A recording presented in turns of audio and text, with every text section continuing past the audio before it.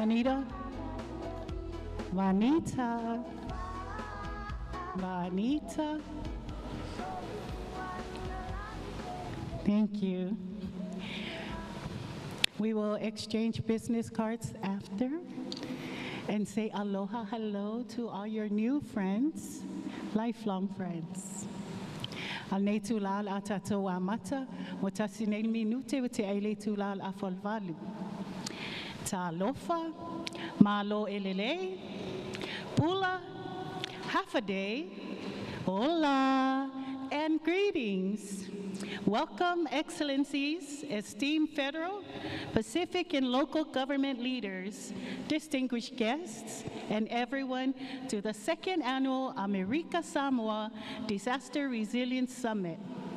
Your presence today bears witness to your dedication and commitment to ensuring the people of American Samoa remain resilient in the aftermath of disasters. I will now speak in my Samoan language, as is customary in opening ceremonies like this event. Wa o tu nei whaamanu o le tiasa. Ai sila sa anga le paia mawalunga wa su mafio mai. Ai ale mamalu wa papa au nei. Wa mai mua fo'i ulu fala si ifua le paia o le au whainga luenga totofio le atua. Tai nane le paia ma le mamalu o le whainga malo tutuila mamanu a iona I tu whaatawa ngai e tolu. A fio ia la la wa fionga al kovansili a ta la wenga e le asalo va lele ale. Whapea le mamalu o ka peneta.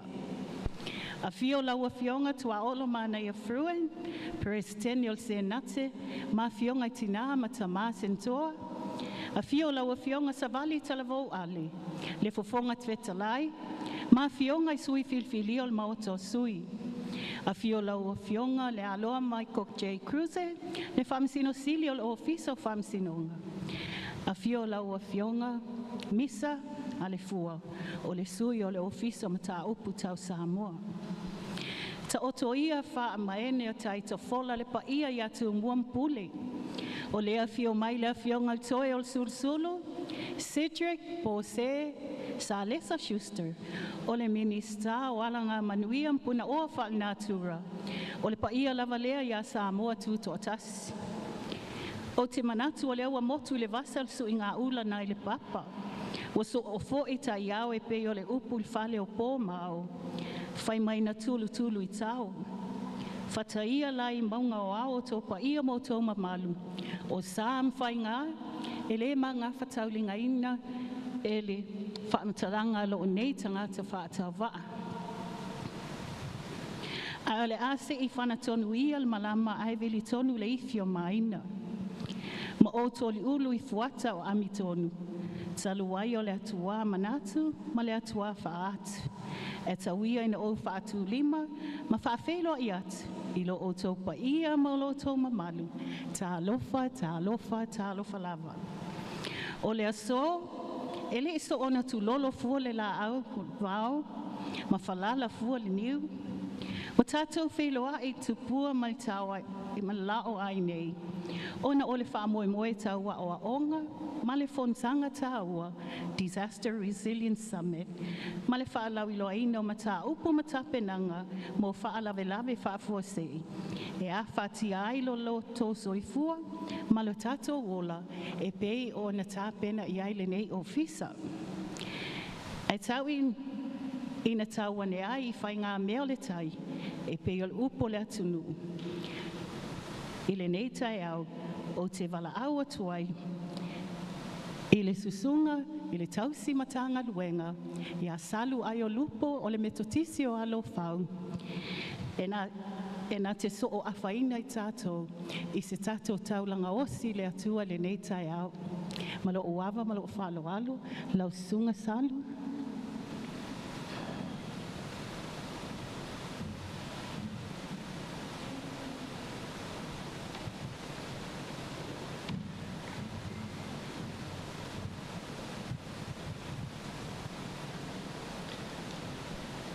E tula ilama ma le whaalo alo. I le suafa manu malo o tātua li whaolo I Jesu Kerisu. O le au le kalisia. E o whaolofa mwhata alofa. I le mawalunga ma le maupupue, o le paia ma le mamalu, ua e mapapa au, ia I whonga anei, le laumua o le kalesia metis. Greetings and welcome to you all in the name of our Lord Jesus Christ. Amen. E leo loa mātou I whaamoemoenga ma fuafuanga o rene yasu. Ai mātou te awhi atu ma le anganga whaaloalo, whio mai e loa ngang pa ia. Teitu lua ina le nei whaamoemoe.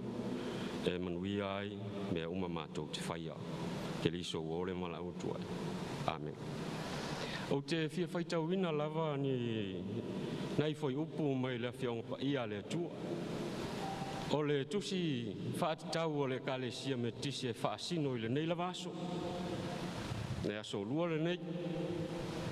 O le tusi o numera. Ta upu e se fulmaltas. Ia olo iai upu whapenei. Ua mui le nu. Ua leanga fo I le mea. Lea mea I fufonga o Iowa. A wā ua whaafafonga I a Iowa. O nā tupu ai lea o le toa sā. O Iowa I a te ilato. Ua whaamati ai pito. Umato ngala wapi. O nā tangi atu ai lea o le nuu I a mosi. Ua whapeat. Ia e te talo mo I mato. O nā ame ese ai lea e le atua. O le afi. Ua whaingoa ai lea mea. O Tabara. Awana muina I le afi. Ia e lua nei fisili. E lua nei fisili e talai ia ona whailole talo. Tō mai nei ma fui e. Maangi ma losi. Matangi. Ma si le tai. Pei eise isi. On tanga luenga ua. Lava tā pena masauni. E tā ofia me. Ai, pe ai safo. Ma fua ia me. Ia tele al mautali. Ai mais. Ua malosi leoni lot. Ua tele langsa. Ma fua ia me. Fai mai fois. O swingo le tau. Swingo le tau ma le tavi lingo le lalolangi wa iei nei. Ia fai mai foi insi. Ua lata le afio mai o le. O le ari. Peia o le. O le whaatonu e o te pasi mai le McDonald's. Lai tutu e ma le pepa whaapea. Jesus is coming soon. Ia le ai le whaapea. Ia le itua ina le whaatonu.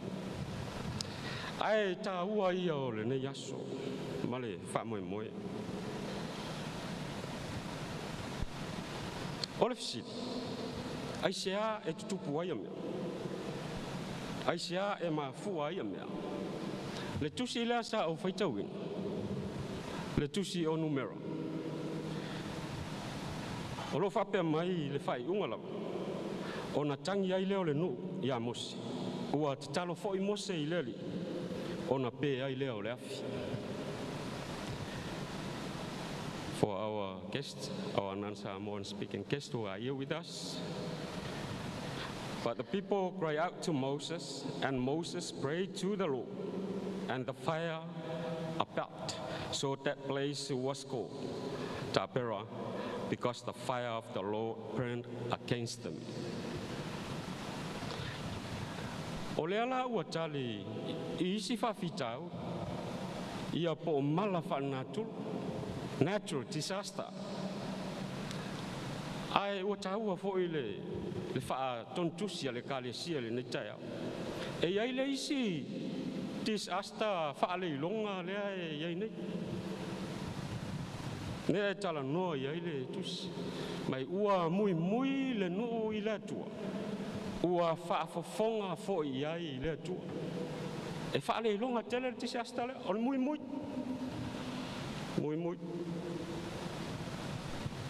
E wha le ilonga te. Whai ane taita o le malo. Whai ane le am tanga luenga. Whai ane le. A le talo le neitaya. Aua le vai ai. Aua le vai ai. O taita. O taita I nga tu tofi mai e le atua. ua iai le tō whama manatu ma upenga, e foi ai le whamoe moe. Ia o le autu o le nei whamoe moe o lo whapea mai. Strengthening disaster resilience in our community. Nei se o tātou iei se supernatural ngā te mawhai o na tā o fia mea. A le whamoe moe. Ia o ina. Ia tātou tā pena masa uni. Ini awala, ini metotia, e tali atu ai. I taimi e tutupu ai ia mea. Masa ili fo. O ani awala. O ani metotia. Ina ia fo ia ai. Ma whaai titia. Le tutupu. O ia mea. Whaftai ai le tā ngā ruenga. Whaatonu. Ia ma tātou whai ngā malo. Tutu whaatasi. Ia e o pongi nei whamoe moe. O le big issue le iei nei le larolangi. The climate change. Ua o ia ai mea umalawa. A le winga leo le nei aso ma le whamoe moe. Tā pena fe whaasoa ai. E lango mai. Tutu whaatasi. Ini awala mani metutia. Ia e tau mawhai e whaai titia ai. Ia lea awhia o ia mea. Ia e le iase poto ma se malosi o tangata. Ai tasi ari siri anga o tātou ola. Ngā lulue puno wai. Ngā lulue ma le whamahoni. Whaatasi ma le wha tuatua, ma le wha moe moe, ma le wha langolang. I le whesoa soani mai. O lo tātou atua mo i tātou. Si o tātou te talo. Let us pray. To be surrounded by the world of beauty and wonder, to see the green mountains, colorings of gardens, that is we know, the love of our Creator. God is good. To be surrounded by the world of the atmosphere, to feel the warmth of sunrise and sunset, that is we know, the love of our Creator. God is good. To be surrounded by the world of healthy environment, to feel the cool breeze of days and nights, so that is we know the love of our Creator. God is good. The creation was created well done for the people, for our country, for all nations to survive freely and happily. All we can say, blessed be your holy name, Lord. O le lalolangi ma mea ua tumu ai, o a laua fionga ia, na mamanu i le poto ma le mata isau, o oe lama lo mātou utua. O mātou te talo ai ma le anganga whaafteitele, ina ua amaea o na e tā pena ina, le foanga pa ia ma mea uma, e ola ma soifua manui ai le tangata na e whai. A o mātou te talo whaamole mole, whaamangalo i mātou. Pe a whai o mātou sona whai, o mātou le manga whangafa, ma mātou whai a leri i le tele, o mea e awhia ai le malu malipa ia o le foanga na e au mai. Ia mātou te talo whamangalo i mātou. Alo whamaile nei aso, leri i e whamolmoi. Fuanga ma tāpenanga.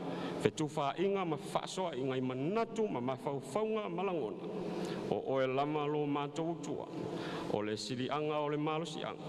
E manino ai ma malamalama. Ma mau ai lo mātou whesoa soani so se mea mātou te manao iai. Te taina i mātou i le nei aso le li. Wha ma malu o au i fuanga. Wha manuia i mtanga ruenga e maisi o whainga malo. A ili ma tāpena pena wale manuia o Samoa maona tangata. Ia whailawa lea mawi inga e tū mau i lau fionga. O nei māso umai o lama i le whamamau. Ma ia tū mau i lungo i mātou malawa lo manuia. Le atua le tamā le alo ma le anganga pai. Mau ma futa mai mātou nei e whamamau lama. Amen.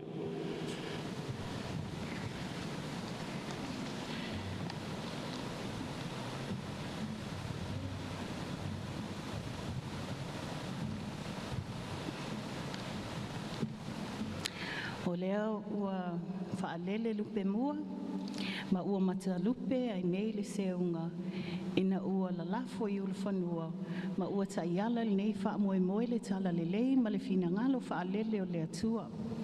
Ia tātou nonoa ia i mai al taulanga o sia nei tai au. E le malo tātou whanau ilo nā nganga pa ia, ia o ifo e nifo le whata whai taulanga, ma ia mū la tātou taulanga. A wale a matalio nei a o onga ma le fontanga tāua, le tātou Disaster Resilience Summit. O te whaafitai te le atuai lau sunga tau simtanga luenga, salu ai o lupo o na tatalo ma le wha no noanga manui le atua, a wale nei wha moe moe.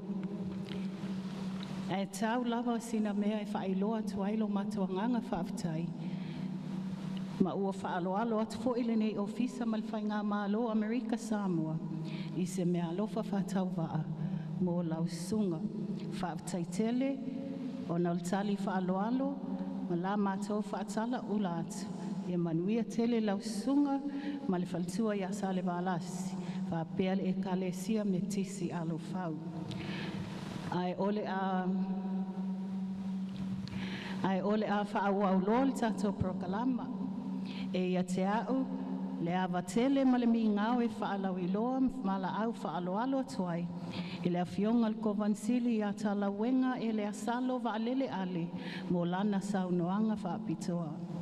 It is with great honor and pleasure to call upon Honorable Talawenga Eleasalo Valele Ale, Governor of American Samoa, for his special remarks.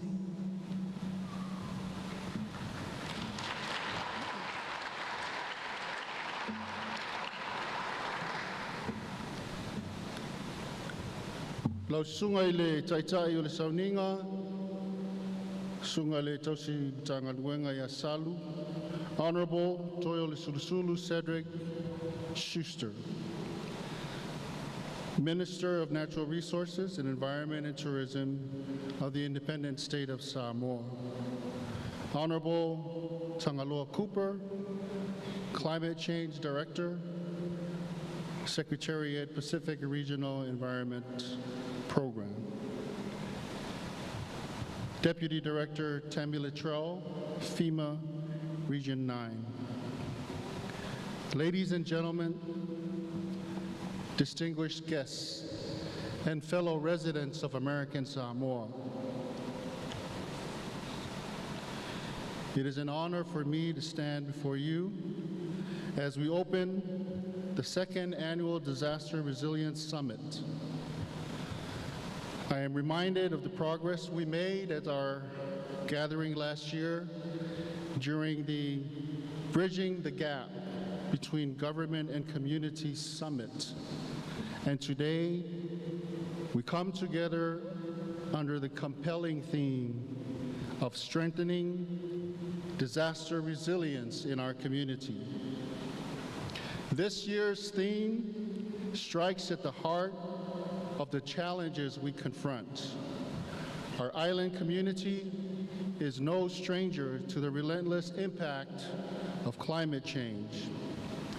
It is a reality we confront every day, a challenge that tests our resilience, but it also presents opportunity for us to unite and work together to safeguard the future of American Samoa.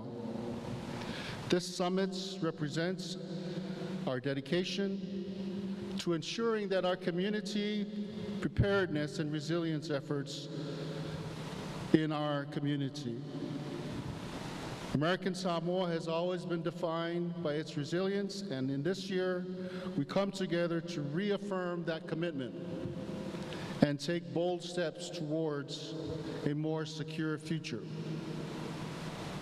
Over the next few days, we have an incredible opportunity to learn from one another, to hear from the experts in the field of environment and climate change. Roundtable discussions will allow us to learn best practices and techniques to deal with disasters. Our non-governmental organizations, faith-based groups, nonprofits, and private entities will showcase the resources available to bolster our disaster resilience.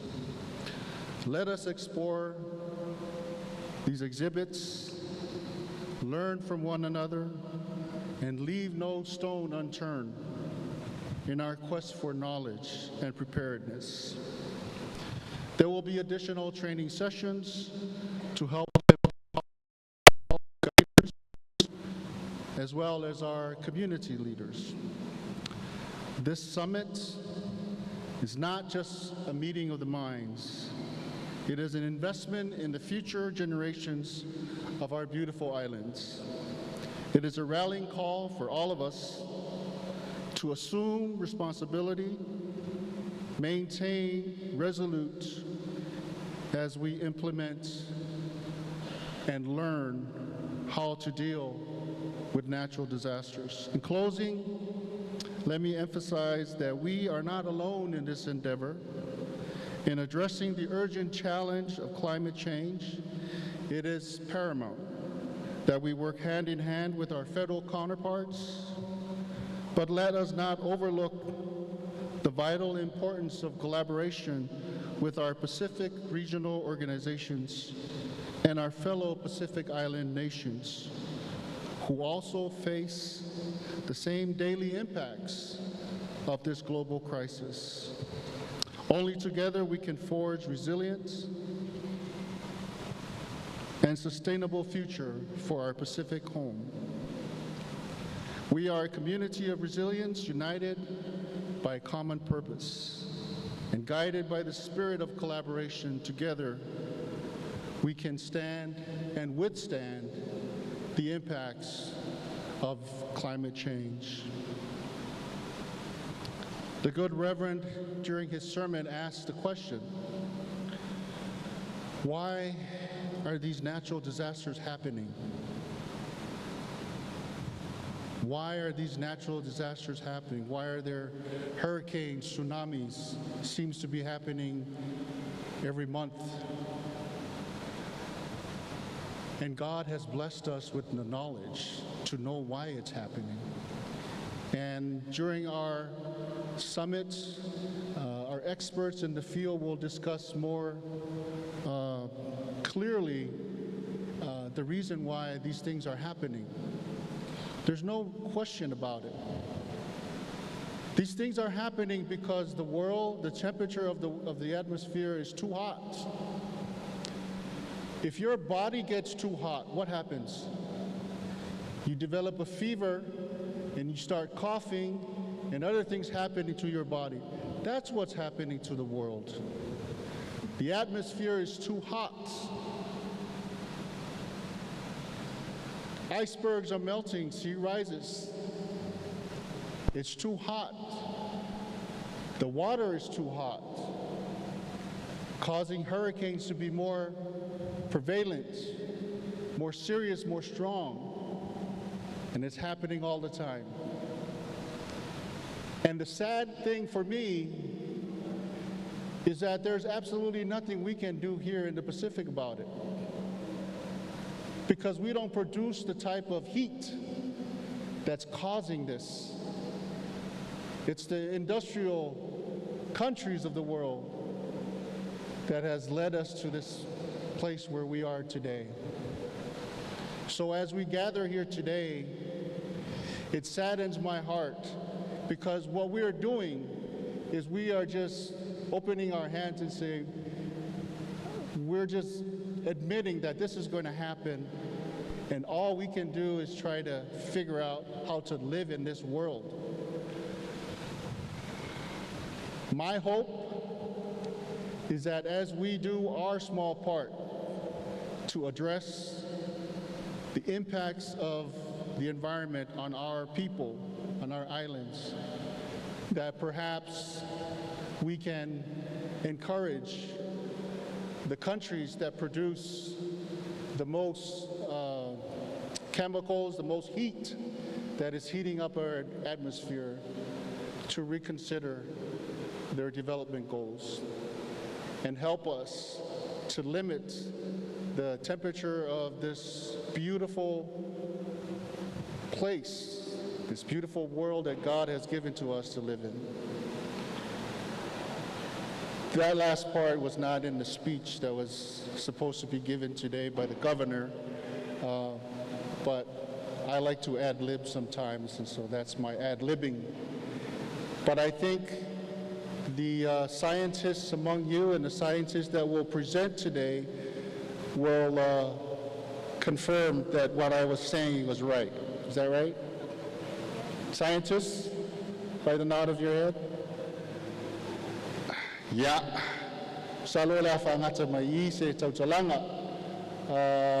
Before I sit down, I want to join in welcoming all of you here today, especially our special guests and those who just arrived last night on the Hawaiian Air flight. Welcome. You have brought the sun with you. This whole week, it's been raining and the wind is blowing. It felt like fall in Minnesota, you know, really breezy and blustery. But your arrival has brought the sunshine, and we are blessed. So thank you. I pray for a productive summit. I pray for the free flowing and sharing of ideas so that we can all learn to address the impacts of climate change. So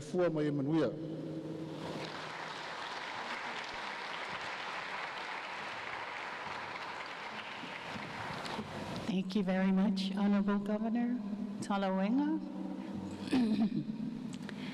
In the third Atoll Samoa meeting on April 12 to 13, 2023, Honorable Governor Lemanu Peleti Sialenga Maunga and Honorable Prime Minister Fiame Naomi Mata'afa reaffirmed their commitment to strengthening cooperation between the two Samoas and forging relationships to improve mutually beneficial partnerships.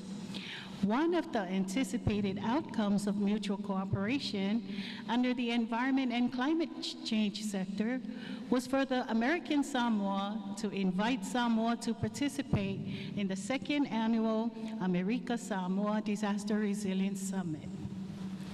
We invited, and he graciously accepted. There is no one more fitting in accomplishing this outcome with us. It is with great honor, and I am privileged to introduce our keynote speaker, the Honorable Toyo Susulu Cedric Bose Salesa Schuster, Minister of the Ministry of Natural Resources and Environment, MNRE, and Samoa Tourism. He holds a bachelor's in geography from Victoria University in Wellington, New Zealand, and Masters in Sustainable International Development from Brandeis University in Waltham, Massachusetts, United States. The minister has a background in environment, sustainable development, including climate change, where he has worked extensively for the past 30 years in government, civil society, and the private sector. Please give a great hand of applause as I welcome the Honorable Toyo Susulu Cedric Bose Salesa Schuster.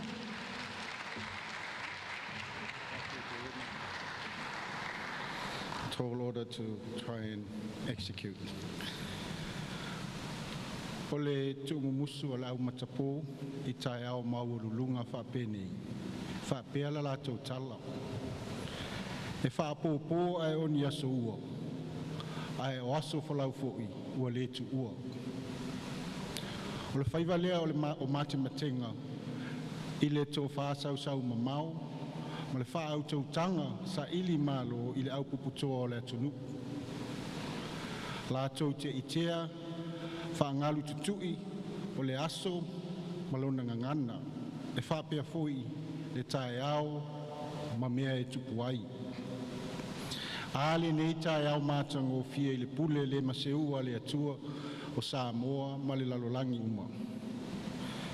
E pei o le tō whaasa whaamanusina ina I le susunga I le whaawhiangainga I a salu ai o lupu ma lo whaafetai.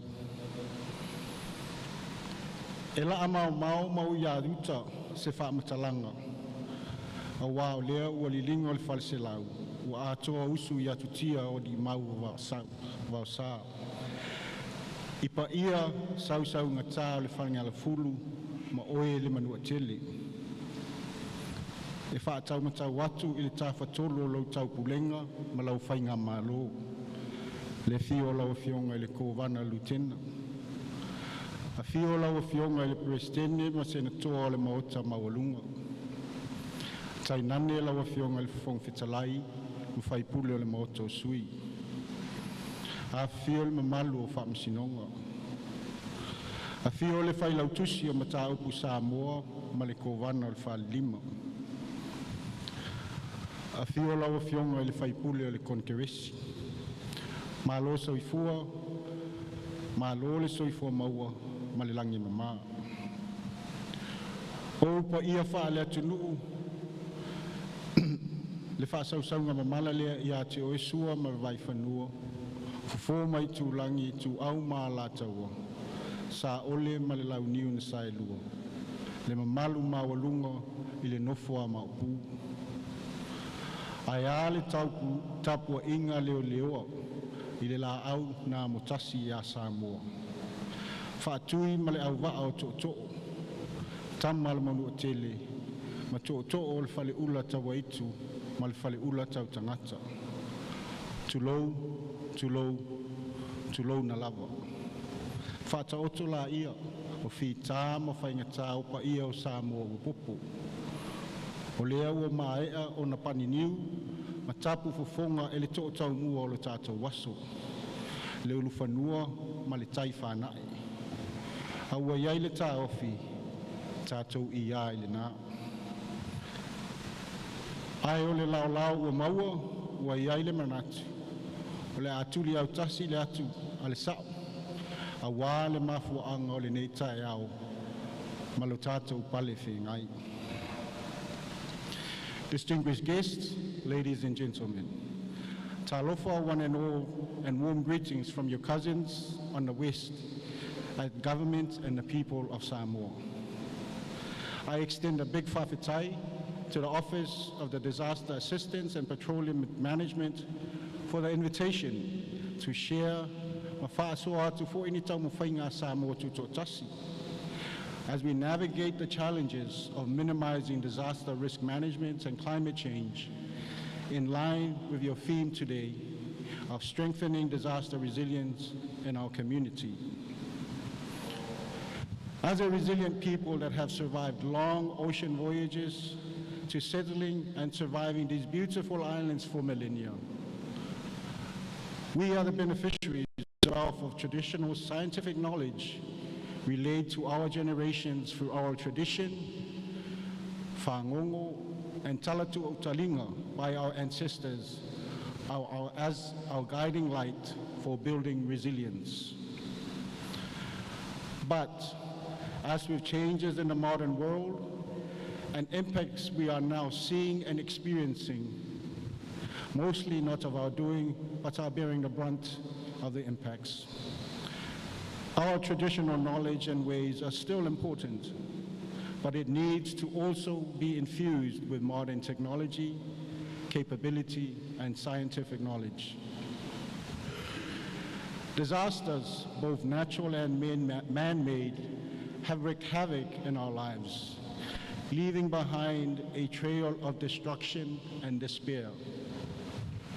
However, by coming together as a community and Samoans, we can build our resilience and face these challenges head-on. For Samoa, we are signatories to various regional and global frameworks such as the Sendai Framework for Disaster Risk Reduction, the Framework Convention on Climate Change and the Paris Agreement, the 2030 Global Agenda for Sustainable Development, the Framework for Resilient Development in the Pacific, the Bold Declaration on Regional Security, and the 2050 Strategy for Blue Pacific. Samoa participated in the development and implementation of these multilateral agreements, as it recognizes that in order to advance governance of disaster risk management, we need partners that will support our local actions, as well as working on the international stage to advocate and pressure other nations to do the right thing. For national implementation, Samoa established its Disaster and Emergency Management Act 2007, which provides the framework for the establishment of the National Disaster Council, the Disaster Advisory Committee, and the Disaster Management Office, a division under my ministry that is responsible for the coordination, development, and implementation of disaster risk management programs, and the National Disaster Management Plan. The Climate Change Division under also my ministry was established to coordinate and implement climate change related programs with a multi-sectoral coordination by the National Climate Change Coordination Committee, set up to monitor the climate change activities at policy level. Any mechanism or framework should be fluid to amend, adjust, and improve over time and lessons learned. And Samoa's system has certainly gone through these ourselves after major events such as the 1990 cyclones, the tsunami and floods of the 2000s, droughts, coral bleaching, earthquakes, volcanic eruptions, and king tides, as well as the most recent COVID-19 pandemic. We continue to improve our preparatory and response plans, as well as recovery actions with lessons learned from each event in the hope of better supporting our people.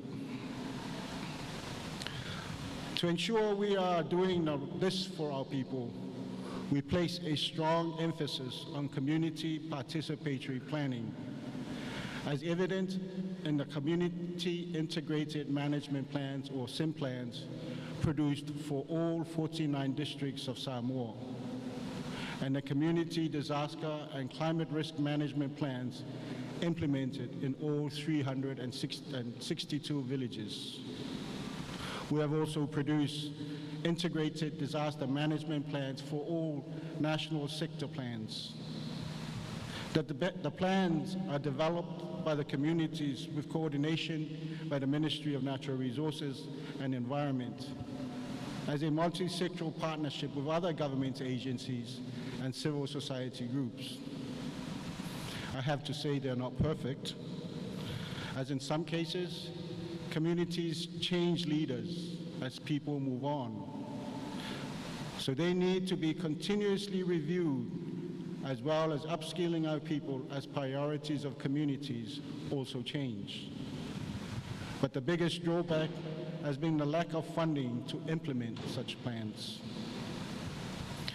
To support the provision of accurate and up-to-date information for our planning and implementing agencies, Samoa has a fully functional National Emergency Operations Center that is equipped to coordinate and facilitate early warning and response, as well as recovery for multiple disasters of any scale. The facility houses and monitors the emergency siren network to warn our people of hazards such as tsunami, flooding, cyclones, fire, and others. Unfortunately, with limitation in funding and capacity, some of the early warning equipment are old and don't cover nationally. So as we move forward, these are some of the challenges and aspirations we have to address. I want to also share Samoa's effort to build our climate resilience.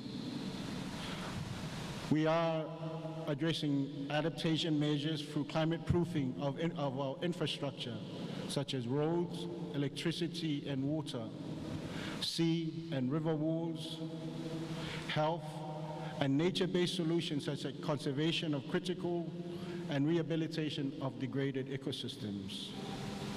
For mitigation measures, Samoa is focusing on reducing our footprint through green transition to our economy by converting electricity to 70% renewable energy by 2031, conversion of our transport sector to electric vehicles, promotion of energy-efficient products to reduce our emissions, and aiming to protect 30% of our marine and terrestrial waters and terrestrial land by 2030.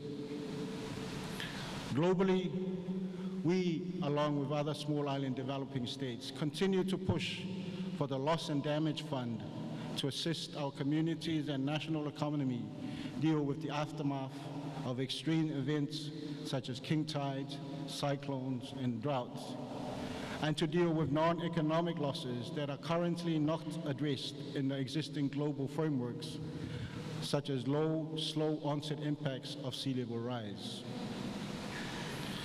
Amongst the national campaigns we are undertaking to highlight awareness of impacts of climate change is a 6-year, 3 million tree replanting program implemented in all the villages and districts of Samoa.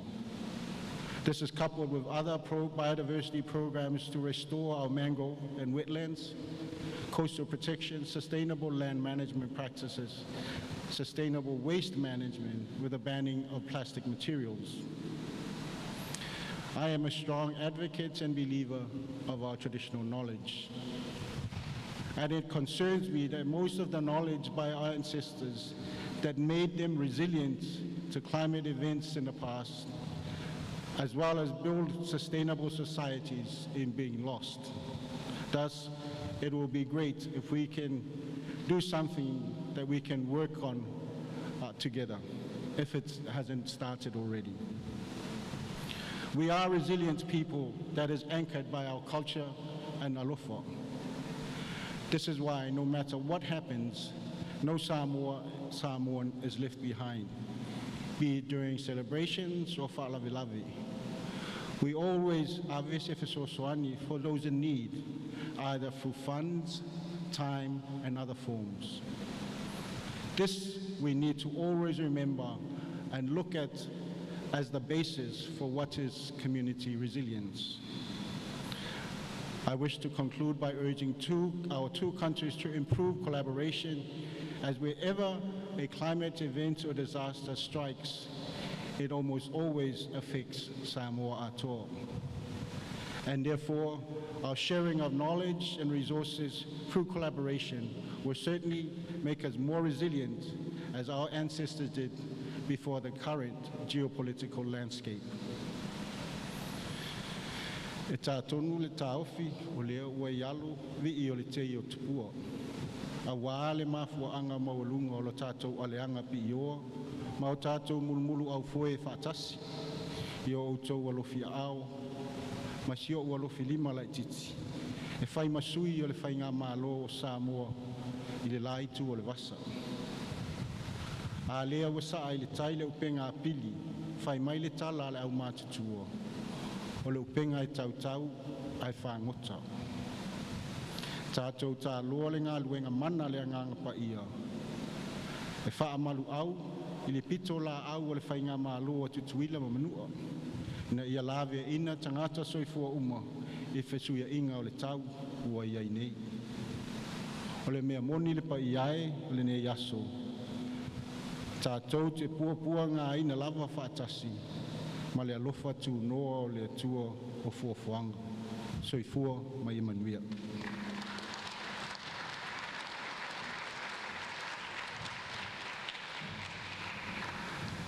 Wow, that was very inspirational. Before I call upon our next speaker, we're going to take a 1-minute break.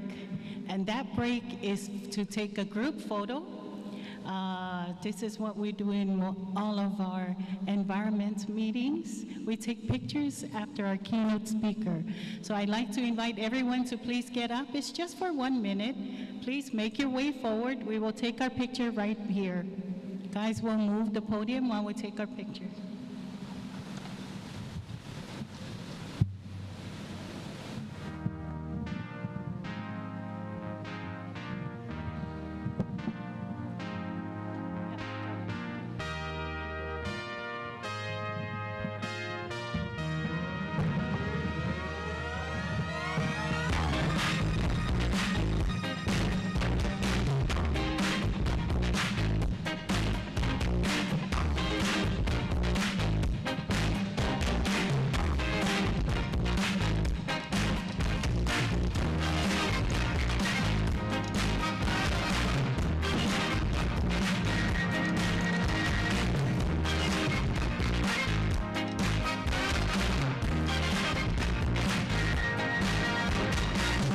Everybody wants you.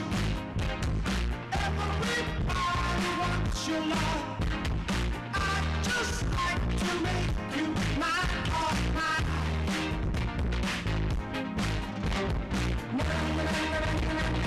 Now, baby, give it up, baby, give it up. Yeah, please make your way up here. We have just a 1-minute break. Thank you very much.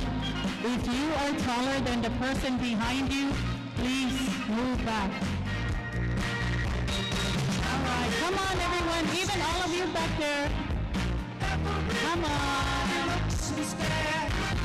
I'd just like to make you my all mine.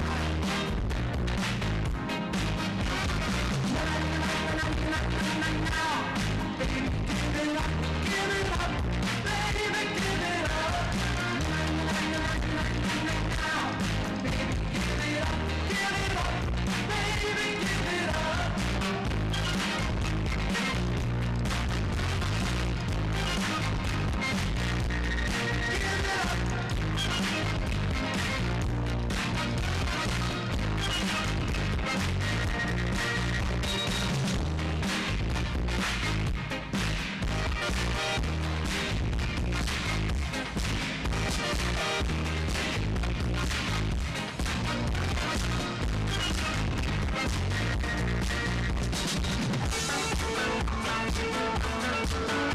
Come on, Odapon.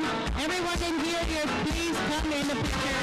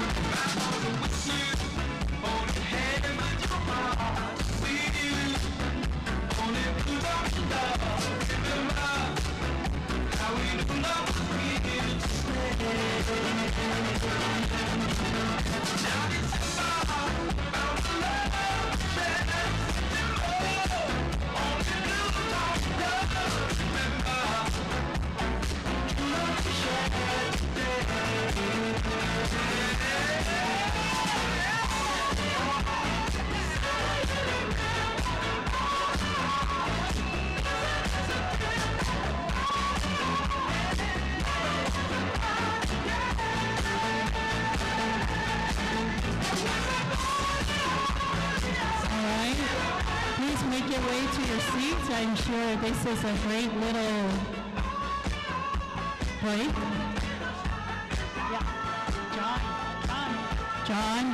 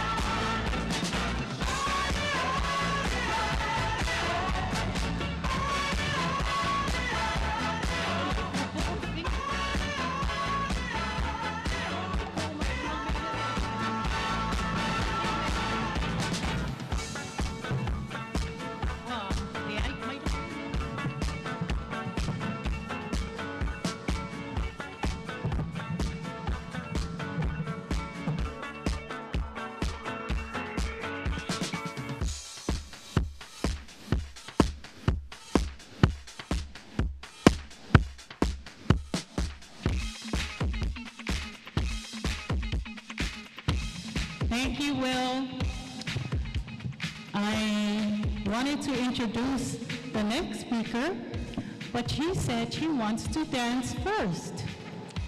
She said, I love the music and I just want to dance. Well, girl, you're gonna dance pretty soon. So before I introduce our next speaker, my dear friends at FEMA, Bob Fenton, Regional Administrator, and Mr. Robert Pesapane. He is the Director of Public Assistance at the headquarters at FEMA, Washington, D.C. Mr. Fenton has been appointed by President Biden to lead the response and recovery efforts at Maui fires, and so is Mr. Robert Pesapane. Pesapane said, Lisa, you better send my warmest regards and greetings to everyone in American Samoa. Mr. Pesapane was our keynote speaker last year, and he really was looking forward to being here. All right. But Bob Fenton, he sent his best ambassador to represent him at this meeting, and I am honored, pleased, and privileged to introduce Ms. Tammy Luttrell. She is FEMA Deputy Administrator. She leads federal emergency programs in Arizona, California, Hawaii, Nevada, American Samoa, Guam, and CNMI to include 157 American Indian tribes.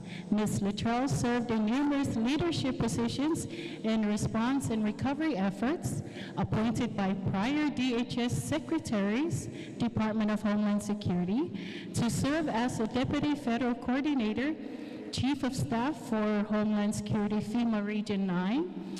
She holds a Bachelor's of Science in Information Management and Computer Science from the Metropolitan State University in Denver, and a Master's in Professional Certificate in Homeland Security. Please welcome Ms. Tammy Luttrell. Let's go.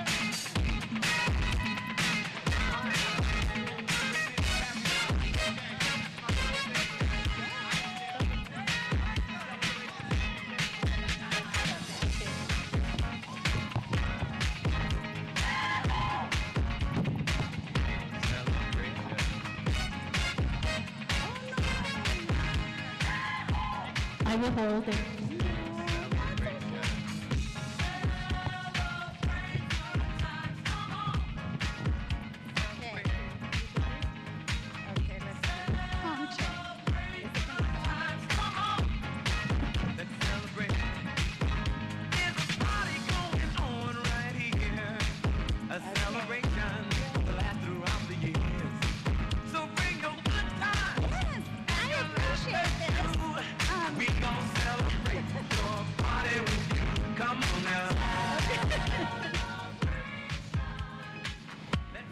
Thank you. Talofa, happy day, aloha, hola, good morning. I am so grateful to be here this morning and to be able to participate in the second American Samoa Disaster Resilience Summit. I truly want to appreciate Lisa, our director here, for just giving us the opportunity to be here. I also want to thank Sandy. You reached out this weekend just to make sure, was there anything that the FEMA team needed before arrival? So I just want to thank the whole team. I always say that there's hidden sheroes and heroes that we really don't get to meet, but they make everything happen. I also want to thank Honorable Governor Talawenga. I know that you thanked our team for bringing the sunshine. I thank you for bringing us the songs. Yeah, thank you very, very much.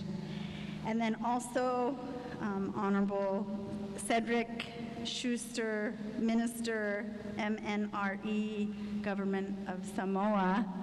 Thank you for sharing your experience and your expertise in New York, also trying to influence emergency managers internationally. So thank you for doing that. I also want to thank Director Reverend Dr. Ama. There are so many people here to thank, and there's so many distinguished participants that I'm sure I have not had the honor or privilege to meet you, so I look forward to doing that as we work together and the contributions over the next few days. Just your presence and you being here gives the demonstration of your deep commitment in American Samoa to prepare for, respond to, recover from, and mitigate against the threats and the risks that you face here in American Samoa. But I want to be clear when I say it's the threats that you face. You don't face them alone, ever. I just spoke to a team that I love the metaphor that they shared, and that is, we're emergency managers. When a disaster strikes, we all come together as brothers and sisters. There is no American Samoa that is going to be left alone. So during a disaster, we most definitely don't want to be an only child. And that's what these types of networks do for us, is they bring us together. And I'd like to take this time to introduce you to our FEMA team that is here with us today, who will be those dedicated emergency managers who will be there to help you respond and recover and to be able to prepare and to mitigate against any disasters or any threats that could come upon you. So if I may, I'd like to, and in no particular order, but I'd like to introduce our two FEMA division directors that report to Regional Administrator Fenton. As Lisa mentioned, he's in Hawaii. He would rather be here with you, I'm sure. So I'd like to introduce Katie Lapiecki, who is sitting right here. She leads our mitigation division. Also, Angie Saavedra leads our grants management division. Also back here, I want to introduce our most newly appointed Pacific Area Office Director, Sean McKinney. He is sitting back there. And as our Office Director of Honolulu, I just want to share with you, he's up 1 hour before you, so when a disaster strikes, call him first, and then he'll get Regional Administrator and Fenton and I out of bed. So that's what we advise to do there. Also, we're glad that in our Pacific Area office that we really are only one time zone away. In FEMA Region 9, we serve 7 time zones, and so we appreciate that we get to wake up to you and to DC, but bottom line, we start and end our day with you, and that's really important. I also want to introduce Michael Kern, who's also sitting back there with Sean, and he's our National Preparedness Program Specialist, and he's not new to American Samoa. A matter of fact, Michael, when we arrived, the clock didn't quite strike midnight, but it was pretty close. And your American Samoan brothers and sisters were there, your sisters, at least I think it was the American Red Cross, and there were some others that came to hug and to greet you, and there were so many hugs that I couldn't see you there for a minute, but just really appreciate the hospitality and just you showing that it didn't matter what time it was, you were going to be there to greet Michael. So Michael, of course, is going to help during what we call steady state that's helping you better prepare for disasters, but then also be there for disasters.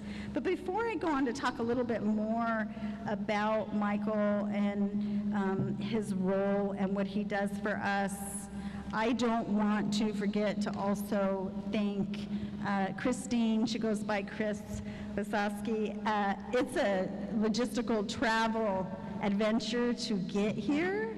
And so thank you so much. We would not be here if it wasn't for you. There was definitely some challenges along the way. So thank you so much for that assistance. Michael was one of the critical leaders during COVID that was able to support you during the pandemic. And I'm most grateful for us to be, I say post-pandemic, but at the same time, you know, we're hearing most importantly, we spent time with one another, what I call the Zoom room. And so you get to meet people in the Zoom room by leveraging technology, but there really is nothing like the handshake, the in-person hug. There's just nothing like it. And we want to meet you before a disaster strikes, because we just want to be able to focus on the disaster, not be building the relationship while we're in the middle of the disaster. So why resilience? Well, as you heard from our honorable speakers before me, nationally, we are experiencing weather like we never have before. The climate change has just brought us this wave of heat, and we're experiencing it from, you know, all the way from the east, all the way to the West Pacific. We're studying it. We're listening to the World Meteorological Organization and listening to the scientists, and they are informing us in terms of, they're giving us the data analysis. We really work hard to make data-driven decisions so that we're really wise when we need to make a decision. But August was definitely the hottest month by far, with July being the second hottest month.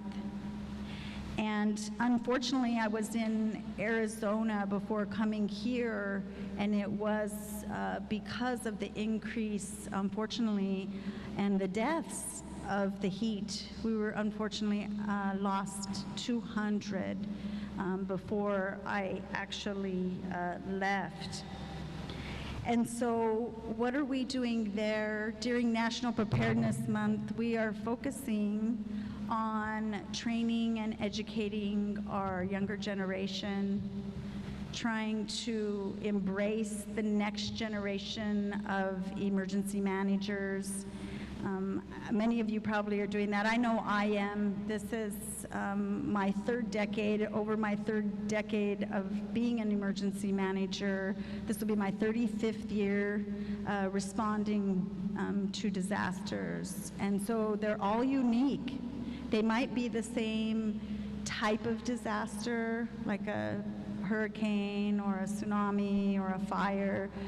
Every single disaster always has its own unique situation for us to be able to learn from.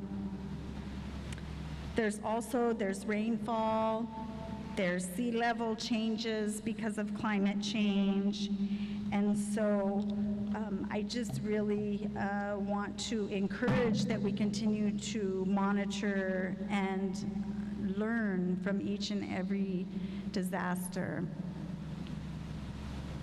The disasters that we've had, I mentioned that we're watching the data. I'll just give you a very simple statistic so I don't get stuck in statistics, because it's really more about sharing the stories that we have around real people and how we were able to save lives or how we're able to recover from disasters.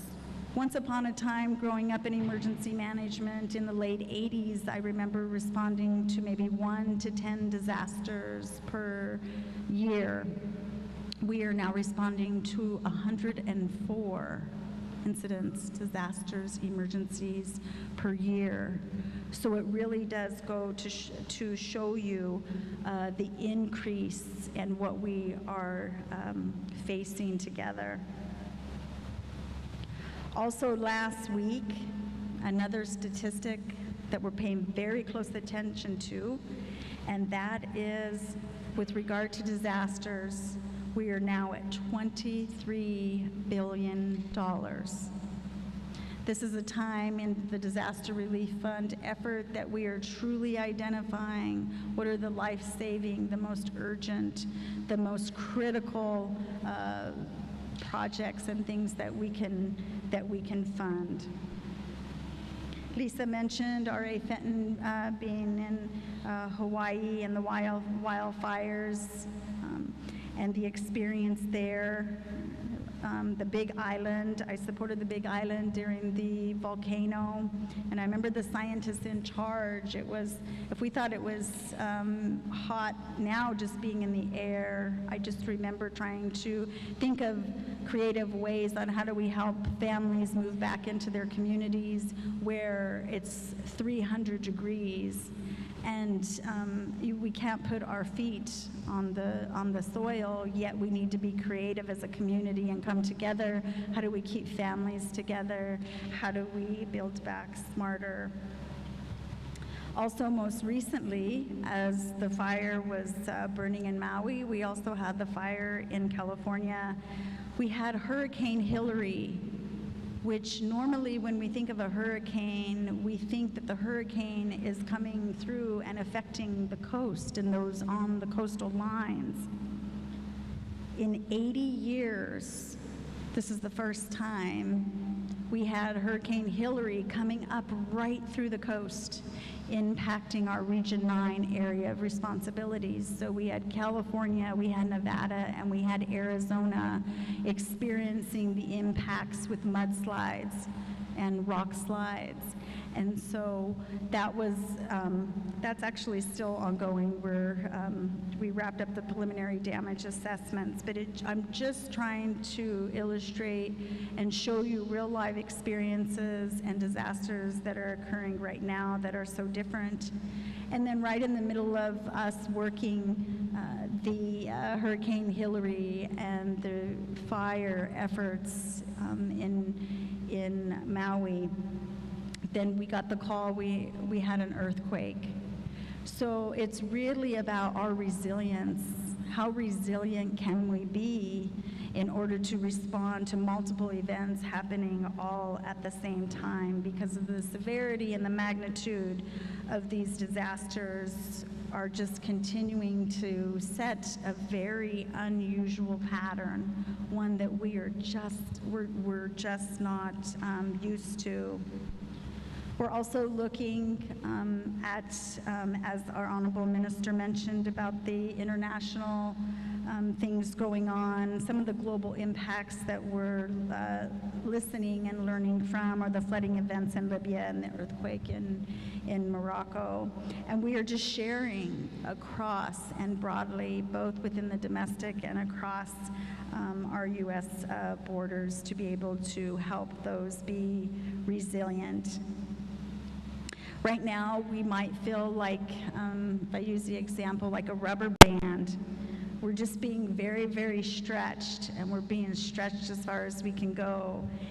And then at the same time, we have to bounce back, and we have to reshape ourselves and be ready for the next incident.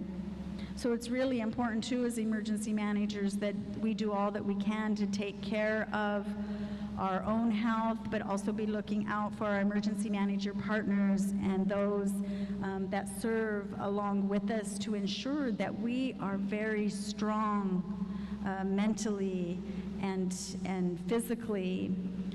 And now we're at a point where emotionally, and thank you for the prayers, spiritually, we need to really be prepared for what could happen with some events we have noticed. Some come like a thief in the night, though, and it is no notice. And so we need to be resilient and be ready.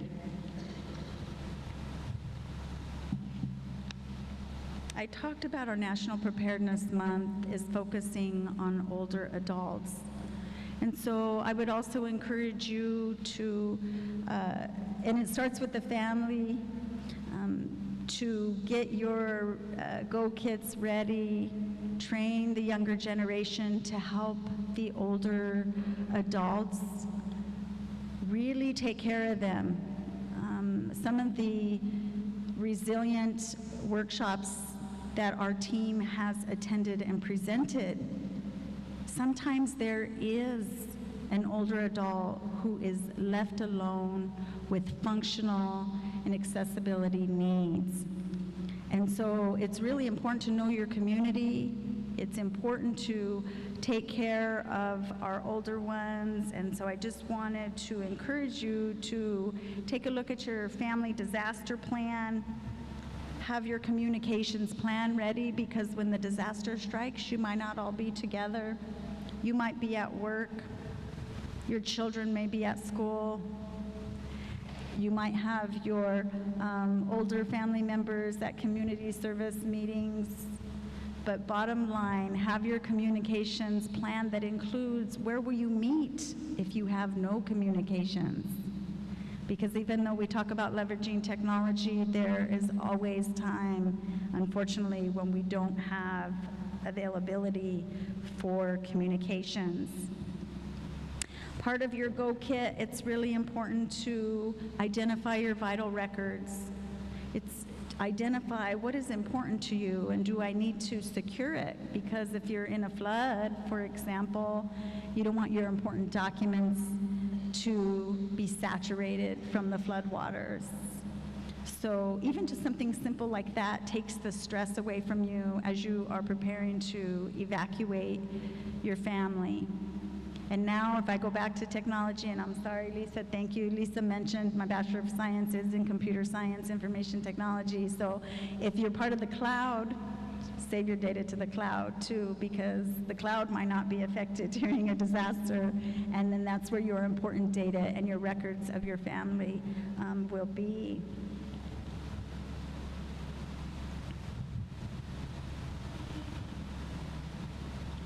We have so many opportunities to continue to serve as this area that some may be familiar with the term lessons learned. And so what I would like to say is sometimes we have lessons identified, yet I don't think we can really claim that they're lessons learned or claim victory or success unless we truly learned from the first thing that happened that we identified as, okay, we hope that doesn't ever happen again. So I want to just encourage us to identify something we've learned from during lesson learned, so that when the next disaster strikes, we don't hear that we are trying to solve the same problems, because we really shouldn't be if it's a lesson learned. We have so many also opportunities for mutual aid and for partnerships. It was nice to see Saipan here. Thank you for coming, because what we've also learned is that when something strikes, sometimes if it hits home, it's those on the border that border you to the left or to the right or to the north or to the south, and they are the ones that are going to come and be able to support.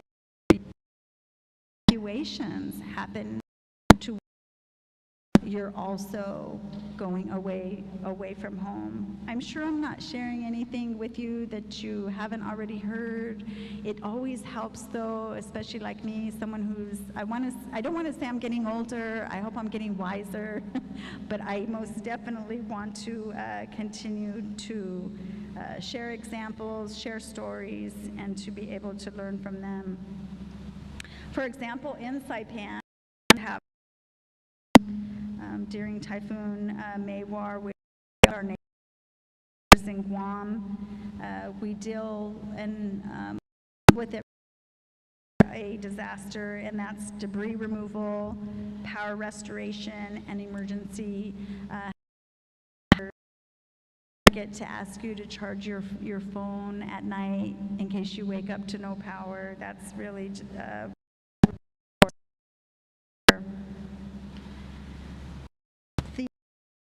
the fires that happened in Santa Rosa during Paradise, that's another example of mutual aid and those in CAL FIRE and those that experience losing an entire community and to the aid and to hopefully help. Today we're also here some of our grants.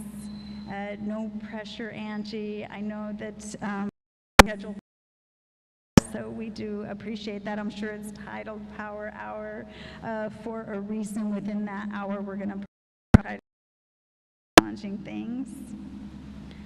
Also, mitigation works in America. A little bit about resilience and elements that make us as individuals and communities more resilient. I talked about the importance of planning, training, conducting exercises, continuous improvements, and also being able to identify the benefit of a renewed interagency and whole of community review of your risks, our risks, vulnerabilities, and any possible actions that we can work together to take care of ahead of time. If you are not familiar, so please ask questions of the experts that we have brought here to assist you over the next few days. And as stated earlier by the Honorable Governor, is vulnerable to tropical. We talked about there's storm surge, there's rainfall, there's winds. We don't wish. We need the hospital to stay safe and to be able to care after a storm. Hospitals are one of those categories. To our ultimate job as emergency managers is to save lives. So sometimes we have a cascade effect. The lessons learned protecting the critical disaster. I want to encourage you to think of them as business opportunities before a disaster, to strategize together on what are the things, what are the protective measures that we can take beforehand.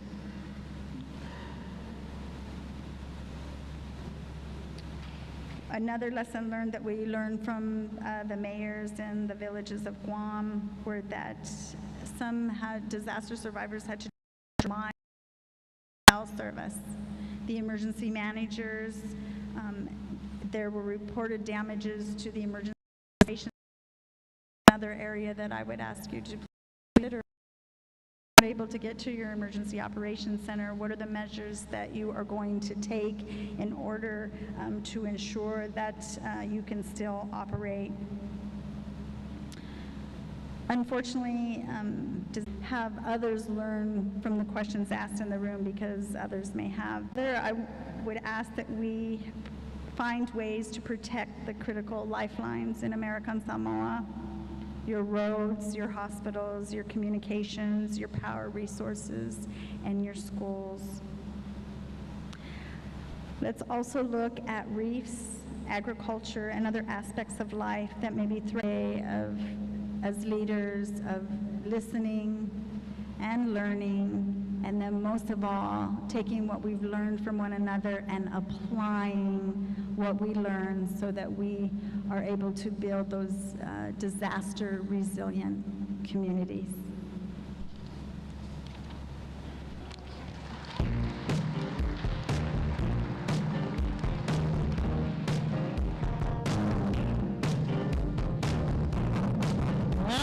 Thank you very much, Ms. Tammy Luttrell.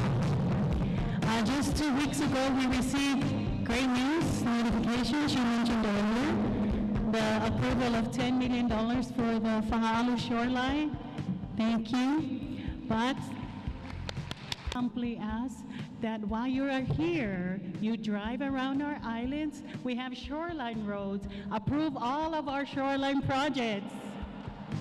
She made the Center for Human Rights and Humanitarian Studies at Brown University.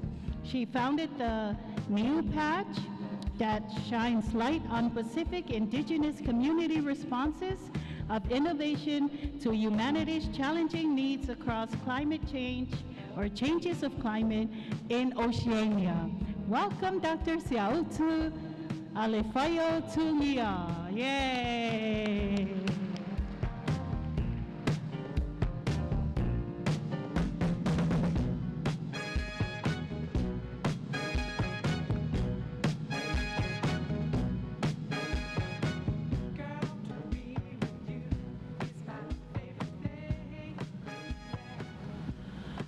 Ia mua lava ona o whaatalo whaatu o te whaatulo atu I le paia ma le mamalu o Samoa potu.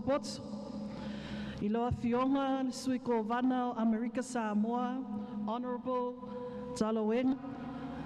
Ai mai se foi Tamaitai Pule Director Climate Change Resilience Program, Honorable Tangaloa Cooper. Ai mai se lava o e o loo Betino Aile nei aso. Tamaitai Pule se foi su le whawhengainga fo mai, Reverend Dr. Amaa Malele Tofai-ono. Thank you so much. Just a little glimpse of some of the things that we have undertaken in our area of disaster resilience.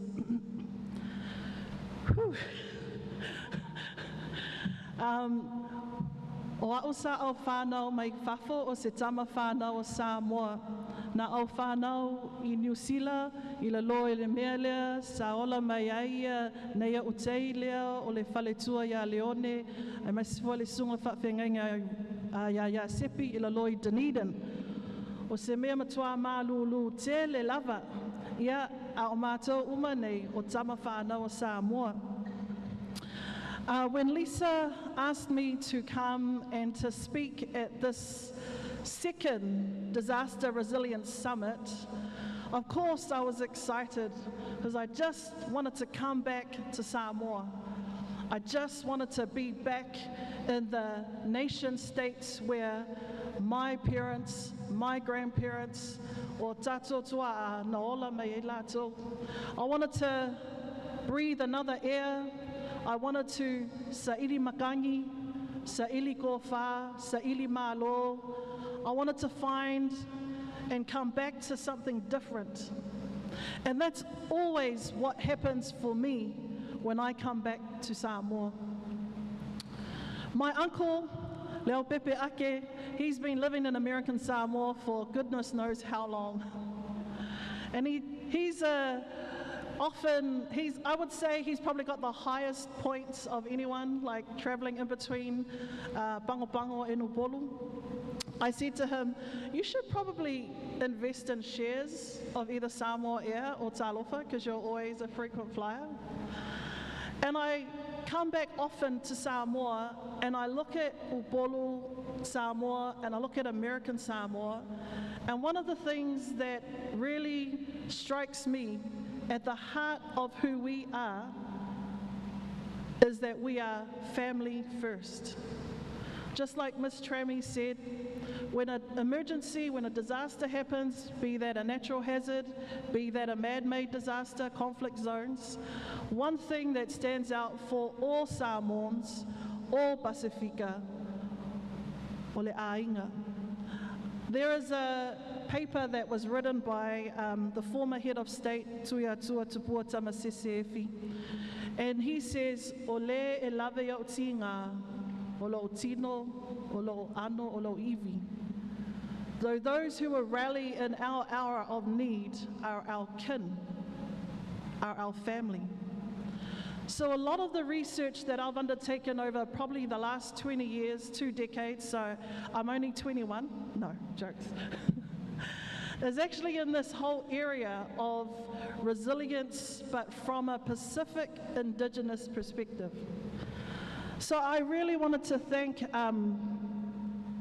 le tātou te mawhewhe au, le sunga le whawhengainga ia Reverend Salu Aiolupo, mo upu whaalai ai au le nei fwoi tai au, e whango mei ai fwoi a tātou, ia le manatu leo le resilience. So au whapea, o lea e le upu wha Samoa le mea leo le resilience.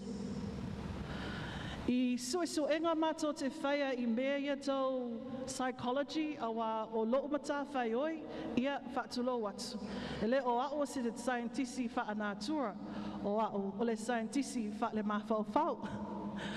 Po le tangata foi e wa ai I mea ia wha lave pe atu tupu mai I o lango tātou tangata. O te wa ai la o po la le wingo le upu leo le resilience I le wha Samoa. I suesuenga, e masani na suesue mai, ai whai mai o le upu lea le resilience, e alu whaatasi ma le upu lea vulnerability.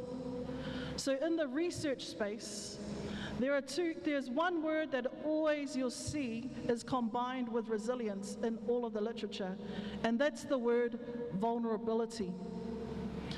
Essentially for me, if you think about resilience, which is the essence of how we forge ahead, how do we garner that strength to keep going despite tragedy? That's what it is, despite the most tragic of circumstances. How do we keep going? And then on the flip side to that, the other side is vulnerability, which is essentially weaknesses. In nearly all of the literature historically in the Pacific, when you read a lot of this stuff, the Pacific region is described as vulnerable. We're described in a way that highlights our weaknesses.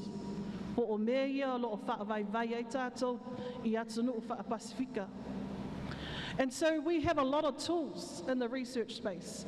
We have things like a social vulnerability index, social vulnerability indicators. Say amen, all you geoscientists out there. I know all of the emergency managers are listening with their, what kind of tool does she have?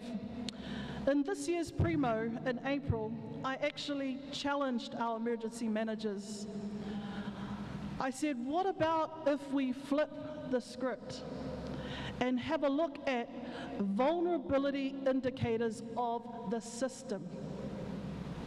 What are the vulnerability indicators of the systemic infrastructure of something like a FEMA, unfortunately, Miss Tammy, or something like our National Emergency Management Agency, which has just formed in Aotearoa, New Zealand?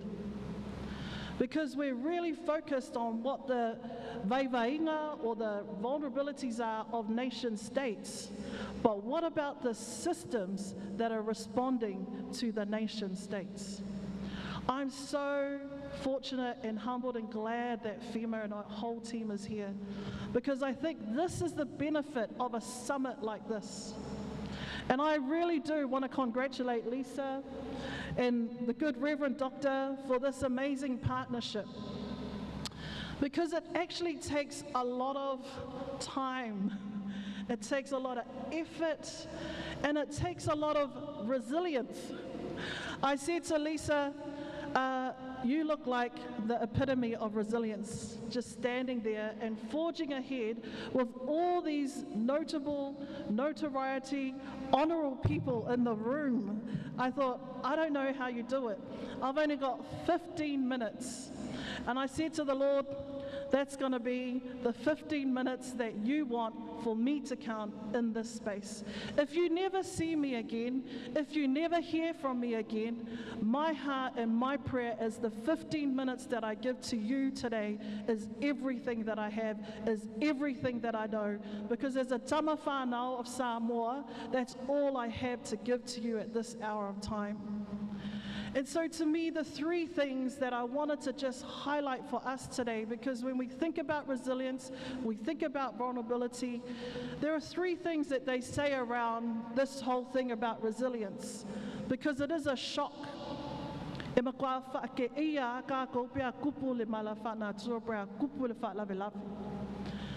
Last year, I had my own personal disaster. I lost my older brother. Suddenly, just out of the blue, he had a stroke and he passed away. That not only was a shock, that not only disturbed our whole family, it flipped us upside down. We didn't know what to do, we didn't know where to go, because he was our matai. He was the one that did all our wha'lawe. He was the one, as Honourable Cedric Schuster said, no one is left behind.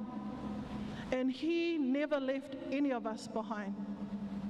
And so when a shock like that happens to you individually, Just imagine when it happens to a whole family and then a whole nation. It's a multiplier, perpetual effect and impact. We've seen it now because we are now, unfortunately, in that era of cascading and compounding disasters. Whether we like it or not, climate change is upon us. I learned, unfortunately, very early on from one of Samoa's leading meteorologists, Penehuro Lefale, that they were already geoengineering the stratosphere. And that was 2014. And I said, Benny, is that English? Are you speaking English?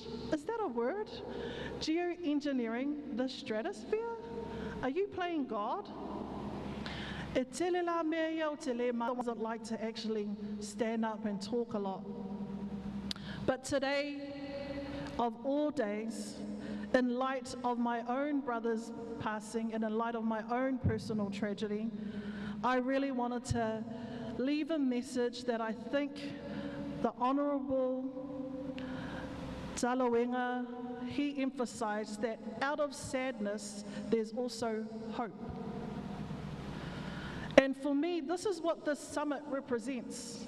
You've got another day, today, tomorrow, the next day, to sit with the team from FEMA, to sit with all these amazing people that have flown in, to sit and really start to think about how are you going to not only keep moving forward despite all these disruptions around us, how are you going to prepare well for all the disasters that are coming our way, whether they're personal, whether they're natural, whether they're nation.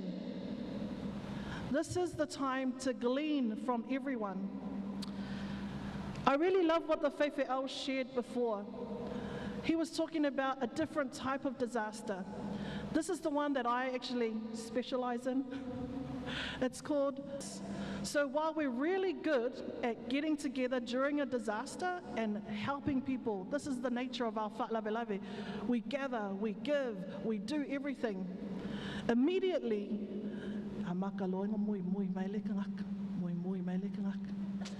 kupu mai lea mea, la ele meo kango le fingi whaonga le ngā kupe bla bla bla bla. Wha mai fwoi o lea ma lea, ea, e mauso mea, e kipa whaia. E whape ngā lale disaster le mui mui a kāko. O kāko, o ako nguu o le kua, wha mai e wha avai sā moa le tua. Ai matua e se lava tua e ngā a meo leo mai i tātou. O au, I mea iwa tutupu I te tono o si o manga o tātou nuu, atu nuu. I mea ia ta ua mala whaanātua. E le toi whaititia, o le a whaatele ina. A wāfoi, o sui ia le si o manga whaanātua, climate change. O le mea sili la e mawhaina tātou sāba vali luma e a matana toi fō ia se ngaluenga, le lei se ngaluenga mō alo mawhānau le luma nai. O le toi ave ese o ia mea o le mui mui, o le fe ese ai. We're such a small island nation. American Samoa, they give us these names, small island nation states, SIDS, small island developing states, for a reason, because we're so tiny. And so that's a strength, but the weakness is also the differences we have and our inability to work through those differences. And that's why I'm excited about these kinds of summits, the Disaster Resilience Summit. Because we can sit, like Ms. Tammy said, we can face each other, and even if we've got differences in culture, differences in language, differences in opinion, differences in title, we should not allow those differences to interfere with the way in which we build better forward. That is what disaster resilience is. I don't use the term build back. I don't use the term build back. Because there are some things in our cultures and our communities that actually, do we really want to rebuild that back? No, we don't. We know in Samoa, our statistics around violence to women, we know the shocking statistics of suicide. You don't need to tell us about all those things that are happening in our nation states. But I think that the good Reverend, he was on to something today. If we can capture the disaster of Mui Mui and we can flip it upside down and turn it around and actually begin to use le ngangana o le Samoa po le whaaloalo fo'i. E mawhai lava na toi fofoina e whaafita uli ia. We are able to connect together. That is what our research is showing today. That essentially we need to be, it's biblical, isn't it, good Reverend? Without titles, without all this big stuff that we come with us, we need to come purely with hearts to listen. And that is what I've learned over these years of my research. Most of our communities tell us, don't come here and tell me what to do. Come here, listen, and let us lead. Come here, listen, and let us lead. I wanted to finish with a story.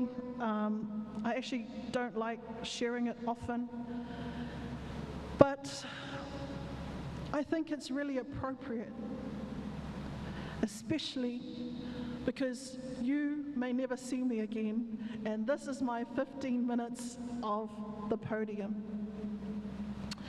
It's a story that Tuia Tua shared after that 2009 tsunami, when he and his wife went to the hospital and he was visiting some of the survivors. He was told of a story about a grandmother who was grieving for the loss of her grandson.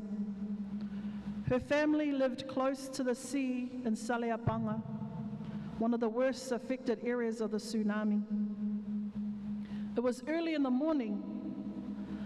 As was usual for her family, she and her grandchildren would wake up and go out to do their morning rituals. This morning was no different. She recalled how she had given some coins to her grandchildren to get some goodies at the local store. She remembers them going to the store, playing on the way. The next thing was the emergency warning for all to go to higher ground. In the chaos of trying to locate her grandchildren, she remembers the roaring sound of the wave, screeching towards them with driving rage, as if belching from the bowels of hell, whistling eerily, taunting death and destruction. This grandmother tells of how she yelled at her grandchildren who were nearby her to run for their lives. Being a big lady, she knew she would slow them down if they were to run together. She tried to move along as quickly as possible, and she was horrified to see her young 7-year-old grandson come back for her. He grabbed her hand tightly and he pleaded, "Sautao, come with me." Realizing that the young boy was not going to leave her, she stood up, held his hand tightly, and tried to move quickly. When the wave reached them, the sheer force and magnitude of it caused their hands to be ripped apart. When she recovered from the force of the wave, she realized that she was no longer holding his hand and that the wave had taken him. Amidst tears, she told me of how she still sees his face, feels his hand gripping hers, hears his voice firmly telling her to hurry along, and despite her loss and grief, she decides that she owed it to him, to the strength of his love and his gesture, to keep living and be thankful for the gift of her life. In a barely audible whisper, she says, "E o mai nei, ele I maua se tala si au tama. Toi fia va ai tasia I ai." Up until now, I have not heard whether or not his body has been recovered. I would like to see him once more. And so, amidst tears, I stand before you as a tama whānau for all those that we've lost and all those that will continue to be lost. Let's be like this grandmother who took strength from her grandson and realized it is time for us to keep living. I believe in this disaster summit, we can put away who we are and garner resolve to just work well together. Whawhitai lava.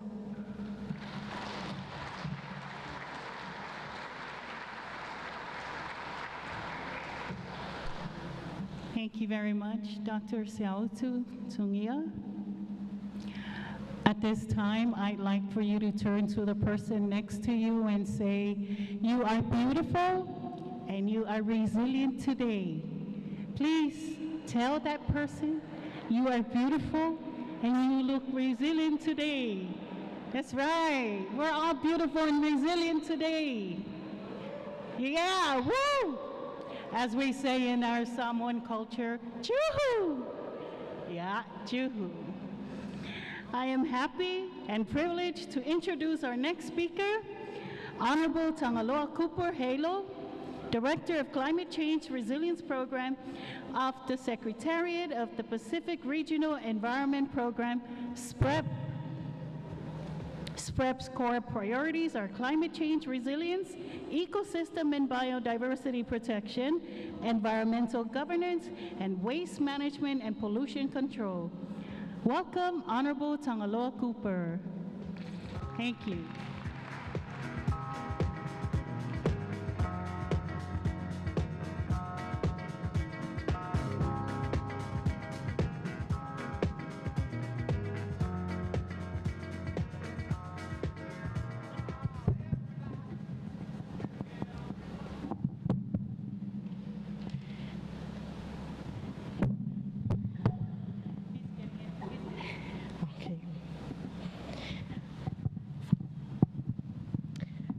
Whakalofalahi atu ki atou tulu osi whakamua whakaue ki atou e langi hā koe hāna whina ngalo kua mai ki atou tolu ki whlewia pehe nei.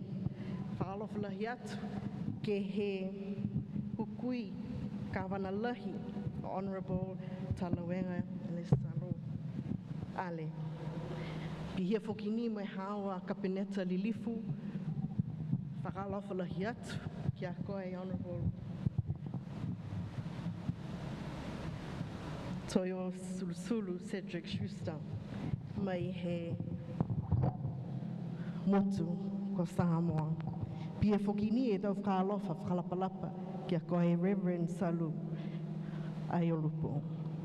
Distinguished delegates and guests, my name is Tangaloa and unfortunately I have not mastered the language of angels, Samoan. And it is in that regard that I must address you in my own native tongue. I am from an island smaller than yours. I'm from Niue. And I was raised in Niue by a proud Niuean woman and, who married a New Zealand Indigenous Maori man. But as you know, Polynesian women dominate. And so this man had no choice but to raise his family in a small island. Lisa, to congratulate you, the network around it to support you. I know of the Director General of SPREP. I'm supposed to use this. So I just want to quickly say that American Samoa is a member of SPREP. You are a full member, and in that regard, when I am here, your acting governor is my boss. My other boss is Director Whaamau, who is our official focal point.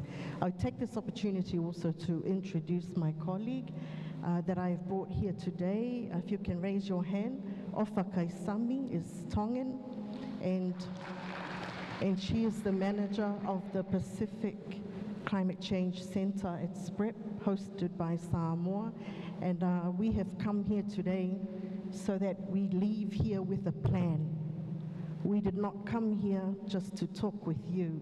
We came here to return with a plan to engage with American Samoa. Whether it is you coming to the Climate Change Center in Samoa, or our team come here and work with you. Ladies and gentlemen, you belong to a very big family of 21 Pacific Island states. You cover, our ocean is the largest in the world. Our population together is 12.2 million. There are over 1,000 languages spoken in the Pacific region. And I know you can't see there, but in the middle is American Samoa. And I came here with instructions from the Director General of SPREP to prioritize American Samoa and start working closer with them beginning of 2024. So you heard my very good friend Seotu refer to us as small island states. Our leaders recently have. What are the strategic priorities of SPREP? I won't go into that because I don't want to waste my 15 minutes. But we have 4 key programs, and the principal concern for our organization is climate change. So we have a climate change program, we have an ecosystem biodiversity protection program, we have a waste management control program, and environmental governance. All of these programs at SPREP also work for you.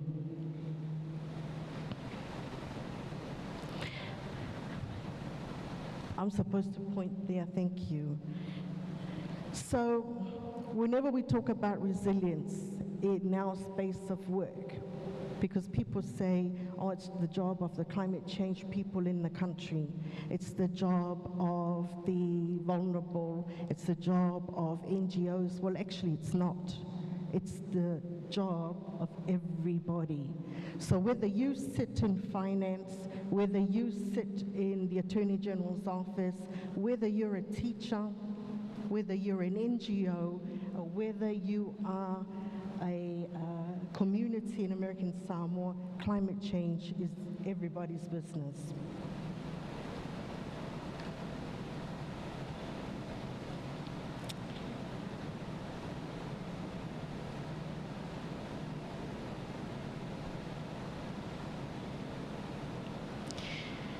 And so when we talk about, what are the impacts, and I won't really talk about a lot of those impacts, but for us Pacific Island people, it's not just the ocean that gives us our food, which, by the way, is 70% of the protein in the Pacific is from our ocean. It is because our ocean connects us culturally, socially, and economically. So what is the role of pollution? Well, pollution compounds the already existing problem of climate change. And so we do a lot of work in that space as well. It impacts our ocean, and in that vein, it also impacts our food security.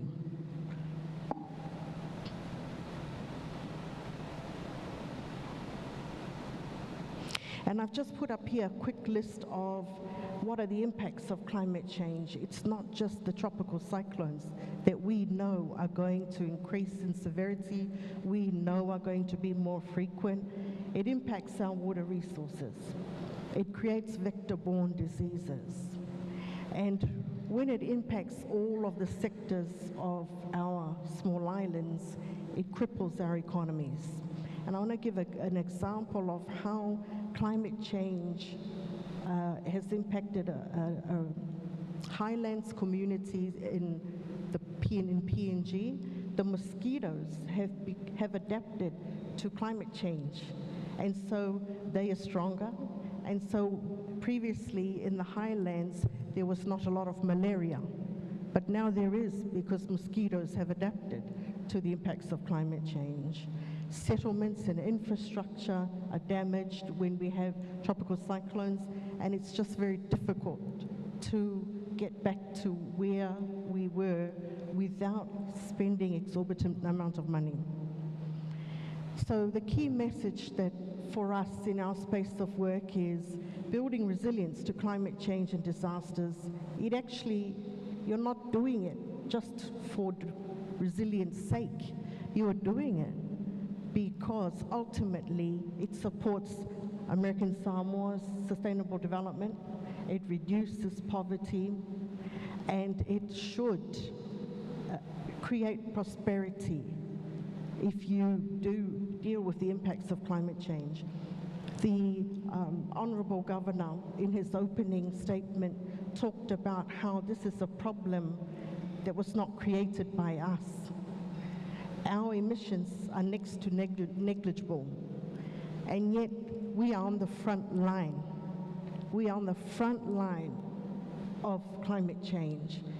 And so the Pacific as a collective continue, when they go to negotiations internationally, to call for global action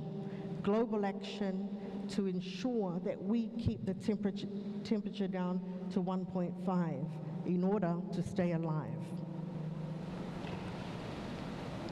So then what are opportunities that we might have to work together with you? There are so many lessons that we have learned from implementing adaptation projects, mitigation projects in the Pacific region.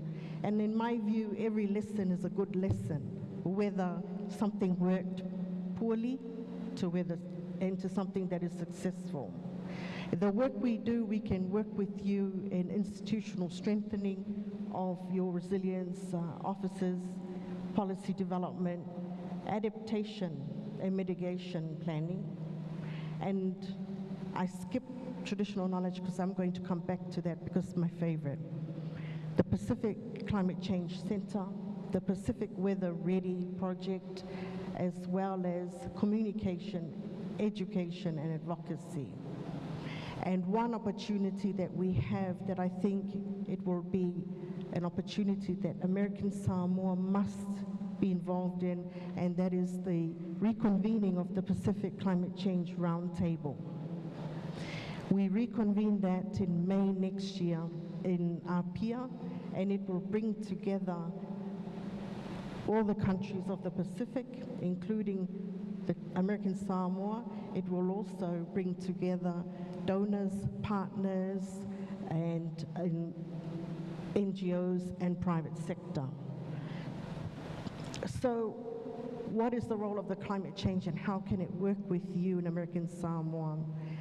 Their key functions are knowledge brokerage, applied research, capacity building, and innovation. And under these four themes and the work that we do in climate, according to the needs of American Samoa. We've trained over 1,000 Pacific Island people virtually through the center. It is funded by Japan, New Zealand, and some seed funding from the government of Ireland, and recently the government of Australia.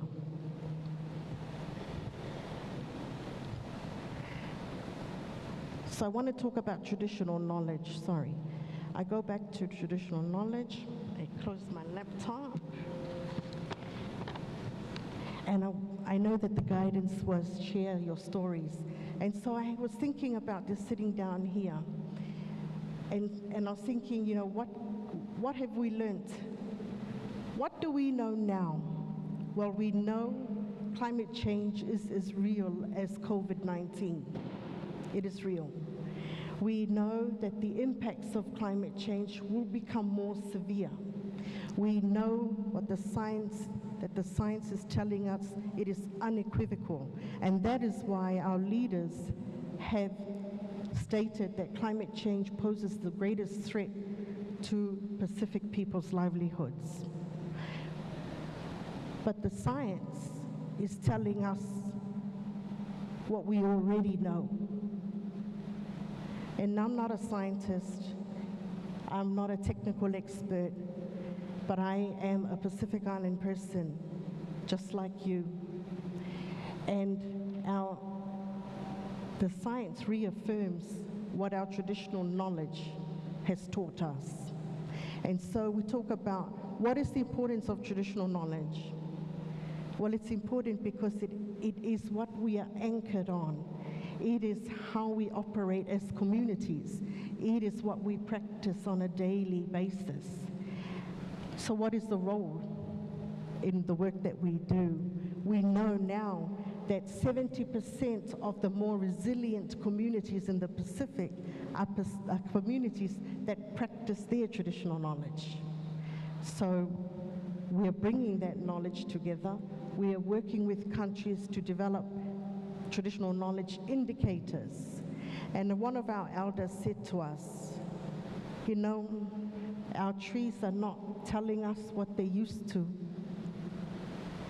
They're not telling us what they used to tell us, and that is because of the impacts of climate change.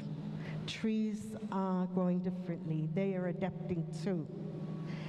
But in my country, we know that when there is a certain abundance of a small flower, we know a drought is on the way. So we know this season we must plant yams because they will sustain the drought. And I know in American Samoa, in your farming, in your response, in your preparedness, you already know those lessons. We want to work with you to bring those together so that you have a basket of knowledge that you can share. In Niue, in Tonga, in Fiji, we have developed databases that protect that knowledge. The people that collect the knowledge are girls' brigades, boys' brigades, young people. What we did not anticipate was that by talking to elders, what is the meaning of the knowledge? We were actually bringing together two of our most vulnerable communities to work together, our young people and our elderly. We have also learned that early warning systems and all the fancy forecasts in the world don't work unless they are in the context of your country, unless they are translated, and not just translated to your language, not just translated to Samoan, but translated in a narrative that people will understand at the community. So all this investment, we have a plan that is costed at $167 million, and Australia's just committed $30 million. Well, that's not going to work unless our NDMO is also involved in that plan, unless our NDMOs who push out the messages to the communities are the champions of that work. And so when you think about it, it's holistic and it's relative. And because we are all connected to each other, we know how to tell our stories. We know how to put out those early warnings. And so we are working very closely with the Met community, the Met directors in the Pacific, to contextualize warnings. So for example, and I'll give you a personal example of mine, I was in my country when Cyclone Heta hit nearly 20 years ago, and it was a Category 5. And we didn't know what a Category 5 was, and nobody could tell the community what to expect. The only thing that we were told at that time was, it's something we've never experienced before. And people wanted to know, does this storm coming mean one tree down or a house down? What does it mean? And so that's taught us in our work now in the Solomon Islands, in Vanuatu. We've got categorization in the National Phone Book. Category 1, the trees move sideways. By the time you get to category 5, no houses are standing, no trees. And that's because that's what they understand. Because when you understand the scale of an impending disaster, you understand the scale of your response. I tell you something interesting. I was in New Zealand in February this year when they had a massive weather event. And the people who were going to stock up were the Pacific Island people. And I asked the question, why is that? It's because this is our lived reality. This is the reality we live in our countries. So we know you prepare anyway.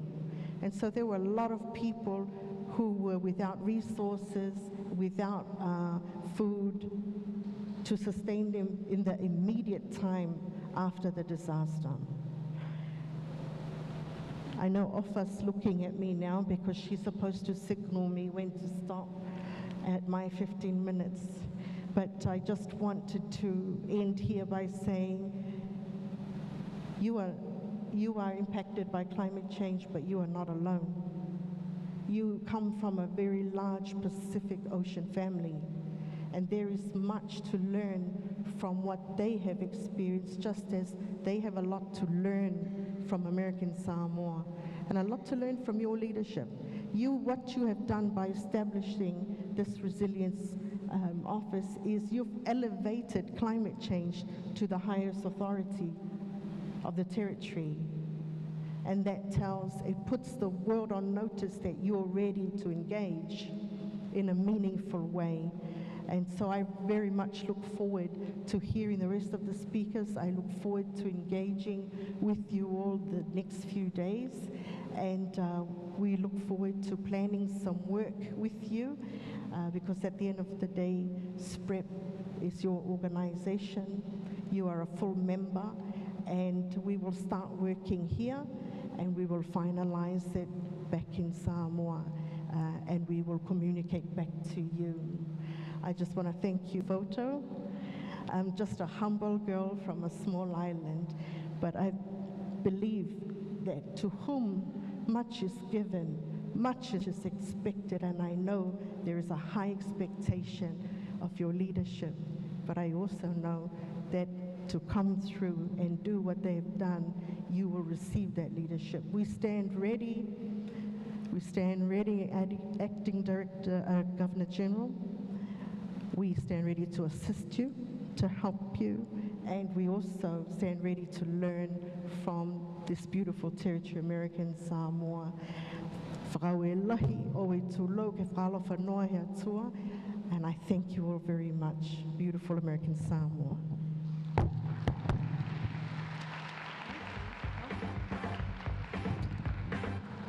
Thank you. Thank you very much, Honorable Tangaloa Kupa. We met each other 10 years ago, and we're still very young in our line of work. Please turn to the person next to you and say in Samoan, "Ese malo aulele." Oh, see, they already started it. Ese malo aulele. All right. Our next speaker, I believe, has traveled the farthest from Washington, D.C. She and I prayed and we fasted. I still didn't lose weight from my fasting, but I fasted that she makes it here. I'm truly grateful you're finally in American Samoa because I tried to explain all of our challenges to Vanita, and through Zoom she can't understand, but she's here now. So all of our partners take advantage of Vanita being here. It is with great pleasure and pride to introduce Ms. Vanita Savarajan, an ecologist with the U.S. Department of Interior, Office of Insular Affairs. She's instrumental in bridging our territorial gaps and the federal government in ensuring our territories maximize the federal resources, i.e. Bipartisan Infrastructure Law and Inflation Reduction Act, funding opportunities available to address climate change so we can become a more resilient community. She can pass as my cousin. Come here, Benita. Thank you so much. You know, you can also do this.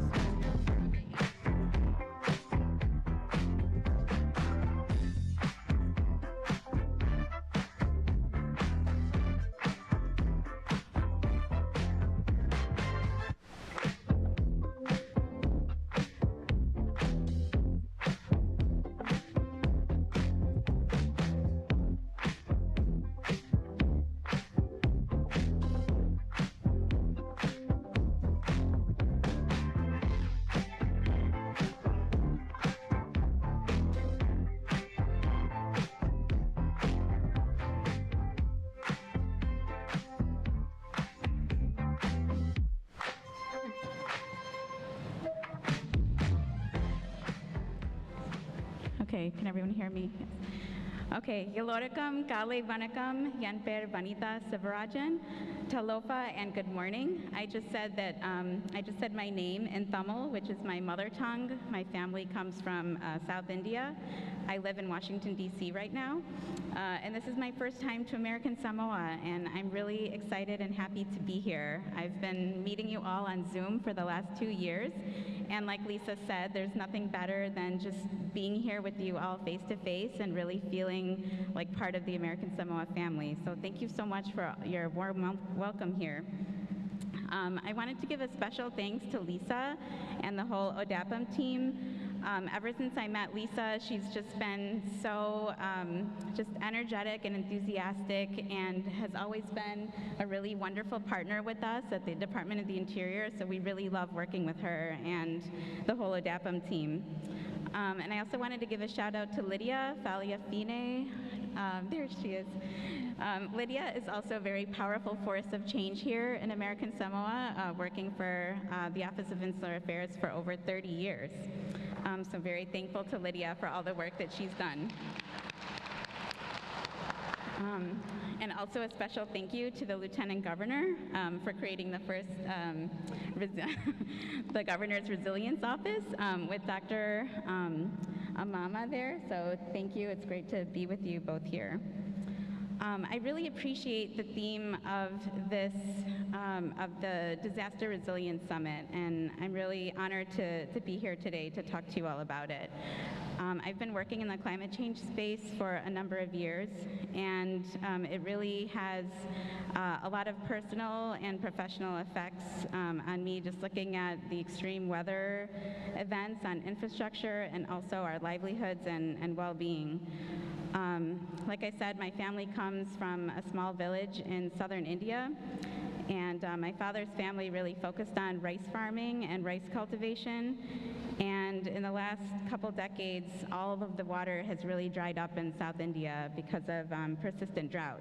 So my family has had to change my family in India has had to really change their profession. And so that was a real big shift for my family.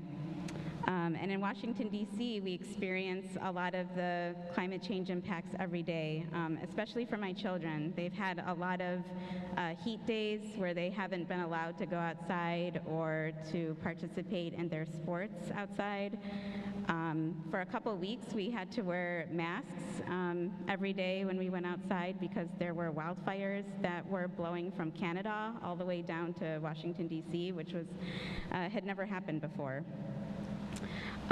So of course, bringing it back to the islands, there's a lot of impacts here that you all experience every day that impacts your food and water insecurity and may even force displacement one day. So just being here I came in on Thursday and have been hearing stories about the disappearance of large clams and the status of the coral reefs here, that just how the fish stocks have changed. changed, how the tsunami back in 2009 has really impacted the coast. So it just seems really unfair that your carbon footprint is so small, yet you bear the brunt of a lot of the climate impacts. But despite all this, I think that, like the Lieutenant Governor said and other presenters before me, it's really the opportunity to work on these impacts together that really give us hope and bring our communities together. And I think it's really beautiful that there are a lot of us that do speak different languages and are coming from different countries, but we're all coming together here to be really dedicated to strengthen our connection to each other with this work and really dedicate improving our lands and waters and plants and animals that we rely on. So next slide. Okay, here's the clicker.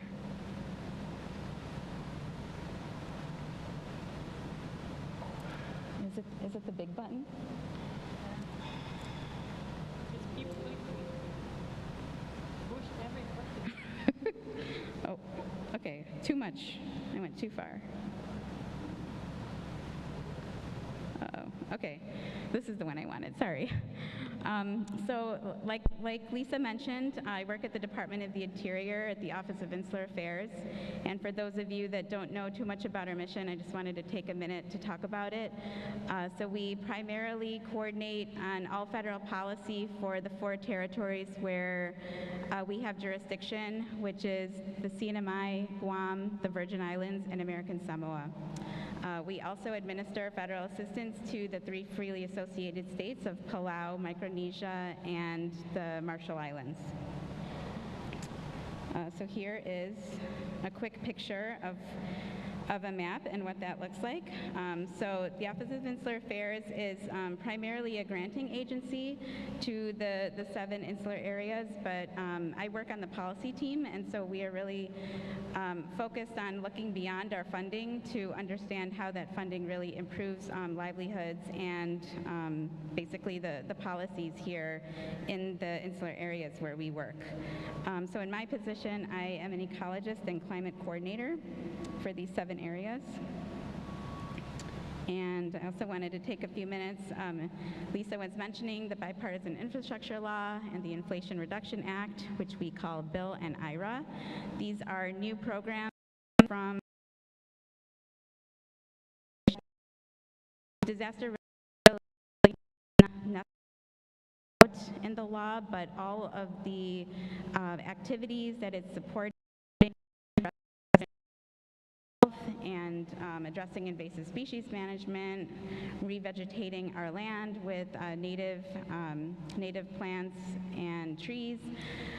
These are all activities that really focus on improving our resilience to disasters in the future and mitigating disasters.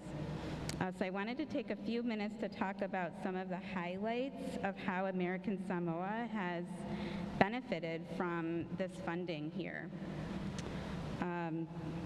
So these are all projects that have been supported by Bill and IRA and that we've awarded to American Samoa in the last year to year and a half. So the Fish and Wildlife Service is in the Rose Atoll. They've been restoring the coral reefs there for a number of years. There was a fishing vessel that I believe about 30 years ago had really damaged the reef and killed a lot of the corals and giant clams in the area. So the Fish and Wildlife Service is really focused on recovering the marine debris there. And the atoll is recovering really well right now and restoring the functions of coral reefs, which, as we know, corals are really important in disaster mitigation because they help to mitigate floods and sea level rise, especially during natural disasters. The second project I wanted to talk about is the Biodiversity Conservation Office that is working in the Leone wetlands. They have been very committed to this project, which is really focused on cleaning up the trash and the waste that is in the area, as well as from the pigs, the feral pigs that are there in the piggeries. And so by cleaning up that area, this project will really control sedimentation that will flow downstream to the mangroves that are there on the coast, and also the coral reefs, as they, like I said, act as a barrier to flooding and provide disaster mitigation. And I really appreciate the team. They talk about how back in 2009 at the tsunami in the Nu'uli wetlands area, the mangroves there were very healthy, and they did their job basically of protecting the town from a lot of the flooding on the coast there. So it's really critical that our projects are benefiting healthy mangroves and healthy coral reefs. The next project is the ODAPM office working with UH on updating the sea level rise data for all the 7 American Samoa islands. And Kelly Tagarino's here, and we'll hear more about that project later this week. But that's a really critical project that we felt very strong about funding, because that data is really critical for long-term mitigation planning and helping to prevent severe impacts from disasters. And that project is really going to involve a lot of the villages, and it's going to focus on community outreach to better educate citizens. So the last project there is a project that we actually just recently awarded to Dr. Amama's office at the Governor's Resilience Office for sand and coral mining. So this administration is really concerned about areas that have been mined for sand, coral, and gravel, and the focus is really on revegetating those areas if they have been ecologically disturbed from those mining activities. And so him and his team are going to focus on revegetating coastal areas in 4 villages here in Amanave, Aunu'u, Awa, and Ofu. And so that's going to be a really great project as a model for other coastal areas throughout American Samoa, because that's going to really help prevent erosion by revegetating those areas. So the Bill and IRA programs that I mentioned are hopefully not one time, but they are supported by this current administration. The Office of Insular Affairs also has discretionary grant programs that we hold every year, and we have a really good relationship with all of the American Samoa government offices here that have benefited from our technical assistance and coral reef natural resources programs. And again, these grant programs are not meant to address disaster resilience, but a lot of the work that is supported by these projects really contribute to disaster resilience here in American Samoa and in the other areas where we work. So I just wanted to highlight a few of them. So the Southeastern University in Florida supports a Coral Fellows program, where every year there is a fellow that is dedicated to coral restoration and management within the territories. So here in American Samoa, they support the Department of Marine and Wildlife Resources. I know that one project that I just spoke to Director Salina about yesterday was looking at the impacts of the Pongo Harbor expansion and the importance of relocating the coral reefs there so that they're not damaged in a successful manner. So really happy to support that effort. The USGS, also, we are working with them to support their efforts for modeling to identify where coral restoration is going to be the most effective for flood mitigation here in American Samoa. They had done that previously in the Virgin Islands and Puerto Rico a few years ago, and have been struggling to complete that for the other territories in Guam, Sinai, and here in American Samoa. So we're very happy to work with them to complete that data.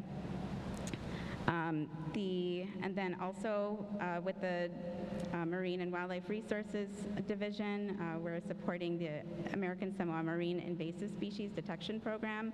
So that's supporting the Invasive Species Coordinator here. And I think that she's working on a lot of projects, and I'm hoping to get out with her in the water later this week to see her work. And last but not least there, the Ridge to Reefs non-governmental organization, is also focusing on the Vatia watershed, looking to decrease land-based sources of pollution to coral reefs. So you can see a lot of connections here with really managing projects and activities that will protect the coastlines, the mangroves, and the coral reefs, all which are really critical to supporting disaster resilience here in American Samoa. So another effort that I wanted to highlight is the Territorial Climate and Infrastructure Workshop. We're really proud of American Samoa because each year you all have turned out an incredible delegation that's been really committed to this workshop.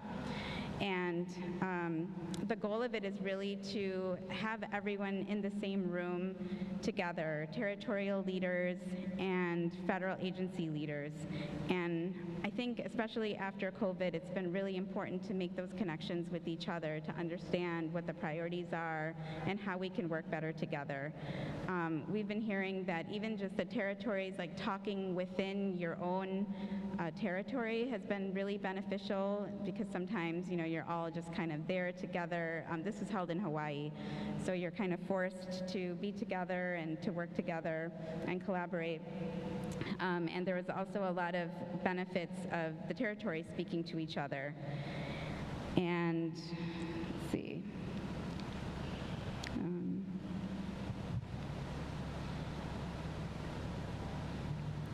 Sorry, the clicker is kind of slow here. I don't know. Is there a way you can advance? Oh, okay, thank you. Yep, so, it disappeared. So there are 7 themes, when it comes back, there are 7 themes that we supported in the workshop. And I was really, and so we've been doing if you can back up like by 4 slides. So we've been doing a lot of debriefs with each of the territories and also the federal agencies, and I was really happy to hear that a lot of the high-level outcomes had to do with disaster resilience, actually. So we found out that FEMA and NOAA had made a lot of connections and collaborations during that workshop to work together on hazard mitigation planning for American Samoa. So that was a really great outcome. And similarly, there was nature-based solutions workshop. Let me see if I can get back to the slide. It's the slide with like the 7 topics.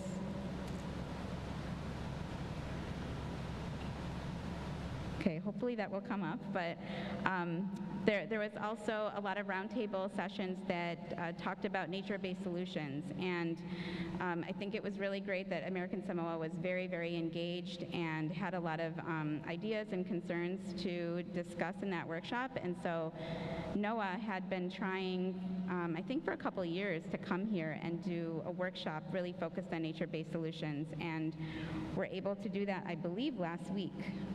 So that was really a great outcome that came out of that workshop.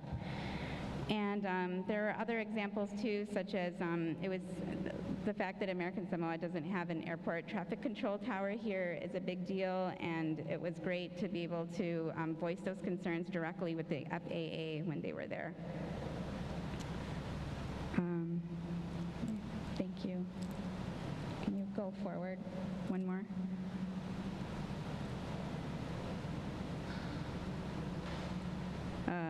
Okay, let's see if this works now. Okay, yes, good. Sorry about that. And then I also wanted to talk about an opportunity that's coming up. Another big focus for the Office of Insular Affairs and the U.S. government is biosecurity. And so biosecurity is really the set of measures to manage risks from invasive species to everything that helps the territory run, so the economy, the environment, health, and lifestyle. And so with funding from the Bipartisan Infrastructure Law, we understand, we heard from all of the Pacific Islands at a conference last year, the Pacific Environmental Security Conference that it was really critical that islands work together on biosecurity and really address the critters, the invasive species that are coming into the airports and the seaports at the borders. And it's really critical to work together because all the islands are connected to each other. So we are holding a workshop coming up at the end of November, November 27th to December 1st. And another example of why I'm very proud of American Samoa is because in the past few months, for the first time, the biosecurity leadership team has been developed and formed here. And that is led by with support of Chief Loa and the Biodiversity Conservation Office. And to me, it really shows the leadership here around biosecurity and invasive species. These meetings bring together multiple different departments, so I think this is what kind of comes back to that messaging of, you know, there are disasters, but when we come together, there could be a lot of hope and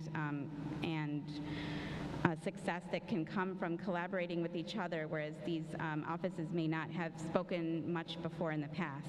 So at all of these meetings, we will see the Department of Health, the Customs Office, the Biodiversity Conservation Office, Port Administration, Land Grant, the Department of Marine and Wildlife Resources, Treasury, EPA, and the Department of Agriculture. And I know that all of those offices are all planning on sending at least one representative to this training at the end of November, which is just really phenomenal, and we haven't seen that in any of the other places so far. So with that, I just wanted to say thank you so much. And Faftai, I think that the Department of the Interior does have, I know you all think of us as primarily as a funder, but we believe that the funding goes beyond just, you know, providing that financial support, but also working together with you to understand how that money can be used the most effectively and how the resources can help to improve disaster resilience here by working together. So thank you so much it's a really honor to be here, and I appreciate the opportunity.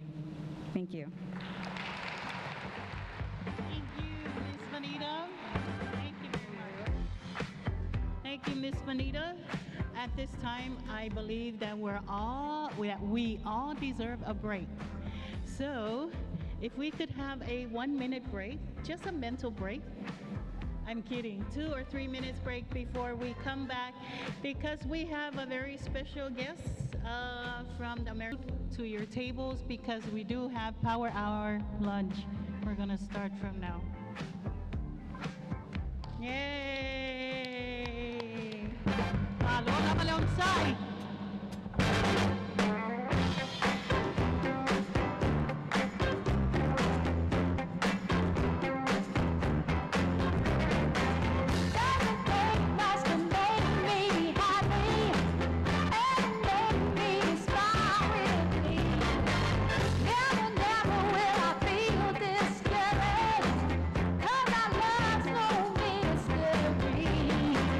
Demonstrating love.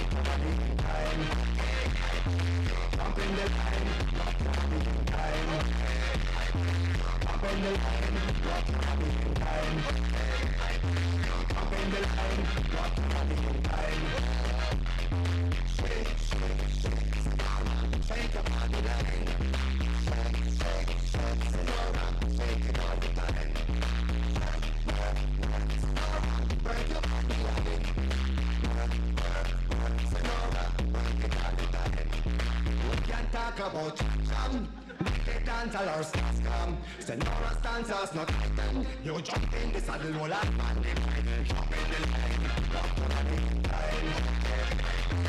Jump in the line, rock to the time. Jump in the line, rock to the time. Jump in the line, rock to the time. Shake, shake, shake, Senora, shake your body line. Senora, make it all the time. Senora, work your body line. Senora, work it all the time. Senora, she's a sensation. Reason for ambition. And plus you got to watch it. When you wind up, she got them, she go like a rocket. Jump in the line, rock to the time. Jump in the line, rock to the time. Jump in the line, rock to the time. Jump in the line, rock to the time.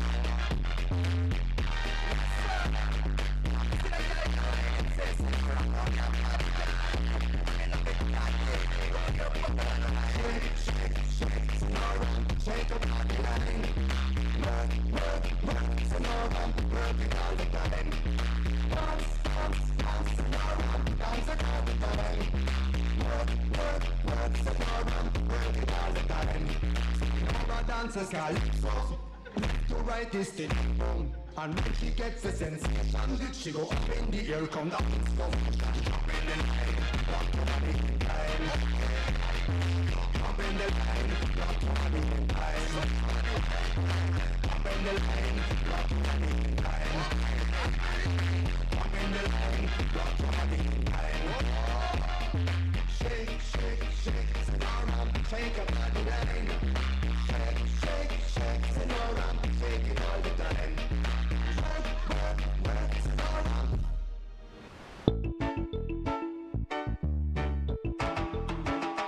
Hear me now, star. Give me some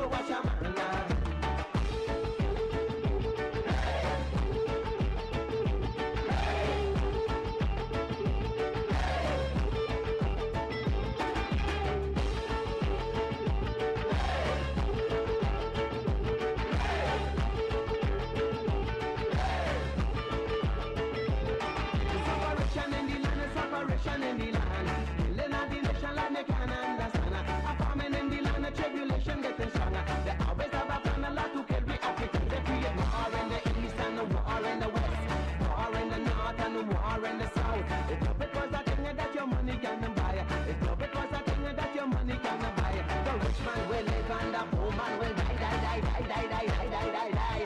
Say, you are my sunshine, yeah, my only sunshine, right? You make me happy when skies are gray. You never know how much I love you. So please don't take my sunshine away. So watch your manner, please don't take my sunshine Hello. away. All right. I hope everyone's gotten your meals. I'm going to say it really quick. Fa'amangalo before we eat our lunch. Heavenly Father, we're forever grateful for all of your blessings, your favor, grace, mercy, protection, provision upon us. We ask that you please bless this food to nourish our bodies. In Jesus' mighty name I pray, amen. All right, go ahead, enjoy your lunch. And everyone, please have a seat. If you didn't get a plate, please call on the girls. And also move forward if you see a space at the table.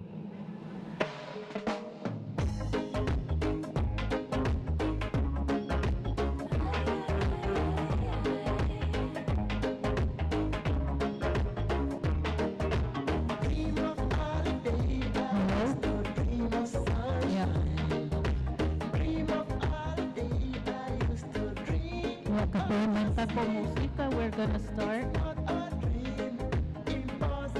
Will. All right.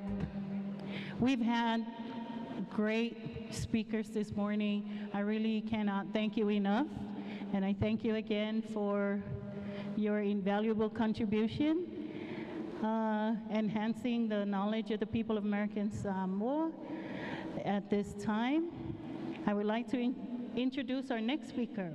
So one of our keynote speakers last year was Miss Maria Lutz. She's American Red Cross Pacific Islands Regional Disaster Office.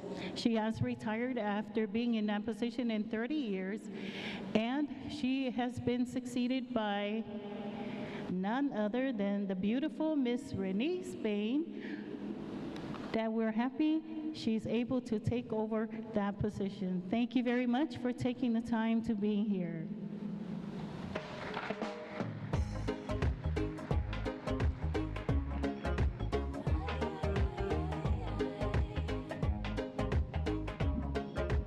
Oh, this is going to be a tough crowd because you guys are going to eat lunch and possibly fall asleep on me. So keep chewing. Aloha. My name is Renee Spain. I am from the American Red Cross Pacific Islands region, and I hail from Honolulu, Hawaii. I am recently appointed following my predecessor, Maria Lutz. She served for 30 years, and I served as her volunteer partner for 13 years. So I think, in a sense, I was getting groomed to be taking this position. I have very big shoes to fill. I'm excited, and I'm a little nervous about that. Thank you all. Thank you, Lisa, and thank you, all of the organizers and the American Samoa government for putting on this fantastic summit. Resiliency is near and dear to my heart. I absolutely push this all the time. Prior to becoming appointed the Regional Disaster Officer, I was the Plans and Operations Officer for the Department of Emergency Management in Honolulu. My job was basically to write up the plans of how we were going to respond to disasters and events that occur in Honolulu, tending to over 1 million people on the island and having very limited resources. So that was kind of a tricky job to have, but the main thing that I absolutely loved about this job was it was about pulling people together. Private agencies, government agencies, our community partners, basically everybody who brings value to the table and has resources and networks that we don't have alone. So I really did enjoy that job, but coming into this one, I bring 13 years again of volunteer services with the American Red Cross. And my deployment to numerous disaster relief operations throughout the continent and territories has really brought to the forefront addressing lessons learned, because at every single relief operation there was always vulnerability, as Dr. I want to say New Zealand said, that we have a vulnerability when providing our systems, right? And so I am looking forward to addressing those vulnerabilities. Prior to my, my background started before I was born.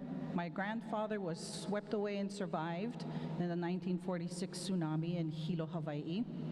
And with that incident that occurred to him, he developed this system with his family, who was my parents, that was passed down to me, that I have passed down to my children and my grandchildren. And it was, I guess it's what's being coined today as a prepper. We didn't think of it that way, we just thought we need to be smarter. And so for most of my upbringing that I had experienced from 3 years old and up, at any given time, the electricity, the water, and the power was turned off for 3 months. And we had to test our ability of gathering food and supplies throughout the year. We hunted, we fished, we preserved our foods, we learned first aid by candlelight because there was no electricity. We learned self-defense, we learned canning, all of these things, and I thought that was normal. So my friends were telling me in school, that's not normal. But these were life lessons that I grew up in or with, and these were life lessons that I've passed on to my children. So it's only a perfect fit for me to be in the emergency management world via the Department of Emergency Management or through Red Cross. My passion is preparedness, and with this Resiliency Summit, preparedness for me is a strong partner to the resiliency. In order to be resilient for me, we need to be somewhat prepared, somewhat knowledgeable, educated, and forward-thinking in how are we going to bounce back from an event that has impacted us dearly.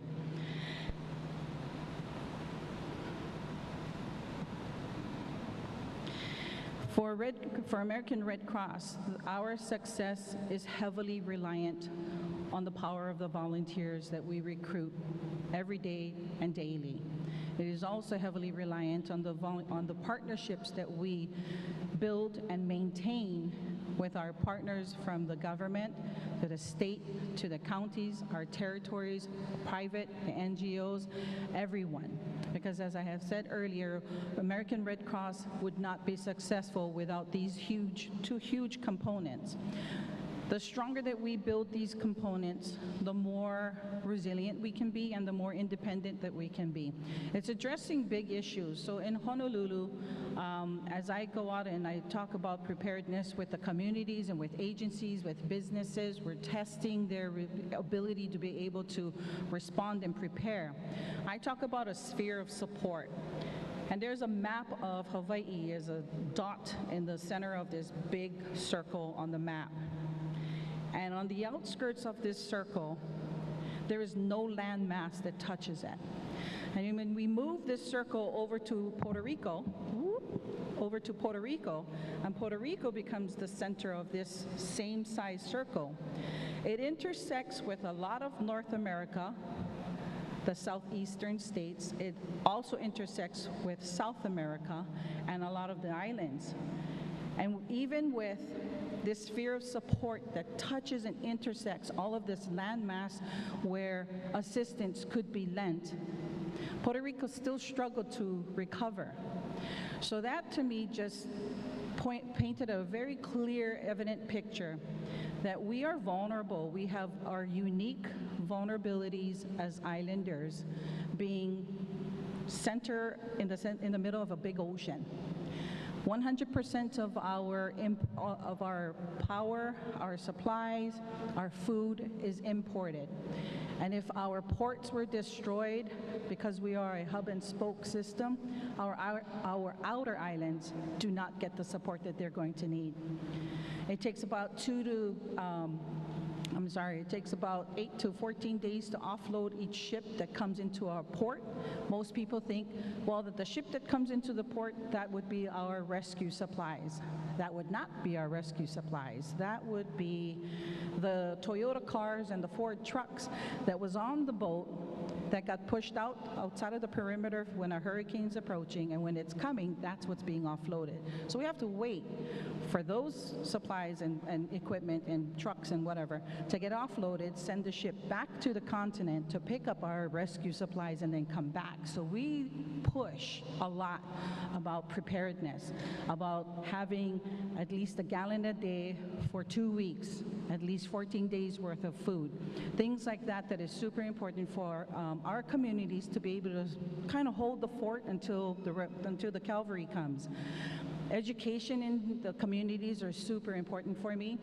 I like talking to a lot of people, and I've been doing that for 13 years about what is your plan? Do you have a plan? Where will you go? We have a lot of infrastructure that's currently being built on just my island alone, on Oahu. We have tons of buildings and skinny roads where it just gets gridlocked if we try to attempt an evacuation. So asking people to shelter in place if it's safe is also asking them to be prepared in their homes. But that's not the type of messaging that we're getting out there, and that's what it doesn't matter. I think a couple weeks ago I went to a fair and I clicked speaking to 204 people in about 4 hours that came through my table, and I would safely say 90% of those 200 people, when I asked them, do you have a plan? Are you ready if you have to kind of hold the fort on your own and be self-sustainable? And they said no. What plan, right? We're talking about fires, we're talking about natural disasters, we're talking about human disasters. People don't know. And so it just continues to be my mission to continue to get out there and talk to the communities about preparedness. The biggest highlight recently has been brush fires. We have had a lot of development on our islands with resorts being built. When resorts are being built, it blocks our waterways. It introduces foreign plants, in this case in Lahaina, Maui, dry plants, right? Flammable. We are currently in a level 7 relief operation on Maui. That one was a heartbreaking event because no matter how many times we said we are working on preparing, we just were never prepared to have to face this disaster that had happened on August. Excuse me, this feedback. On August 8th. The Maui fires resulted in 3,500 homes being destroyed or uninhabitable. It resulted in approximately 97 fatalities, and they're still working to identify remains. With the help of our partners and our volunteers, we continue to work 24/7 round the clock to provide services to our 7,600 impacted residents who are in our shelters and hotels currently as we speak. For Red Cross, we provide the lodging, food, emotional support, and cash assistance. We've lent out almost $10 million so far in emergency assistance. We've mobilized over 1,200 volunteers from the state, from Guam, and from the continent to be able to provide services both virtually and in person. About 90% of our workforce is in person on the island helping. To date, we've provided 226,000 overnight emergency shelters, hotel stays on Maui and Oahu. And with the help of our partners, such as Salvation Army, we've provided 796,000 meals and snacks. We continue to provide 3 meals a day to those who are in our care. And we are currently working on recovery support. Over 12,500 people, including over 12,500 people, have received financial assistance, replacement of medical needs like prescriptions, medical equipment, whatever was burned in the fire that they need. While we are providing this service, we have to also be able to remain steady, calm, understanding, providing compassionate care. Also being aware of language barriers. We have a lot of undocumented citizens that lived in Lahaina. We have to be culturally sensitive, advocate for our clients' needs, rights, and concerns, treat everyone with dignity, respect, in a fair, equitable, and non-discriminatory manner, and all the while focusing on the excellence in performing our duties. And this is just one small example of what American Red Cross does. At any given time, we have over 65 current operations occurring throughout our territories in the United States. So FEMA is our partner when we scale up to large disasters, and so we've been really busy. The important emphasis that I do want to make is I am one of 15 paid employees in the Pacific region. I'm guessing 15, I may miss a couple. The rest is all volunteers. We have over, when Maui fires had happened, we had over 8,000 people click online saying they want to come and help. Of those 8,000, 3,000 was on Maui, 5,000 was on Oahu. And so our job is to pull these people in and to ask them, what would you like to do? Engage them and see if we can retain them. And I'm putting this out there because this is the same ask we are putting out to American Samoa. We are tirelessly working around the clock to ensure the survivability of American Red Cross on the island, as well as the ability to engage our volunteers and to maintain the relationships with our partners such as you folks. I do want to introduce my fellow colleagues here. Our operations officer, where is she? Business Operations Officer, Leilani Tuamola. Hello, Tilo. And our government liaison, Lipea Utasui.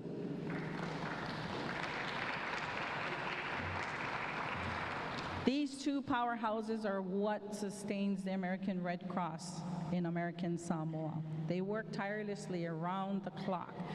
They work hard to engage our volunteers and to keep our volunteers, and then recruit more volunteers.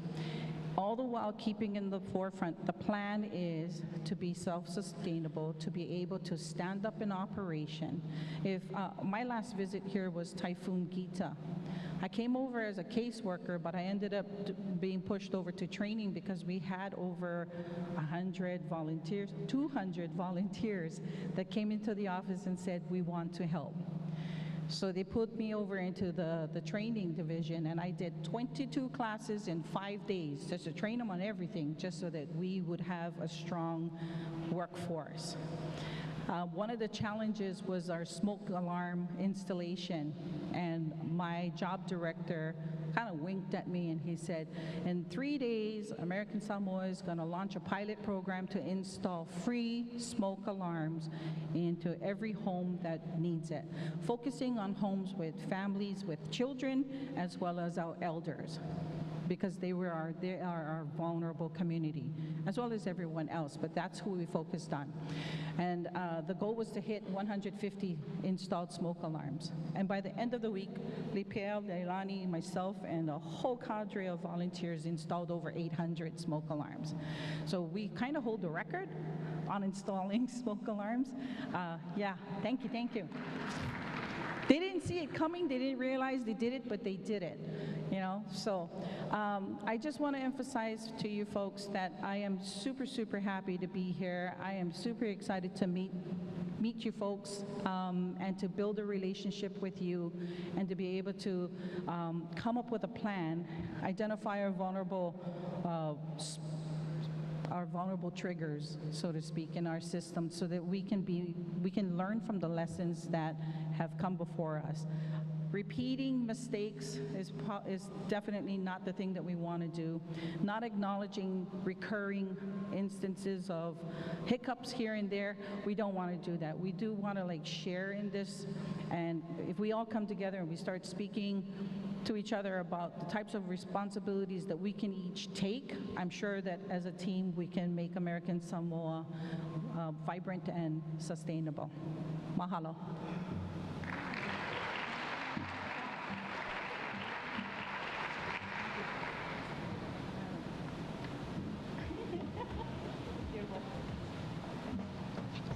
All right.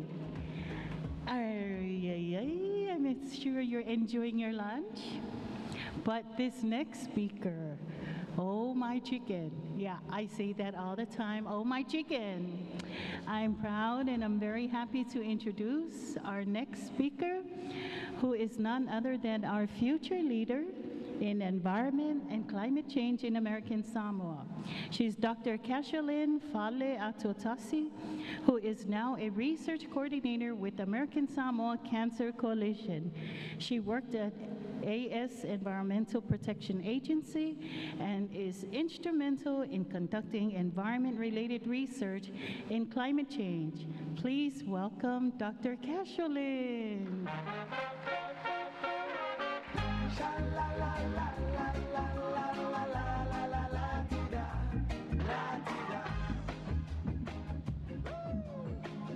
Good morning. Good morning. I know you're enjoying your lunch, so I appreciate you carving the time and space for me to speak to you about climate change today. But before that, I was told by my neighbors at the tables that they were also asked to speak about the experiences they've had on climate change. So to stay relevant to my fellow speakers this morning, I would just like to take the 1 minute out of my 15 minutes allotted for me to speak about my experience on climate change. And this goes back to a few years ago when I got a scholarship from ASG. I was sent to Hawaii to go to school to become a teacher. Then I took an environmental science course, and I sat there in the middle of other Pacific Islanders, and I saw the island of Kiribati sinking.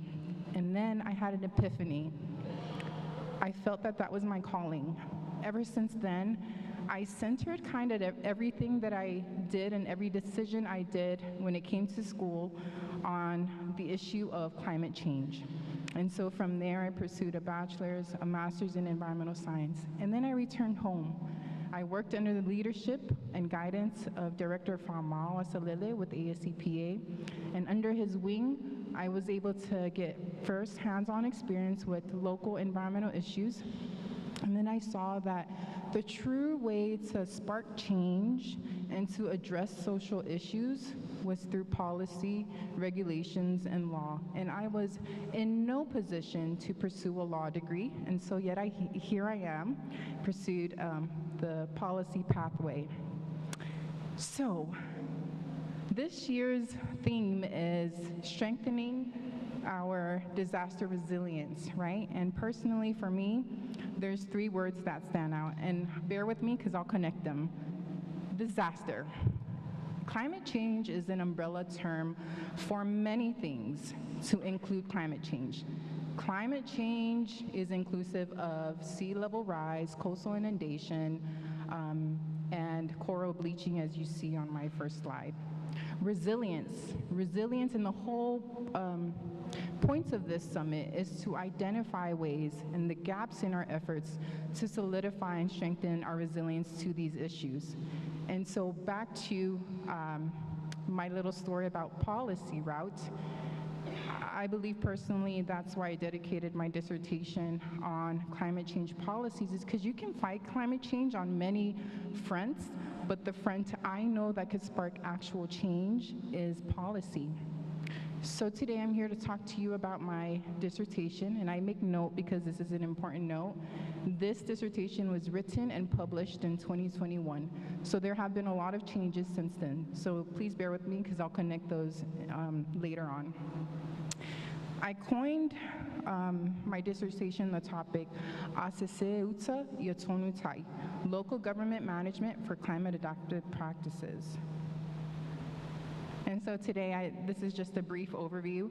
I'll go over the introduction, the problem that I had sought to solve, the theoretical framework or lens that I used to analyze the problem, the literature review, and the findings, and then recommendations.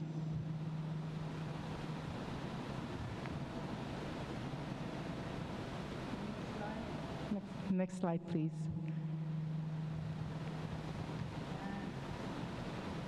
While we're on this slide, some photos of some extreme weather events. As you can see,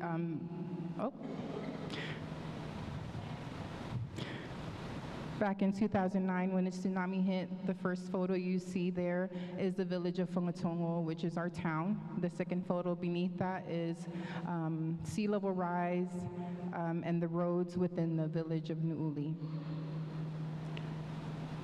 Next slide, please. I pointed to him. No. Point again.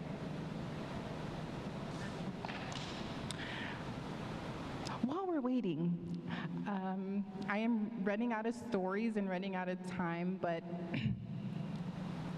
does anyone have any questions for me so far?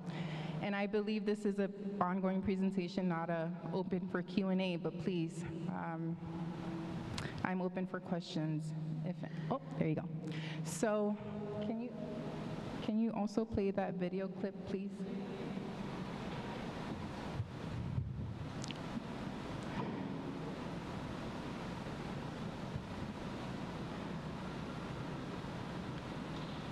It's okay. We roll with the punches. In the previous slide, can you go back one slide, please? Another slide. So, I'm not here to speak about whether or not climate change exists. I think the whole reason why we're here is because it does.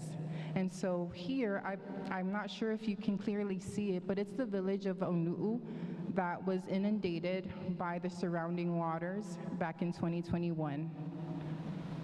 And what you don't hear, though, are the voices of the local villagers in awe about just how the water was going through their homes. It was also going through the government properties on the island, specifically ASPA's water supply. So I'm not here to speak to you about whether climate change exists, because it does. And I think the speakers before me did a great job at discussing the different impacts of climate change. But locally here in American Samoa, climate change truly, it's a ripple effect. It has an effect on the environment, public health, economy, and eventually the sustainability and resilience of our island to adapt to these changes. And so the problem is we have climate change impacts. It's very real, but we don't have the adaptive capacity to address those changes from the policy front. And because the concept of resiliency, climate change resiliency includes adaptive capacity, because we don't even have that, we aren't resilient towards climate change. And so like I spoke before, there are many fronts you can fight climate change, and mine was from the policy. Go back. And mine was from the policy perspective. For American Samoa, we are a territory of the United States. And because of that, we have overarching federal regulations that are overlaid onto our local regulations and law. That's just how our current regulatory framework is. And because this is a policy research, I had analyzed What aspects of that regulatory framework impact the climate change policy actions of our local leaders with climate change responsibilities? And I had to look at the government system and truly look at it from a lens of how governance systems work and function. And through a theoretical framework that I found called evolutionary governance theory, it says policies and laws are a byproduct of governance systems. In order for you to understand how and why certain policies are made, you truly need to look at the root of the issue, which is governance. And so through these lens, there are 4 factors that impact any governance structure. That's institutions, actors, knowledge, power. And the intricacies and the inner workings of these 4 aspects directly impact how things are governed and eventually impact local policies and law. So what was in the literature about American Samoa and how we were dealing with climate change policies? The literature found, and there was scarce, but the literature found that for Samoans, because we're an indigenous community, our culture, our religion, our economy, our politics make up who we are, Fa Samoa, right? And with our Fa Samoa, it truly governs how we manage our natural resources. But these things evolve. They change over time. And in order for all of us to understand why certain policies are made and why our policies not effective, we need to look at these factors. Our culture, our religion, our economy, our politics, and how they're changing because it changes our local policy leaders and eventually policies. The findings of my research identified 3 common concepts that local leaders have identified to have impact their decisions when it came to climate change impacts. They were federal oversight, federal funds, and the culture of territorialism. In more detail, federal funds came with requirements and caps, right? And so because they had requirements and caps, it kind of swayed and influenced how policy decisions were made when it came to impacts of climate change. In addition, federal oversight. And this is not to say that it's all organizations. In some departments, the legal authority of U.S. policy actors influenced how decisions were made. For instance, in international meetings, in some cases, American Samoa may not have a seat at those tables.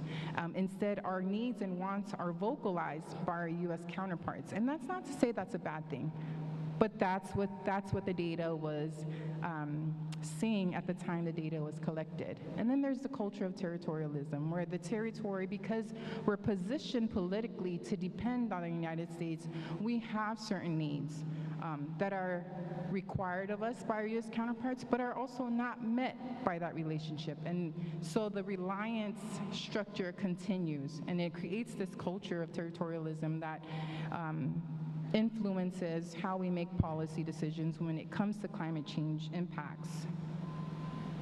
And so when you look at the issue and the findings from theoretical lens, you see that federal funds, federal oversight, and this culture of territorialism normalizes and institutionalizes this space where our local policy leaders are making decisions about climate change. That's what ultimately my research had said. And then, mind you, this was 2021, I had recommendations where there had to be more climate change education. There had to be more education on our political status and how it impacted our rules and regulations and policies when it came to climate change. But I think this is the most important recommendation I've made, and I may be biased because it is my research. But what I did find was there was existing policy actions of different departments under ASG when it came to climate change, but they were all pieced they were all fragmented in different places. There was just no guiding light to kind of guide and piece together all of these fragmented policy actions. And so from the outside, it looked like we were not doing enough. It looked like we didn't have the adaptive capacity to adapt to climate change, when truly there is work. There just needed to be that guidance to kind of piece together these different policy actions. Fast forward to today, the Governor's Resilience Office, or GROW, is born, and I think that that's the responsibility of GROW. And it's such a beautiful responsibility because then there's guidance, then there's a guiding light to these fragmented piece of work. There's a more inclusive decision-making process between federal government and local government, as spoken for by Vanitha and the speakers before me. And there's increased policy action and attention on climate change issues, not only nationally, internationally, but especially locally. And so I go back to the topic of my dissertation, and it's a Samoan proverb. It reads, "Asalauta iatonutai." If we aren't doing enough of a job to create effective climate change policy actions, and I'm saying we, by our leaders in the past, it's our job to do that now. Iatonutai. It's our job to do that now. And I think I speak for all Indigenous populations, all Indigenous communities that don't have voices on those spaces that they need to, and say, as the sea levels rise, so will we. And we're not drowning, we're definitely fighting. You don't hear the sound on this video clip too, but it's a bunch of elementary students who kind of sat through a climate change presentation too, and they found out a lot about climate change and their impacts on them, their homes, their families, and they're saying that in order for us to belittle the impacts of climate change on our homes, we would need to reverse it by 1.5. And so I think I resonate with these young Indigenous voices and say the fight continues. And the Resilience Summit today is just a part of that bigger fight. And again, I just want to say thank you, Director Lisa and Director Dr. Amaama Tofaiono, for this opportunity and for the opportunity to host such a beautiful event to support the resilience of our communities on many fronts. Thank you.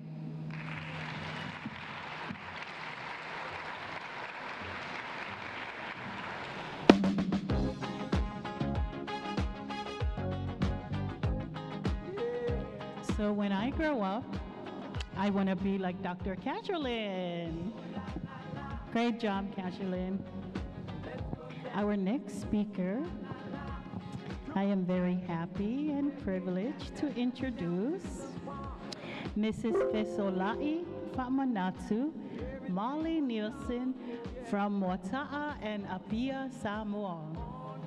She's the current Assistant CEO for the Disaster Management Office and has been in disaster risk management space for more than 10 years. Whilst off duty, Molly, a mother of 4, is actively involved in her community as a chief title holder, a deacon in her church, president of her village preschool, and a treasurer of her church choir. Please welcome Mrs. Fesolai Fa'amanatu Molly Schuster. Oh, I'm so sorry.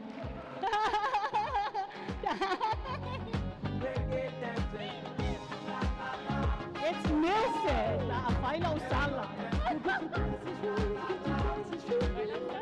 I'm glad I got the minister laughing there, but please accept my apologies. Come on, let's break it down. Lisa.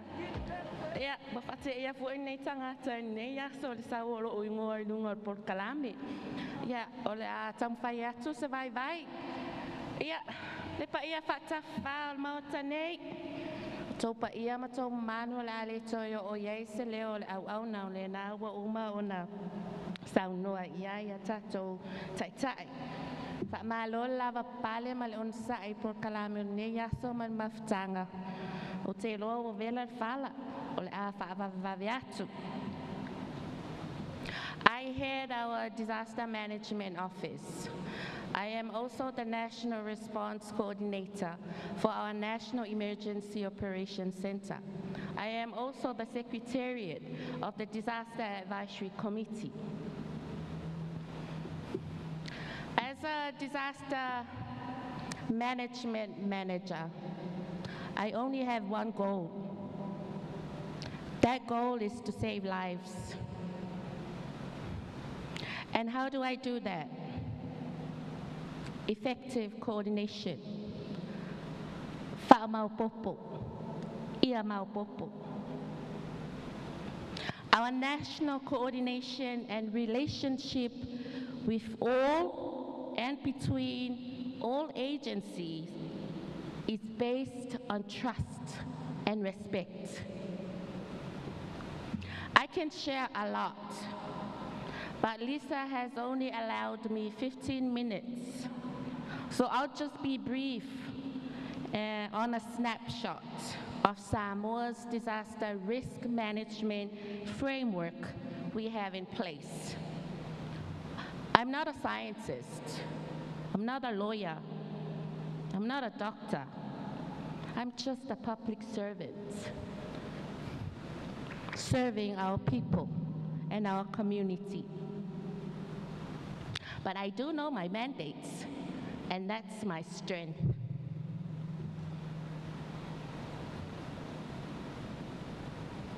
Okay. Our Disaster Management Office was established in 2004 with one function. That function is to respond on tropical cyclones only.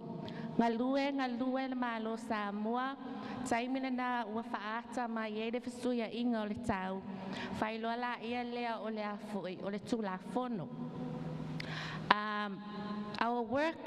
Our office is operating as a division under the Ministry of Natural Resources and Environment. Our work in our office is guided by our mandates, which is the Disaster and Emergency Management Act 2007. So we are basically, our office is responsible for management, coordinating of disaster risk management programs and activities on the national level in Samoa. So what I mean with disaster risk management programs and activities is to reduce risk, mitigation, prevention, prepared for, immediately respond to, and early recovery from disasters.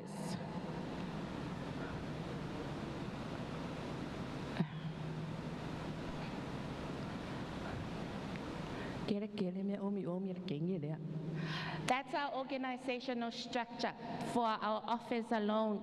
It is very important that organizational structures are in place. So our Minister, Honorable Schuster, is our champion, our leader champion for climate change adaptation and disaster risk management. We have a CEO, Leala Isalanoa, Frances Brown. Reopena, she sends her regards and best wishes for the summit, and we thank you for the invitation. I head the ACEO office, and I have 4 sections. I have a team of 11. I have a disaster management section who's responsible for the preparedness and response and early recovery of our framework. We have a disaster risk reduction section who is responsible for the prevention and mitigation and adaptation programs for disaster. We saw the importance and the critical role of our people in disaster risk management, why the government approved a section under our office. We have a community disaster preparedness section. Who is responsible with all DRM activities in our country? We also saw the importance of emergency communication. The government has just recently approved emergency communication section for our office.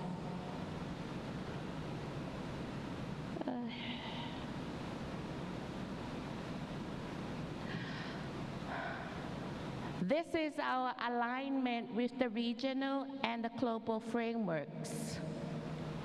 We have a pathway for the development of Samoa the next 5 years, and then we have a National Disaster Management Plan and a National Disaster Management Act. We align our strategies, our policies, and our plans with the regional framework that we have in place, which is the framework for resilience. From the regional, we also align our plans, our policies, and strategies with all the global frameworks that we have in place, including the Sendai framework and all other frameworks that we have in place. This is where we are in the Pacific in terms of disaster risk management policy. We have an annual general meeting for 16 Pacific countries every year. So we come together every year. This is coordinated and facilitated by the Pacific community. So all disaster managers come together every year and we discuss, we share our experiences, we share our resources, share our lessons learned from all the disasters that we have experienced. Just a brief on our Management Act. So our Disaster and Emergency Management Act has a lot of requirements, but this is the most important requirement and provision that we need to fulfill and complete. It designates, it also requires for Samoa to establish a National Disaster Council. We have that in place, which is our cabinet itself. Our act also requires us to establish a disaster advisory committee. We have that in place. The Disaster Advisory Committee consists of all the heads of CEOs, all the heads, officers for the governments, state-owned enterprises, the civil societies, the NGOs, the humanitarian agencies. They are all members of our Disaster Advisory Committee. Also, the requirement in the Act is to establish for Samoa a disaster management office. We came a long way, our office. Now we have, in the Act, it's all about planning. It designates our response agencies. So for our office, we coordinate with 37 response agencies. In the Act, it also requires our office and, to coordinate for all organizations, businesses, villages, and schools to have and establish disaster risk management and response plans in place. So we coordinate with all the businesses, all the schools. We have 300 plus schools in Samoa. We have about 79 other stakeholders. Yeah.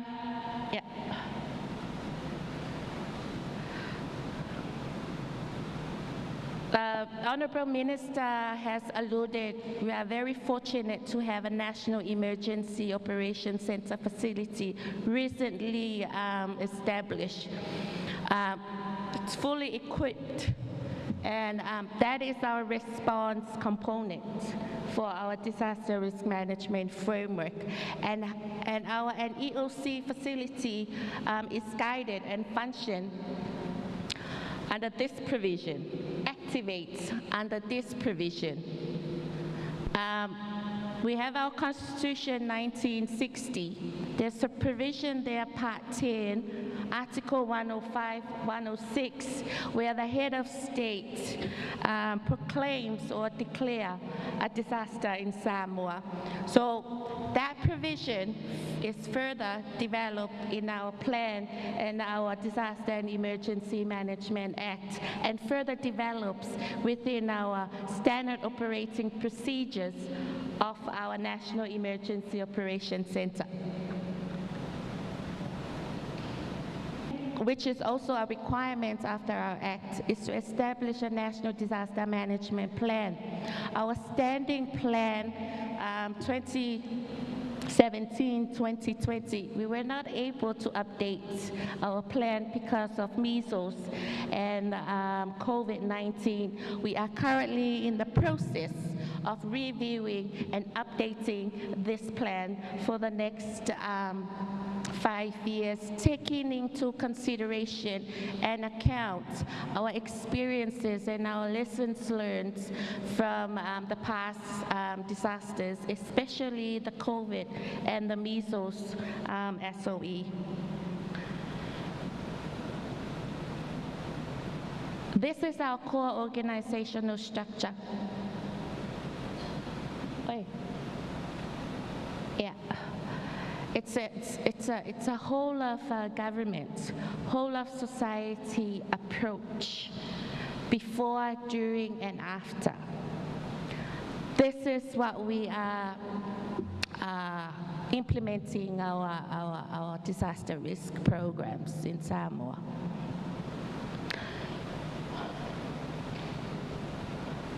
We also have an organizational structure for response.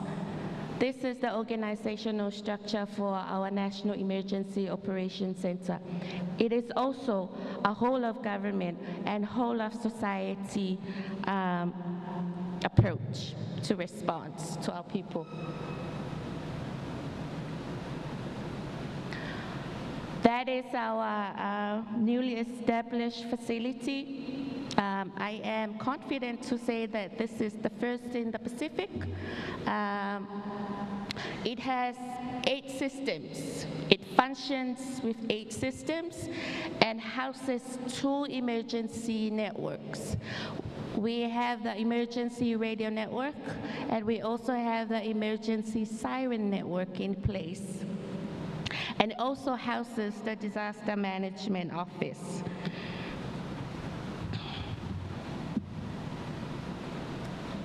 Maybe you can all come and have a visit to our national emergency. Okay, so we have a lot of community schools programs. We have for villages, we have what we call a community disaster and climate risk management program. This is a village-based program.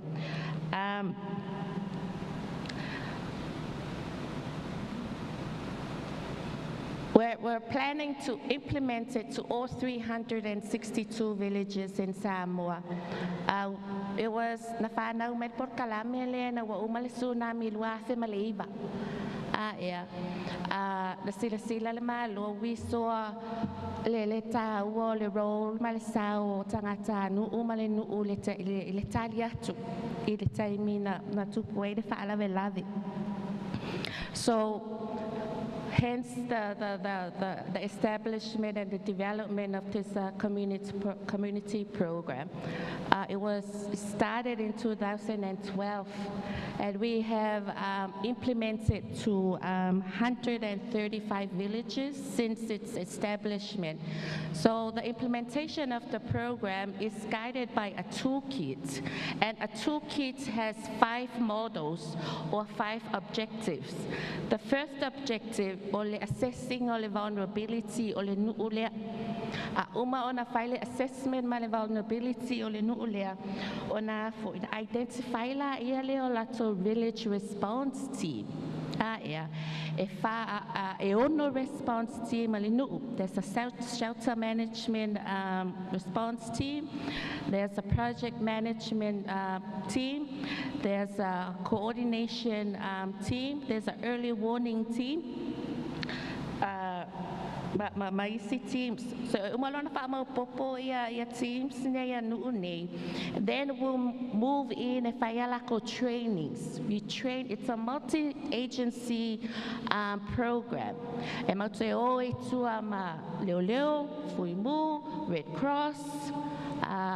All the NGOs, we train them in skills here. After we train them, and then we draft their village response plan. And once their plans are finalized, it's basically their plan. O plan la valinu. Ona simulate lola the plan. I can talk more about it if you are interested, but yeah, that was just a snapshot. So ona yata o pokalame o lo faso lo itu ele I nuumala la fanga.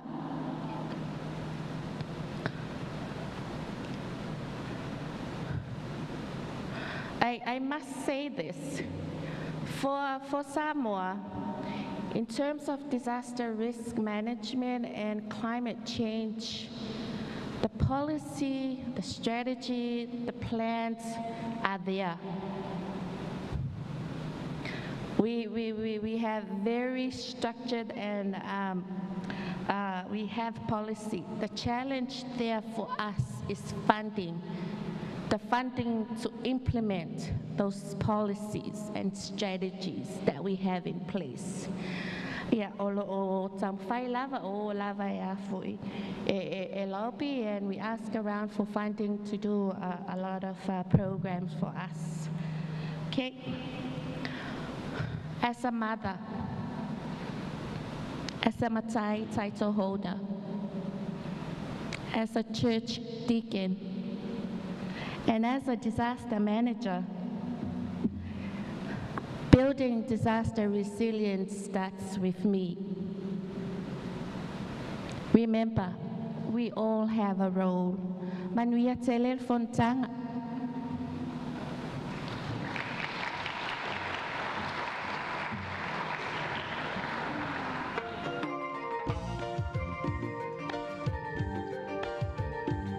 Yay. We gotta have a plan and exercise that plan. I have here Director Vini Antofao from the American Samoa Department of Homeland Security that also oversees Emergency Management Coordinating Office for American Samoa. My dear Mrs. Fesolai Famanatu Molly Nielsen. Nielsen, not Schuster. Nielsen, please connect with Vini, and we have great resources, and that is exactly one of the outcomes that we wanted here, that we collaborate and we share the resources by way of strategies, plans, everything that we have. I know that the National Preparedness Goal has 5 mission areas, from prevention, protection, mitigation, response, and recovery. And I know that they all have plans and frameworks in those areas. That's a great way to share and probably get some money to fund all your stuff. I do wanted to do something because I know we've just had our lunch. So in Samoa, we always do this. We rub our hands. Mili, mili, mili, mili, mili, mili, mili, mili, mili. Mili, mili, mili, mili, mili. Wow, what vela? What vela? Fai me pe what vela pele ai. Yeah, mili, mili, mili, mili, mili, mili, mili. Patia, patia, patia. Lunga, lima. Pat. Yeah, ole tato break na. Elaine tato break. Go tato we break fa pea. All right. I will now introduce my friend And I'm very happy you made it here. Miss Angelica Saavedra, she's the Grants Management Director at FEMA. She joins FEMA from the Office of Chief Justice Counsel and as an attorney advisor since 2014 in the Response and Recovery Legal Division. She also served as a Deputy Associate Chief Justice for the Procurement Disaster Assistance Team before its transition to the Grants Program Directorate. Where the money is, please welcome Miss Angelica Saavedra. Come on, girl.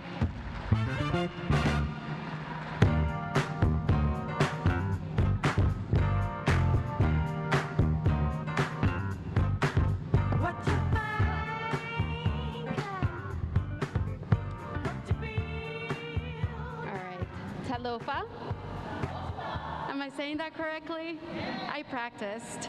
My name is Angie Saavedra. I want to first thank you very much for inviting us, for hosting, for the invitation to visit American Samoa. This is my first time here. I haven't seen much of it because we landed very late last night, but I'm very much looking forward to the next 3 days, both to engage with you and then hopefully to drive around, as you've suggested, and see the island and understand where it is in terms of the nature of the needs, and then also just enjoy some of its beauty. So thank you very much. I appreciate it. So the good thing about going, I'm not last, but you know, I've been behind a lot of great speakers so far this morning. And the wonderful thing is that it's definitely, I think, enriched where I've come from and the remarks that I wanted to say, but at the same time, it's also left me with like, darn, everything's been said. So I will try to make my remarks quick. They've shifted as the morning has gone on based on what I've heard from everybody. So I hope this all ties in together, but give me some grace because again, as I've been hearing everybody this morning, things are shifting in my head and I have lots of ideas and lots of the perspectives that have been shared have resonated with me. And so I really want to incorporate those, tie them into what I have to say. I do have a more technical presentation, which will be tomorrow on grants, but today I really wanted to focus on what resilience means to me. And so with that, I just wanted to start with a little bit about my background, which I know you introduced me. So I am a lawyer by training. I've also been a teacher. I did my schooling in anthropology, cultural anthropology, undergrad and my master's. And that has really built my experience and my outlook on the world. And so when I came to emergency management, it was almost by accident. I didn't necessarily think when I was a lawyer, when I was studying cultural anthropology, that I was going to go into emergency management. What I did know at the time, however, and it's some of what's resonated with the remarks, is that I wanted to help people. And I had the realization that to help people, there is the power of policy and there is the power of law. And so that kind of really guided me in my education and then in the path that I took. So when I had a happenstance meeting with a person who became my supervisor at FEMA, it really brought a different perspective because I always thought with helping people, and what I wanted to do was help people. Didn't know how that was going to manifest itself, but that really was it for me. The FEMA mission really is it, and I'm in love with it because it is helping people before, during, and after a disaster. And what I wanted to do was help people on their worst day. And what also shifted in my head is that I didn't necessarily just want to help people on their worst day and people who couldn't help themselves, but help people help themselves. It's that empowerment, right? How can I support you and how can I drive what I am doing in your support and make whatever it is that you're going through, alleviate it a little bit, right, in my small way, even if I am coming at it from a lawyer perspective, even if I am coming at it from a teacher's perspective, whatever it is, I want to contribute to that. So that's how I see myself in resilience, as being a contributor. Now I am in this grants management role. I'm the director of grants management, and I am a contributor in that, right? We've heard from social scientists today, from ecologists, from PhDs, from people who do mitigation, and all of this is important, but there's also a lot of other folks who we may not have the traditional emergency management titles or careers, but we're just as passionate about it, and we're just as passionate about resilience. And so this is really how know this resonates with me, why I'm here, why I want to support what we're doing, and why I love that the conversation is shifting from not just emergency management, but also that we're now looking at resilience. So I really appreciate the topic today. As you know, FEMA has also shifted that conversation. We are foundationally an emergency management agency, right? The Federal Emergency Management Agency. And we've learned a lot. There have been a lot of actually lessons learned, not just lessons identified, but lessons learned in emergency management. And we've translated that. But one of those lessons learned is that we can't just be reactionary, right? We have to be proactive. And that's where I see resilience. And that's something that I think really resonates with me, because it's then you're not just helping people on their worst day, but that shifts a little bit, which is becomes helping people avoid that worst day, right? Or mitigate that worst day. And that really is empowering. That really is, I think, an idealist vision that I share and that I really appreciate and can get behind. So with that, just that background and how I see myself in resilience, I want to provide a different perspective on resilience as well. So when I think about resilience, I also think about integrity. For us to be resilient, we must have integrity. And the integrity that I'm speaking of is not the moral integrity, right? Doing right or wrong, which we should still do. And obviously, I think we all have a lot of integrity being in this room because of the paths that we've chosen. But it's integrity in terms of completeness.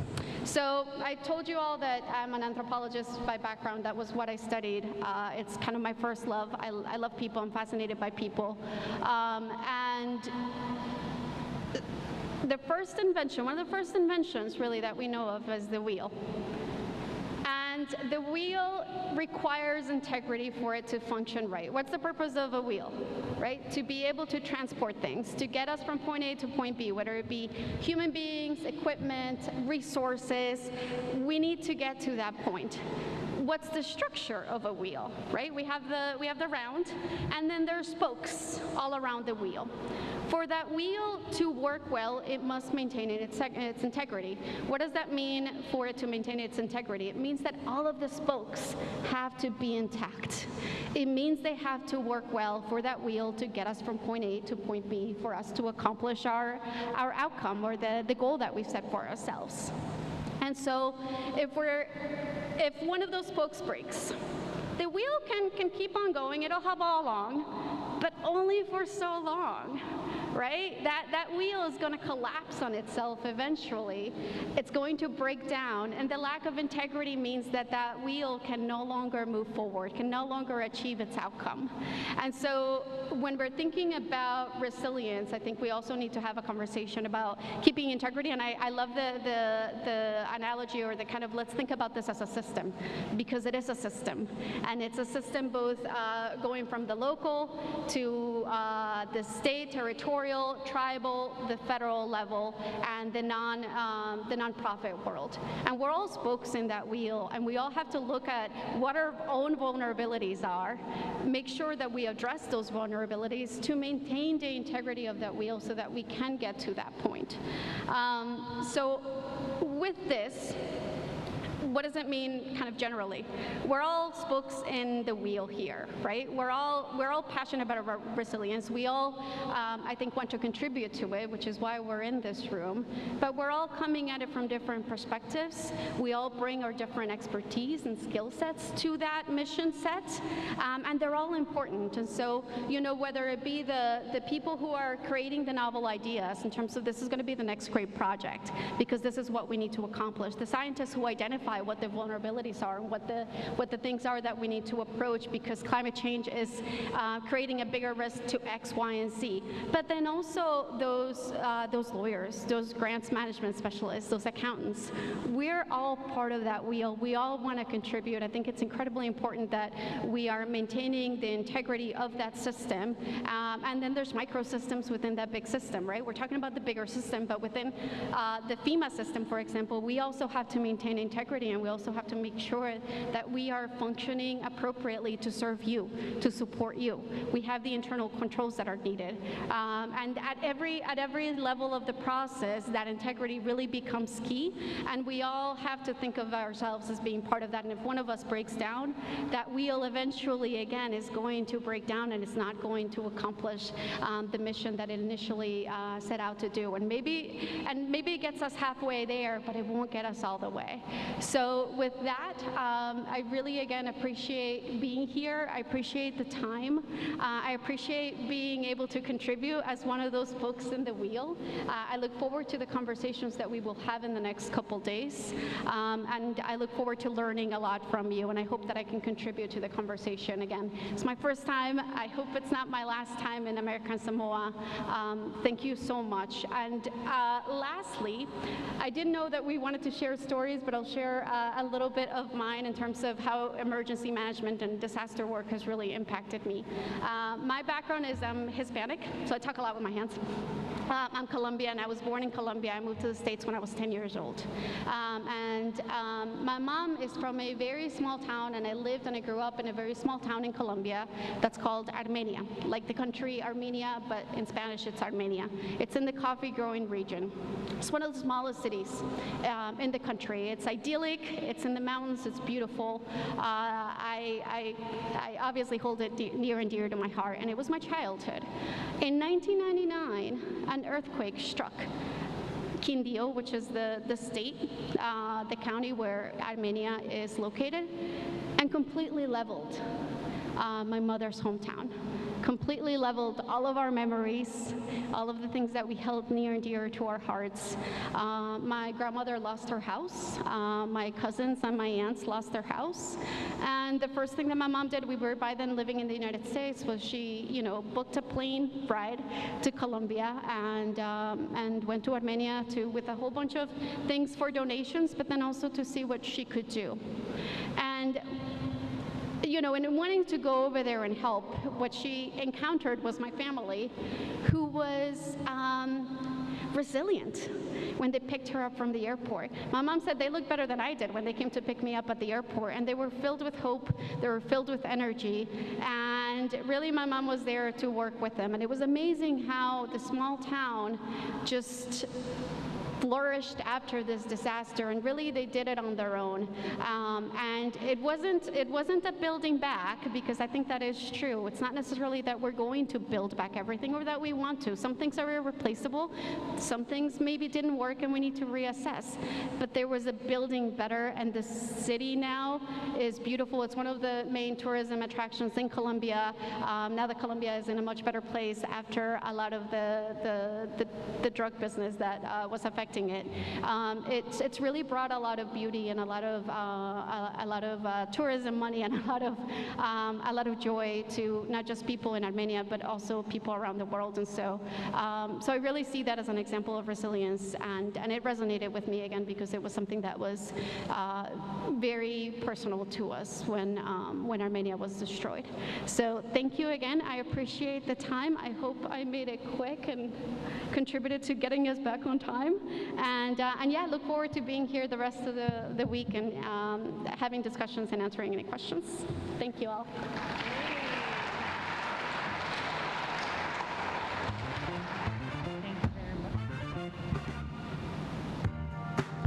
Yeah, louder.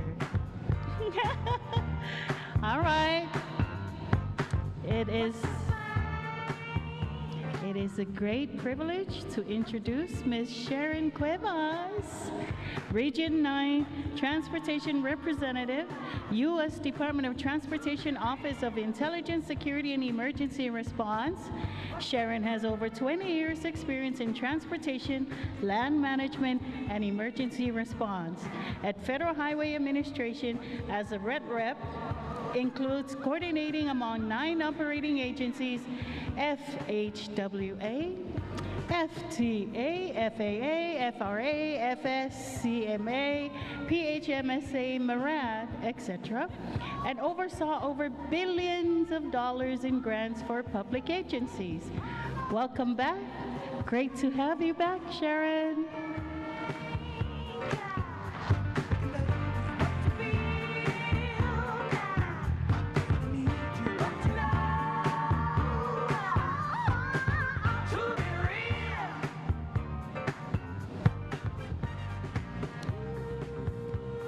Alofa, buenos dias, good afternoon. I have noticed this day a common thread among everybody in this room. You've got a brain trust here, a lot of different kinds of expertises and backgrounds and experiences, but a common thread of what has brought people to this kind of discussion, this industry, and what strength we have with the diverse experience that we have in the room, something that can really lead to a very successful approach. And although I represent infrastructure, when I go on disasters, I just flew in from Maui recovery. I was on response, recovery, losing my voice, and I'm here today to just talk to you about what we bring to the table during a disaster for infrastructure.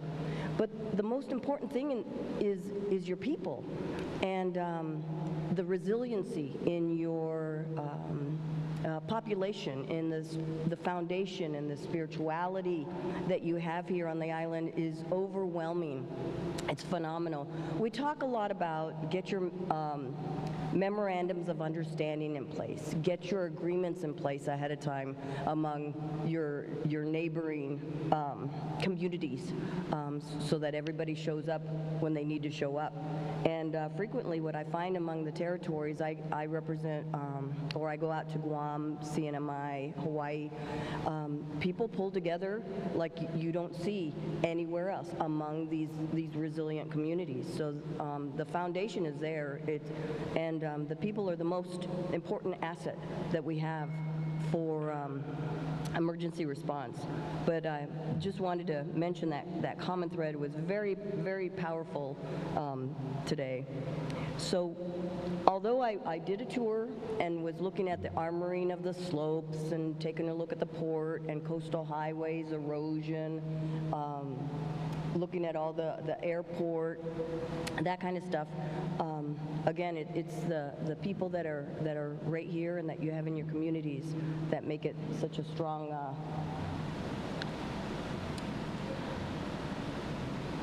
foundation. So when I show up at disasters, I represent the 9 operating agencies under the U.S. Department of Transportation umbrella.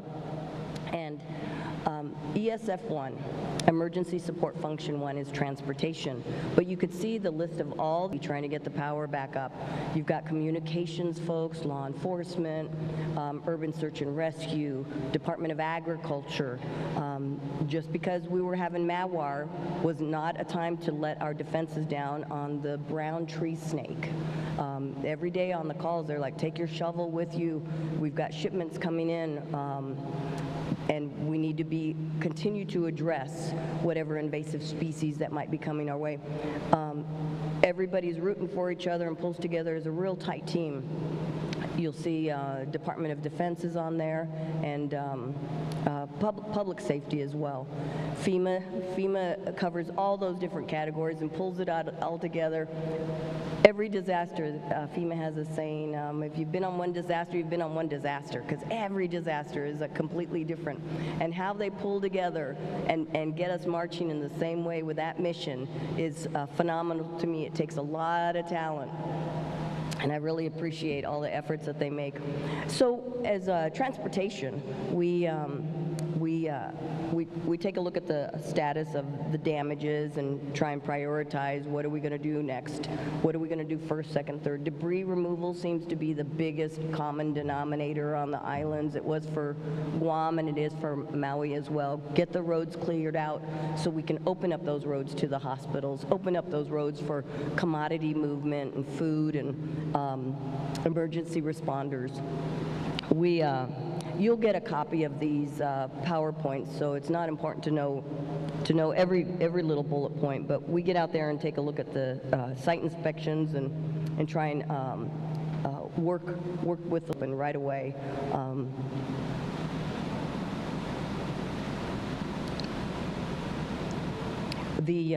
Mentioned the Maritime Administration, mainland.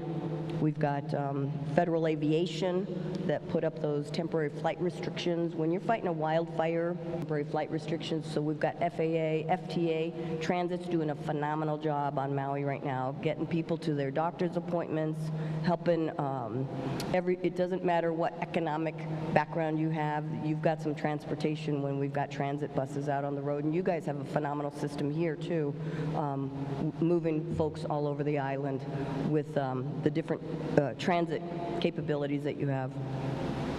We've got pipeline and hazardous materials, always a lot of hazmat after disasters.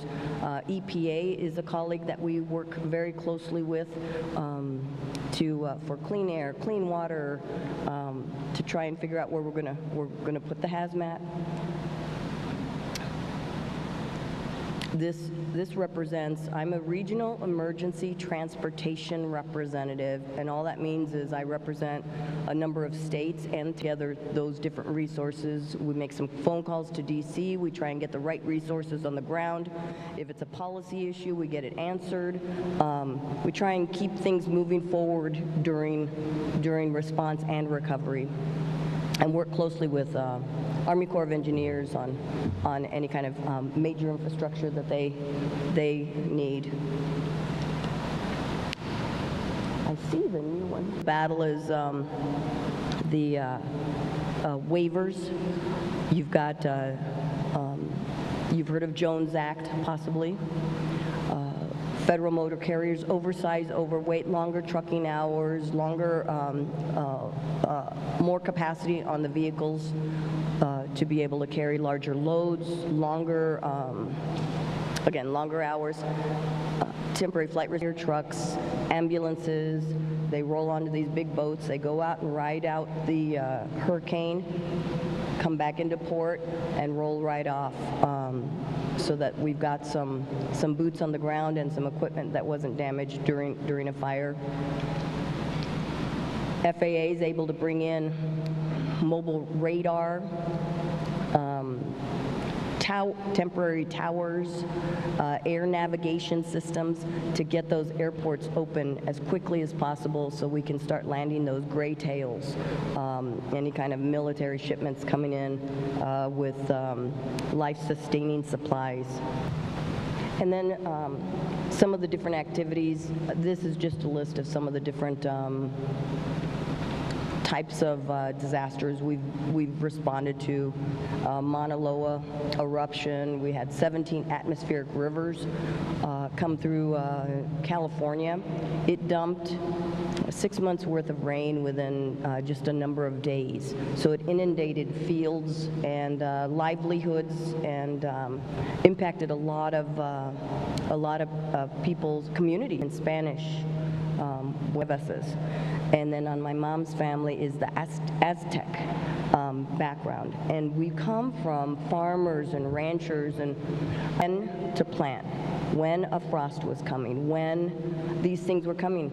And with how climate has changed so much, I frequently wonder if he would know how to advise us with that oral history on his knowledge of all those years of when to do what, rerouted to save some of our agriculture fields, because that makes a big difference for the economy. And these are and some of the suggestions that came to me were, hey, let's go squirt some water on it, let's divert it, let's put some concrete barrier and divert the flow. You don't mess with Pele. You don't mess with what was going on, and it started erupting on Hawaii Independence Day. And the other volcano was going on already as well, Kilauea and Mauna Loa at the same time. So it had a big significant spiritual, but it stopped, I don't know, like 170 feet before it hit the road. So there's always that divine on the mainland in California and Nevada, a lot of mudslides, a lot of road closed, a lot of undermining of the infrastructure, and we've got some of the same issues that you've got with the erosion on the coastal highway ways. I've linked up your ports engineer with Guam, Hawaii, Marianas Islands, and San Francisco. All of them have put up, or San Francisco too, have put up the seawalls, and to understand, to get the engineers talking among themselves, what kind of materials are you using, how high are you building, up and running, and communications going again after disasters. So mostly that's what we do, is open up get those roads open for distribution centers to get set up, work closely with FEMA, and support the local communities and try and get the economy back going again. So if there's any questions, I'm just sitting over here. Come find me, and just so happy to be here. Thank you to Sandy and Lisa for the invitation. And again, the power of your people is phenomenal, stronger than any kind of infrastructure that I could talk to you about. Thank you for your time. So, now it is my pleasure and my honor to introduce my friend, my system at the American Samoa Territorial Emergency Communications Committee, and I know he's dying to get on Broadcasters Top 5 Lechi. And in addition, he serves his community as part of a large number of organizations, including the Lions Club and the Rotary Club. And he is married to the beautiful Vai Samoa. And he has two beautiful daughters. Three. Okay, he has three beautiful daughters. He can tell you their names, and one of them is Alava. Come on, Joey. Come. All right, let's recalibrate. Boogie, boogie, you got me? I got you? Okay, good. Let's talk about a bunch of people that didn't die on October 29th, 2009. And we're going to go in reverse. We're going to talk about a bell that rang in the village of Amanave. We're going to talk about the Pulinu'u that rang the bell. Called KNWJ, a station showers of blessings that is a part of the emergency alert system, and as part of protocol, monitors everything that happens on KKHJ, 93 KHJ 93.1, who only a few minutes before that issued a tsunami warning via the emergency alert system, who only a few minutes before that, the operators using a handheld two-way radio spoke with the department, recommended a vertical evacuation, because only a minute before that, very hard, which was likely to cause, and which did cause, a very high tsunami. So I took you backwards. So I'm here in my capacity as a communications person, and most of the communications that I deal with is built on the hard work of a lot of other people that gather information, assemble that, approve it for release, and then that's when it gets to me and my colleagues in the media. And then you'll hear something that sounds like this through your radio, your television, or the local cable system.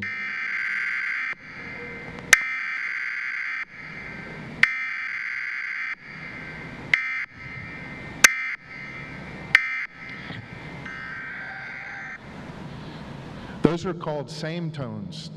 And those tones are actually embedded with, encoded within them, is a lot of information, including the time, the area, the date, and a type of emergency. And these messages these tones are disseminated throughout the community via radio, television, and cable.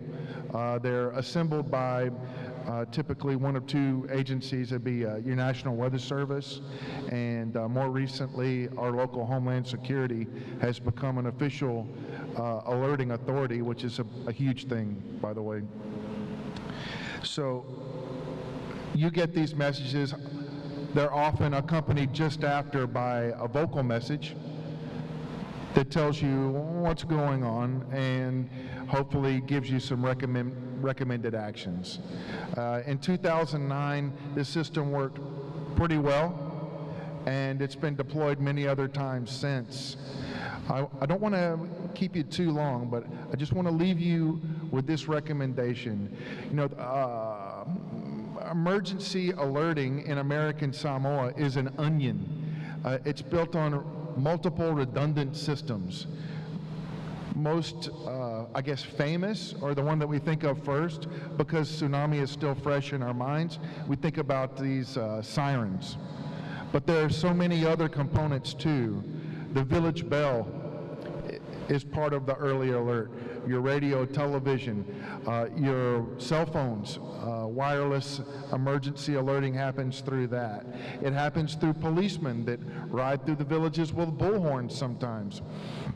But the number one thing that you can do, that you can control, that your family can control, that everybody in your church and your village, the thing that you can do to ensure that you get the message the fastest and the most efficient way is to procure a weather radio. Because this tone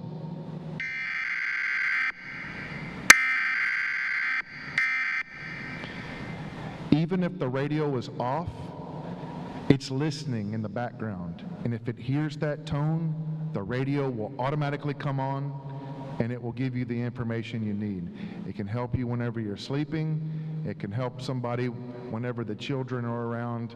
If you teach them that whenever the radio comes on that they need to listen, then you're definitely well prepared in terms of early alert and having communications after a disaster.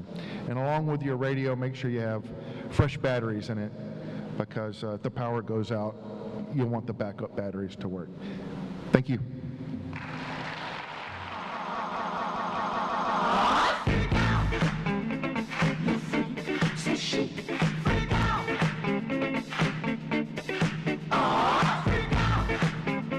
As we move along, I'd like to introduce one of my newest friends, Mr. Jim Peterson from the Peterson Planning Consultation, Building Codes and GIS Mapping. Mr. Peterson has 50 years of community and regional planning experience, and he is here to share his knowledge about building codes. Just one try, and you too will be sold. It's called a freak. They're doing it night and day. Talofa. Taftai tele lava mole avanua e tala noa ma ato uto. Sao lona mua I nei motu male tasanga in 1977. Sao whangalue mole malo mole ofisa o atena I fuafuanga. So it's kind of just with that background, and I've been back on numerous occasions since that time to work on various projects. One that comes to mind that is relevant a little bit today is the, you may have seen the, I think it was done we published it in 2000 for the American Samoa EPA, the Watershed Protection Plan, which provides quite a bit of information. We use geographical information systems to bring forward a lot of information which had already been developed by many talented people from many different backgrounds. And frankly, that's one of the areas that, as I see in making your community more resilient, we need to have the information available not just to people at the top, but to the people in each of the villages. down to the Pulinu'u and to the village councils, because they are going to bring about change in many respects to the built environment. I guess many of my comments, I will touch a little bit on the building code and on GIS and how those can be very effective tools. But just to reflect a little bit on some of the very experienced and talented speakers that we've heard from this morning, the first thing I wrote down in my notes was, understand that there's much we don't know and be willing to admit it. Don't go with presumptions about how the environment works, because indeed it is changing, but we don't understand how it changes. And that's important to do as we go forward, because that will make us search for more answers, and it will always help us focus our efforts to make the built environment more resilient. And it also means that, as other speakers have said very eloquently, that there are things that we should monitor in our environment. But right now we have worldwide a disease to collect data on everything. And what I would encourage you to do is to focus on those things that matter. Because sometimes we have all kinds of data sets and we can't even get storage units enough to handle all the data, much less use it and apply it to policies and decisions that we make. Do I hear an amen? Those of you who didn't get to church last Sunday, you will today.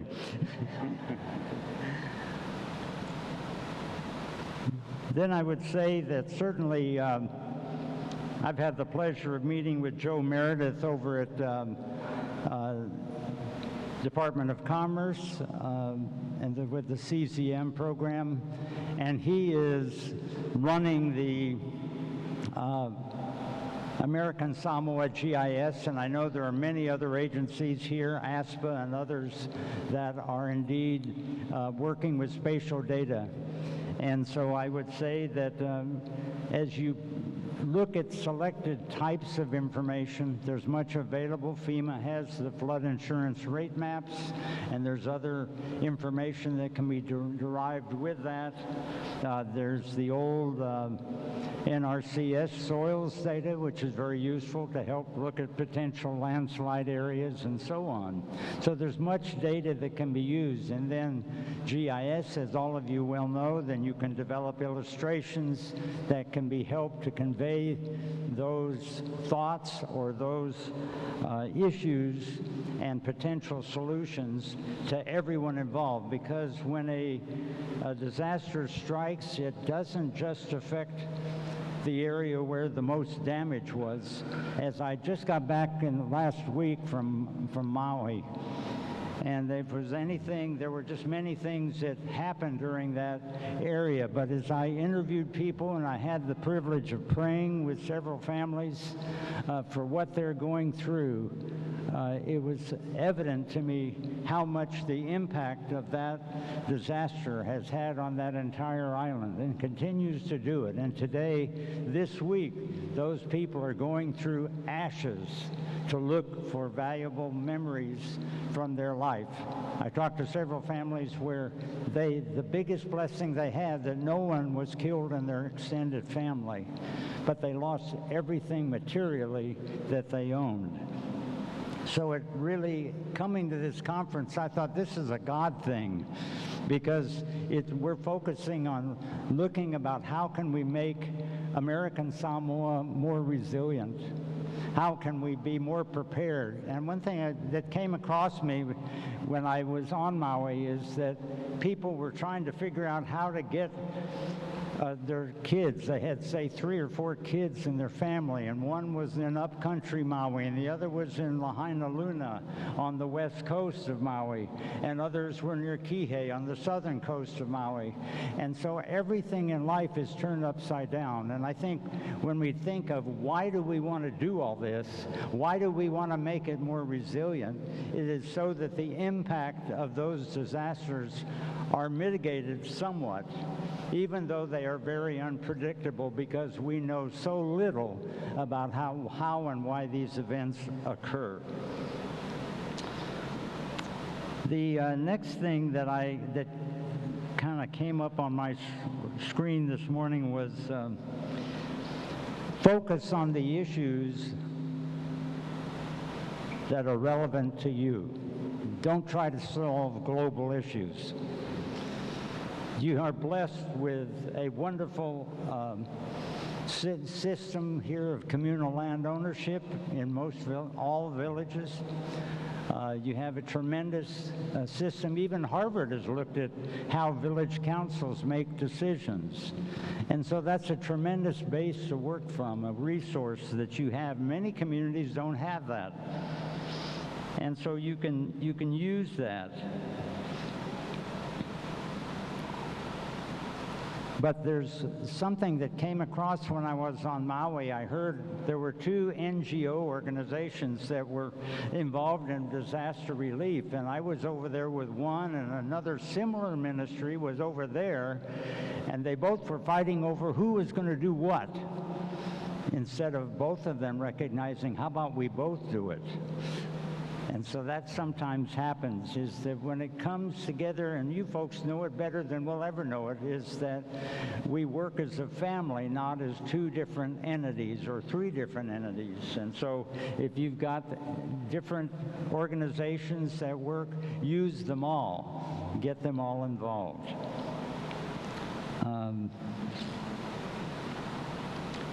The last one comes from the Word of God.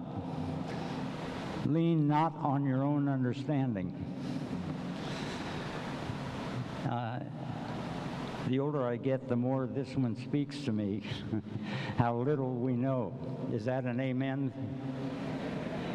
Amen? How little we know.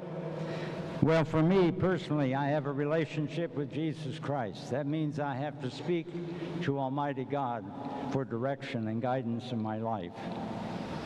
That may not be your cup of tea. That may not be the way you're oriented, but for me, it's changed my life to take that approach, to know that we can't lean on my simple understanding of life. And that doesn't just mean speaking in spiritual terms to God for direction, which is, to me, the most important, but it also means that they're around this room. Each of you are from different organizations, different villages, different agencies, and all of you, as other speakers have said so eloquently, have different resources in which to offer.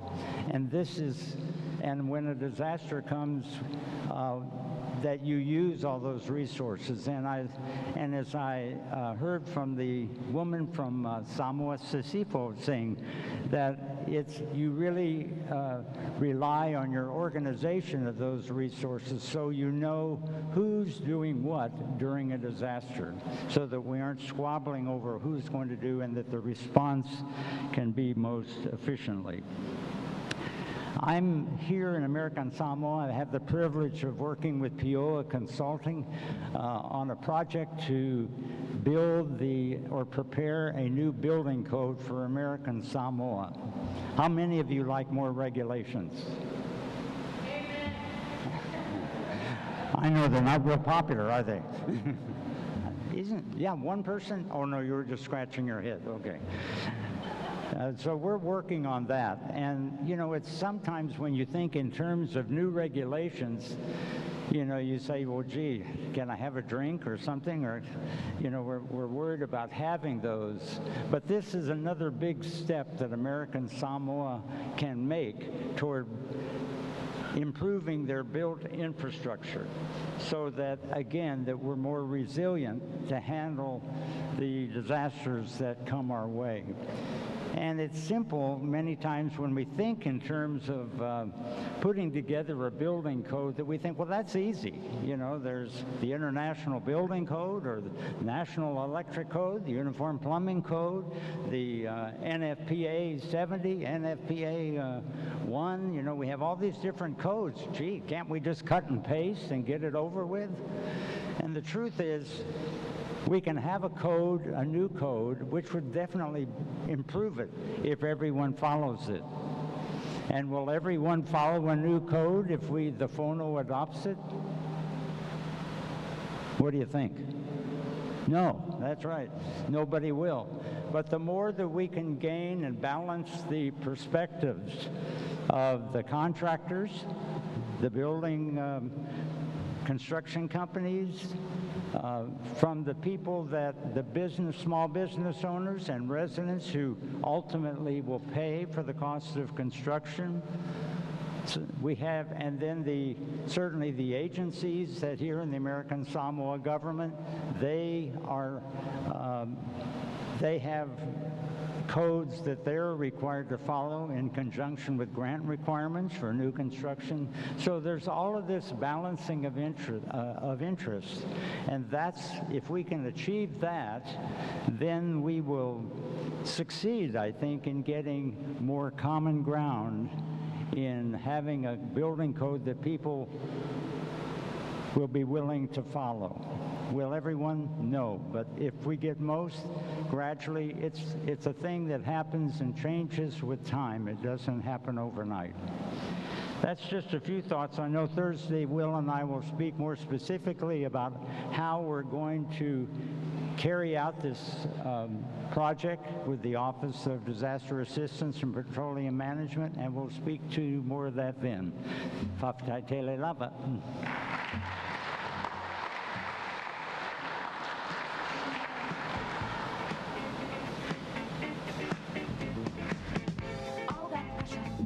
Can I get another amen? Amen. All right. It is I'm very happy to introduce Mrs. Kelly L. Anderson Tecarino. Sorry. Kelly Anderson is an extension agent for the University of Hawaii Sea Grant College program and is based in American Samoa at the American Samoa Community College. She holds a bachelor's in science degree in wildlife conservation and ecology from the University of Florida and a master's of science in oceanography from the University of South Florida. Kelly enjoys working with her past students who are now colleagues on issues around resilience in our islands. Thank you, Kelly.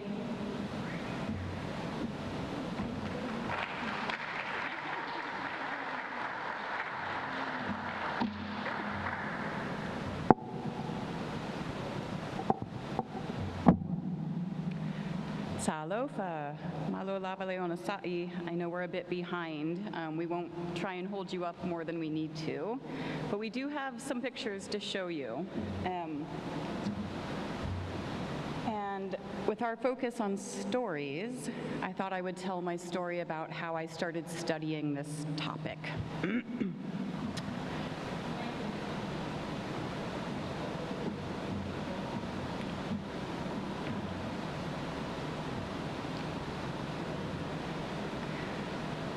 So I came down here in 2009 to do some coral bleaching studies, and it was an amazing experience. I got to come down and cool coral reefs in the ocean and watch them recover their color. It was one of the most amazing things I'd ever seen. So the tops of the coral were white, and when we put that water that was 1 degree Celsius cooler than the ambient water, they got their color back in 12 to 24 hours. American Samoa is famous for its resilient coral reefs. We're also famous for being a resilient island with our people, as so many people have said today. And Thank you, Lisa, for putting me after Jim, because he made so many wonderful points that I think connect really well to this work. Lean not on errant knowledge. I might have butchered that a bit, but when I first started with Sea Grant in 2013, and I started looking at our tide gauge data more closely, because I also serve as our liaison for our Pacific Island Ocean Observing System. And I thought, why has our sea level gone up so much since the tsunami? And why has it not gone back down? And I kept asking people for years and saying, please, somebody tell me I'm wrong. Let this be errant knowledge. Unfortunately, it seemed to not be wrong, and it seemed like it was a trend that was staying. So also in keeping with some of Jim's thoughts of working together as a family across agencies, that is what Sea Grant tries to do. So I work for Hawaii Sea Grant, University of Hawaii, but I'm based 100% full-time here at our community college on the land grant side, and our director, Alfa'i, is here today with us. This project is a collaborative project with another program from University of Hawaii in the Sea Level Center. So Carla Baizeo here is the wonderful master's student who spent the last year and a half of her life crunching data for us to get us our best available sea level projections that take into account the subsidence that we've seen because of the earthquakes that caused that terrible tsunami. So hopefully we'll get to show you some pictures and the tool that we've created. But as we know, as Joey shared in September 2009, we had enormous earthquake doublet, 8.1 and 8.2. And those quakes were so large that they changed how the plate is sitting.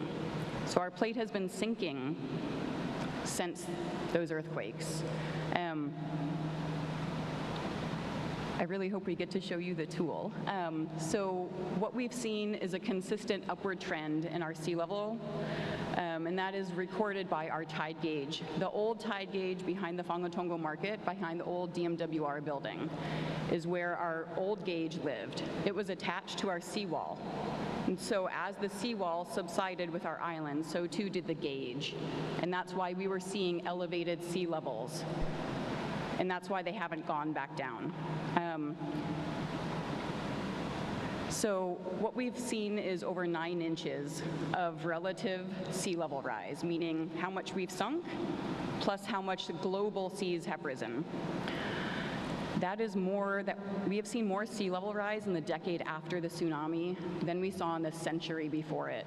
And it's not just us. The whole Samoan archipelago is experiencing similar situation, although those rates do vary, we know, between our GPS recorder, which is located at ASPA, and the one in Apia.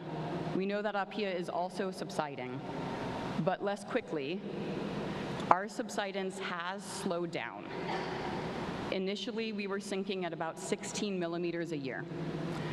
Now we're down to about 10 to 7 millimeters. We also know it's not consistent across Tutuila. Thank you, Stan. We know that the south shore of Tutuila is sinking faster than our north shore of Tutuila. We don't know about our other islands yet. We don't know about our other islands yet because we don't have ground control points. And when I started learning about this stuff, I thought we could get elevation data from LiDAR alone. It turns out that's not true. So without having a tide gauge with a long trend or a core station, also ideally with a long trend, core station is a GPS receiver that records high accuracy elevation data. Without those, you can't get good elevation data from LiDAR, unfortunately. So I was also able to partner with Carla's program at the Sea Level Center, where a friend of mine is the director. They installed 4 new tide gauges for us here in American Samoa back in April. So we now have a gauge not just in Pongo Harbor, but we have a gauge now in Awasi, Aunu'u, Ta'u Harbor, and Ofu Harbor. And we plan to put in another core station near the wharf in Ofu to help us understand the subsidence rates there. I think most people in this room know that LiDAR was flown in December of last year. And so when that new elevation model comes out, it can be corrected with the information from these new gauges and new instruments to help us understand, is Ofu sinking faster than us or slower? We don't know. And the same for Aunu'u. While Aunu'u is so close to us, we don't know enough yet to know if they could be sinking at a different rate. So because of that information, what we wanted to do was to create a tool for people to be able to use it to plan. And we shared this tool yesterday at the mayor's meeting, and we were really excited to share this tool that people can use how they want to use it to plan for their land and their future. This is non-regulatory tool. It is there to be adapted by anybody who wants to use it. And it does include both our sinking or subsidence and projected sea level rise rates. And once we have that new digital elevation model from the LiDAR that was flown last year, it will also include swains, but right now it's still running off of that 2012 LiDAR set.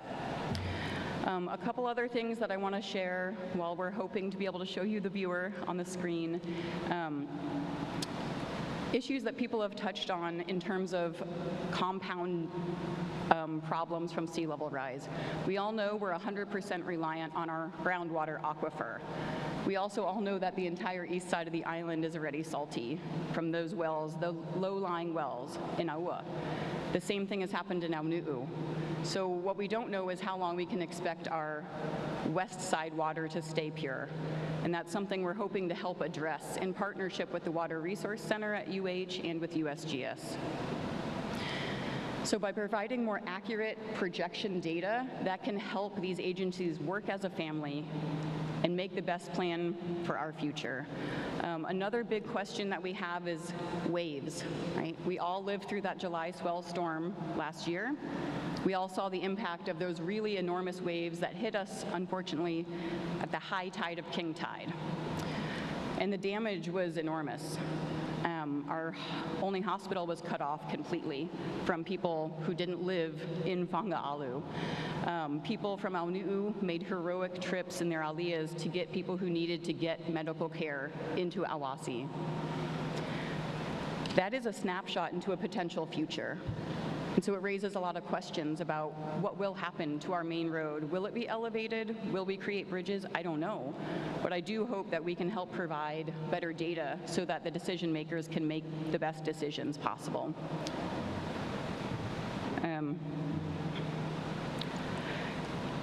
So we do have funding to put in instruments to record wave information that will be added into this viewer.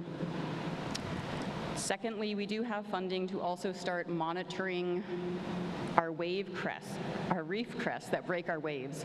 So we all know in the places where we have an intact reef, we see those waves breaking on them all day, every day. Our question is, how long will those reefs remain at our sea level?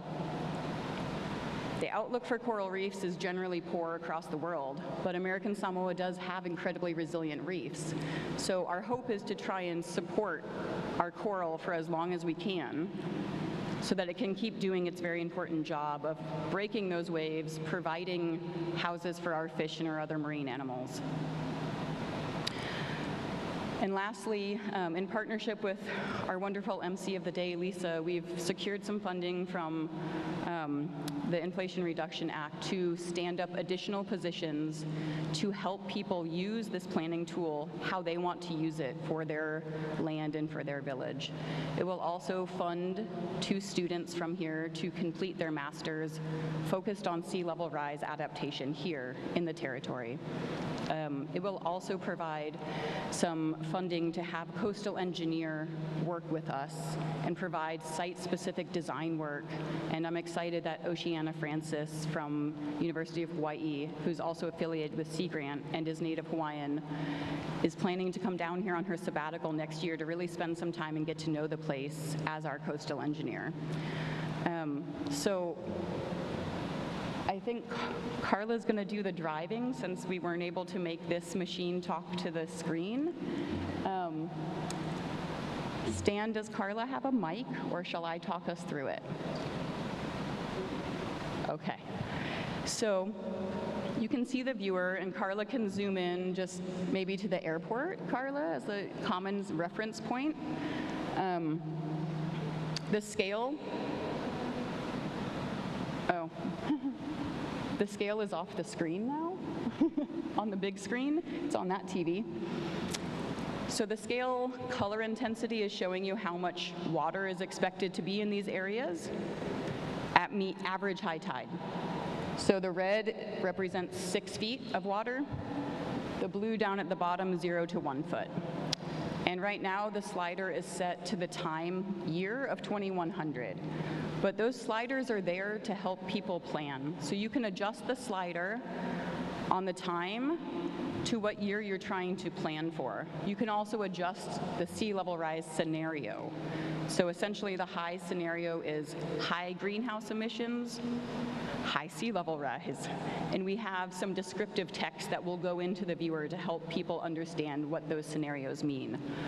All of the data in here will be freely available and downloadable directly from the tool for anybody to use who might want to use it on their own GIS systems or other platforms. In addition to scenario-based sliders, we also just have a 1-foot increment slider. So if a planner wanted to build to 6 feet of sea level rise projection, they can do that and slide it to 6 feet. So we have a lot of things in front of us to adapt to sea level, but we're not the only island. And I've been really lucky to be able to attend some meetings with SPREP and SPC recently, and I think there's a lot of combined interest in these very topics. And as Jim said, I hope we can work as a family together to not duplicate data, but to share what's important to us. And I think that's empowering our best strength of resilience, our people, to plan for their future. So thank you very much, and I'm sorry for the technical difficulties, but I'm based at the college. You can come find me anytime. So, Whawhatai Tele Lava.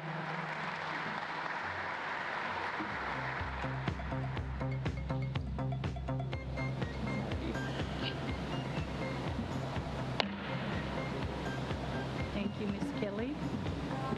Thank you, Ms. Kelly. At this time, I'd like to introduce our last speaker, if he's still here. I know he will never leave me alone. Never, never. So I am very honored to introduce Taula Williams-Soar. He's a country manager and an engineer by profession at Pacific Energy Southwest Pacific, the terminal operator and fuel supplier for the American Samoa government fuel tank. He has a Bachelor's of Science in Civil Engineering, Environmental Structural Hydraulics. He also has a Master's in Civil Engineering, Construction Management. And I'm happy to call upon Mr. Taula for his invaluable contribution to our summit. Thank you.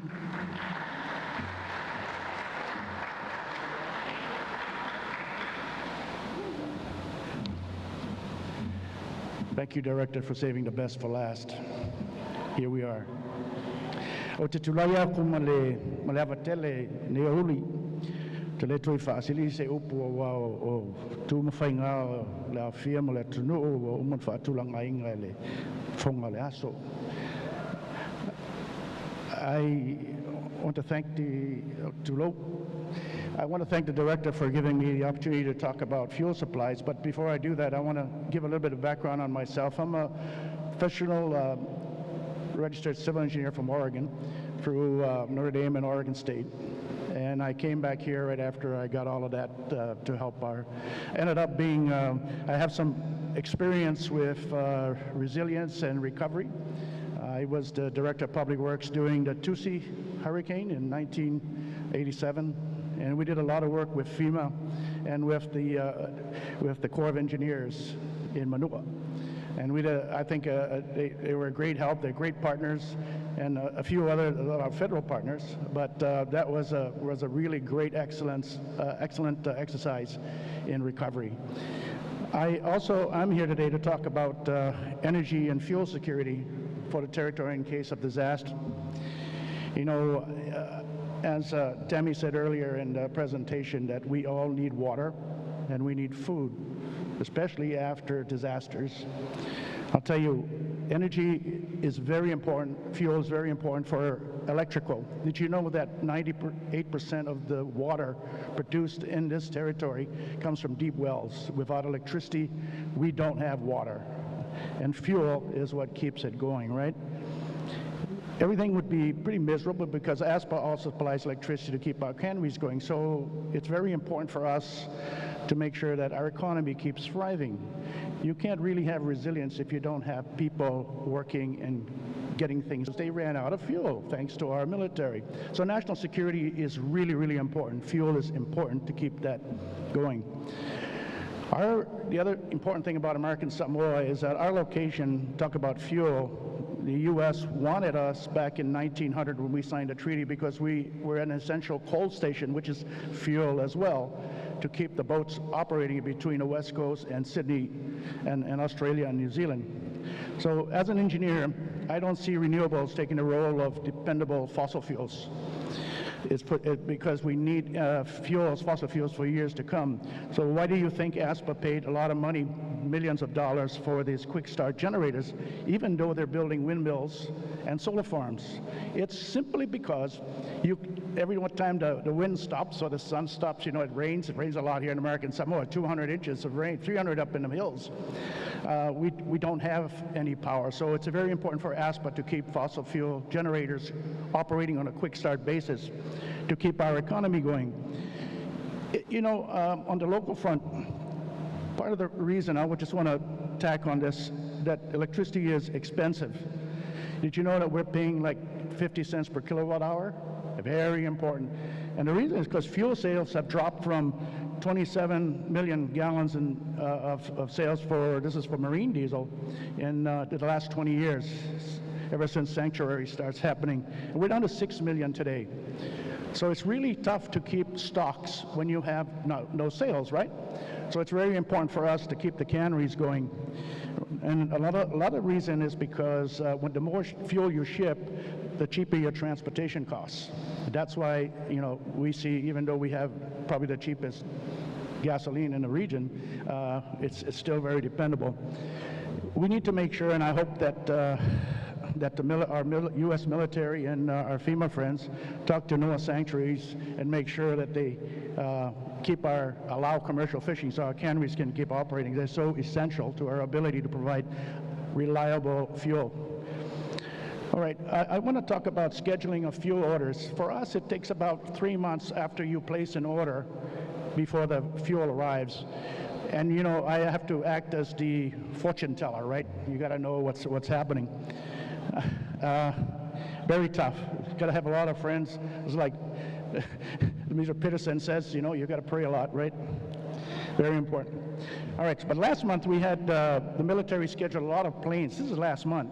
It did not tell us, and they were here for a long time. So lucky we had a tanker. We have 3 tankers in our business. That one was able to be rescheduled to come here and cover our lack of fuel, jet fuel, to handle what they handle. One of our suppliers ran out of diesel because they had 2 destroyers come in that we didn't know about.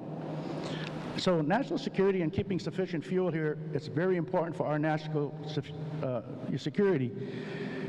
In 2003, when one supplier did not adhere to EPA rules on additives for gasoline, they turned their tanker away. And we ended up having a big shortage, long lines at the gas station, because they had no other tanker to come and give us fuel. That doesn't happen now because we have a fuel supplier, you know, Pacific Energy, that has 3 tankers. So we were able to handle the situations that we encounter all the time. If we had a cyclone, hurricane, it's very important for us to have fuel in the tanks just to handle the extra, what do you call it, traffic that comes in on the air, in the airplanes. The other thing that I find as a key for us is infrastructure. It's key for delivery of fuel. We have to provide jet fuel for the airport that flies the planes that bring in the emergency responders and everybody else by trucking it out to the airport. We don't have a fuel line. But at the same time, that same stretch of road handles the ASPA underground power line, which it ties up, the tie line that ties up to the other power plant in Satala. It handles the water lines that provide water for the town area and also for the canneries. Infrastructure, without that, we couldn't deliver. So it's really important, and I'm thankful the Corps of Engineers have been working for years now to harden that stretch of highway because it is so very important. Seawalls, hardening, as mentioned earlier by other speakers, that is key in doing what we're doing. We couldn't have done it without our federal partners. Docks, we need to keep them maintained. Tugboats, we need to have redundant tugboats too. And I think resilience in response for emergencies requires you to think redundant. Think of more than one pump, more than one truck, more than one tugboat. We need to think that all the time because you never know what you're going to hit. I mean, we had bad weather the last several weeks, and one tanker had to be turned away. But luckily, we had another one that's coming in on this Friday to cover our shortfall. So the other key thing for reliable fuel supplies is dependable suppliers. And I know this is part of ODAPM's portfolio, and I know that the director has done a good job making sure we have very good suppliers. The bottom line is all factors that I mentioned are crucial for energy security. Don't depend on luck. Be prepared. Have redundant systems and be ever vigilant for facts and stats, not what people tell you. Watch out for all of that stuff. There's one parting word I want to say in Samoan. It's no one stands alone like a mountain. Okay? It is important we work together to protect the critical lifetimes, as Tammy mentioned. Very important. We must push for good communication and fast action. Got to go through trainings, your SOPs, your emergency response plans, keep them updated. There's no BS communication. Be right to the point. Ask Michael, I know in the COVID they called about fuel supplies, make sure we can handle people coming, medical people coming down. That's very, very important. Thank you for doing that. And I want to lastly just thank you, Director Lisa Toto'o, for allowing me to talk about resiliency. Paftaitele.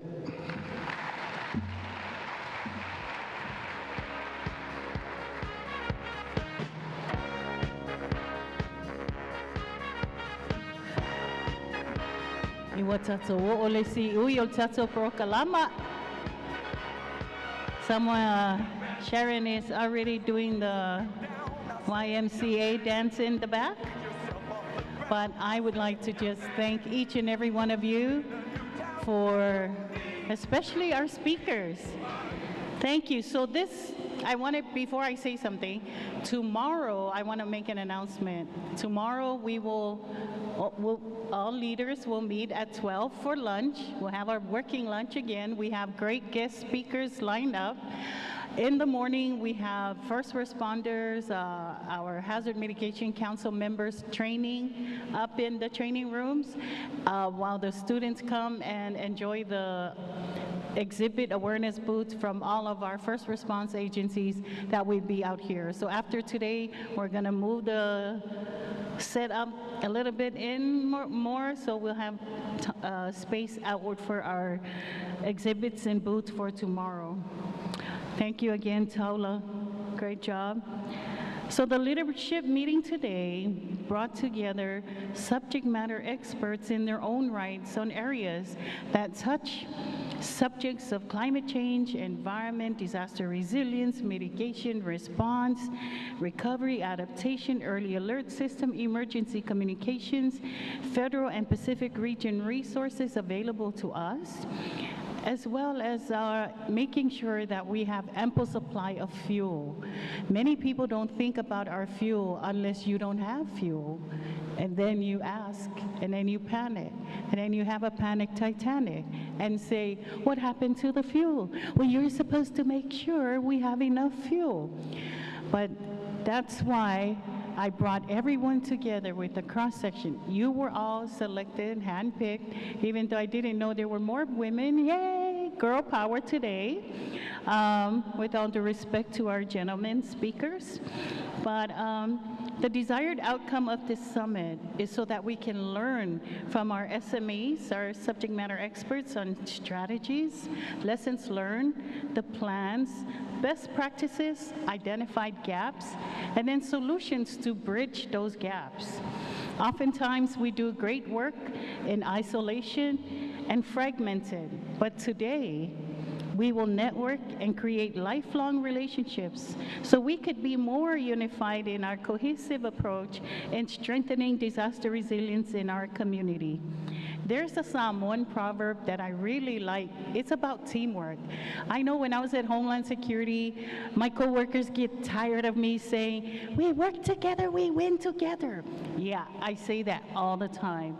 So in Samoan, it says, o le tele o sulu e mawai fi ngota.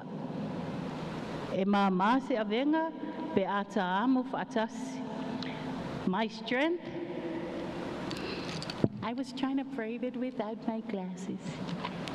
My strength does not come from me alone, but from many.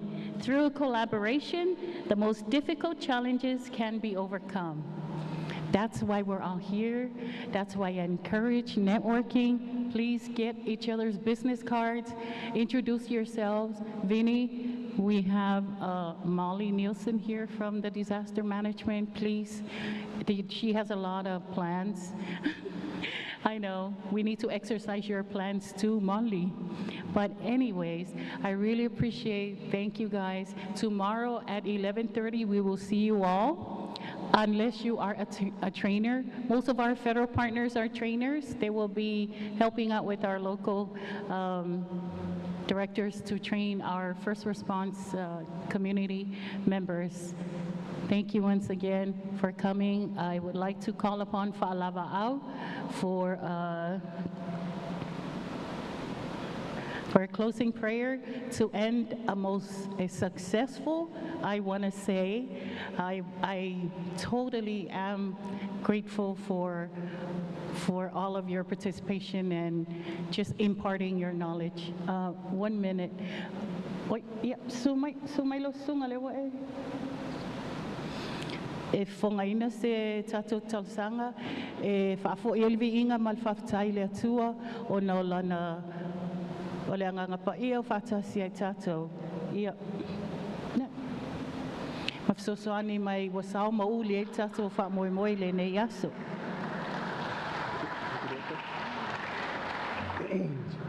Thank you, Director.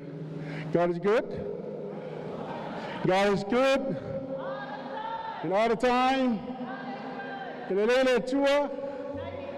Taimi umalava. Yeah. Nita au ni tātou amata I le tua. E whapena fo ni tātou whaiu I le tua. Talo atu whamon si puno mailo wau. Siu tātou te talo whaiu le nei awhi awhi. Fifio mātou nganga I lau fio. Ma mātou tau talo le lofa tuno o lau fio lo mātou atua. Na mātou amata mea I lau fio le nei tai au. Nei le nganga o lau fio e te tono le nei maota ma le nei whare. Ua whamalo whaftai lau fio. Whaftai lo nganga pa ia leo mātou wa aisi ui o le nei aso. Ma ua whatinoi nei lau fio no lo alofa tunoa. Yesu whaftai lau fio lo so soani mai. Whaftai lo sai nei au mai ele te te mātou uma I la hato uma lava. Oe na mawhai o na au mai hato numa mau.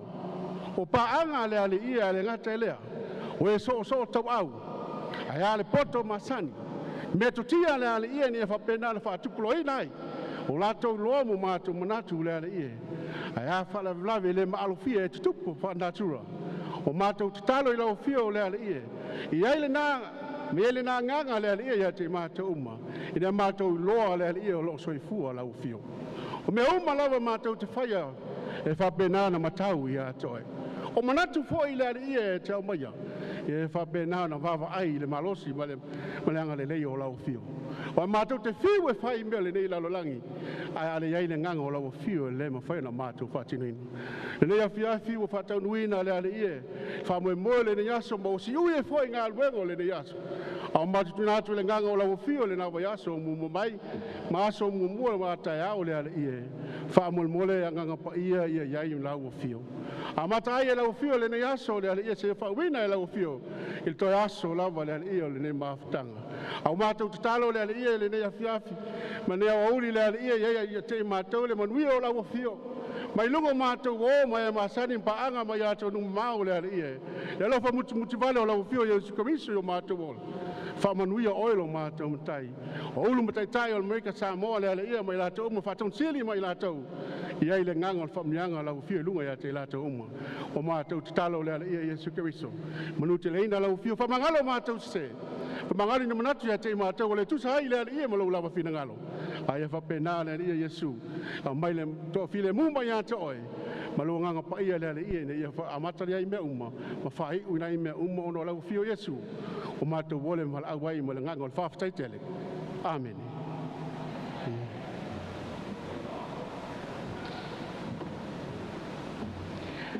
Thank you very much, Falava Ao, for that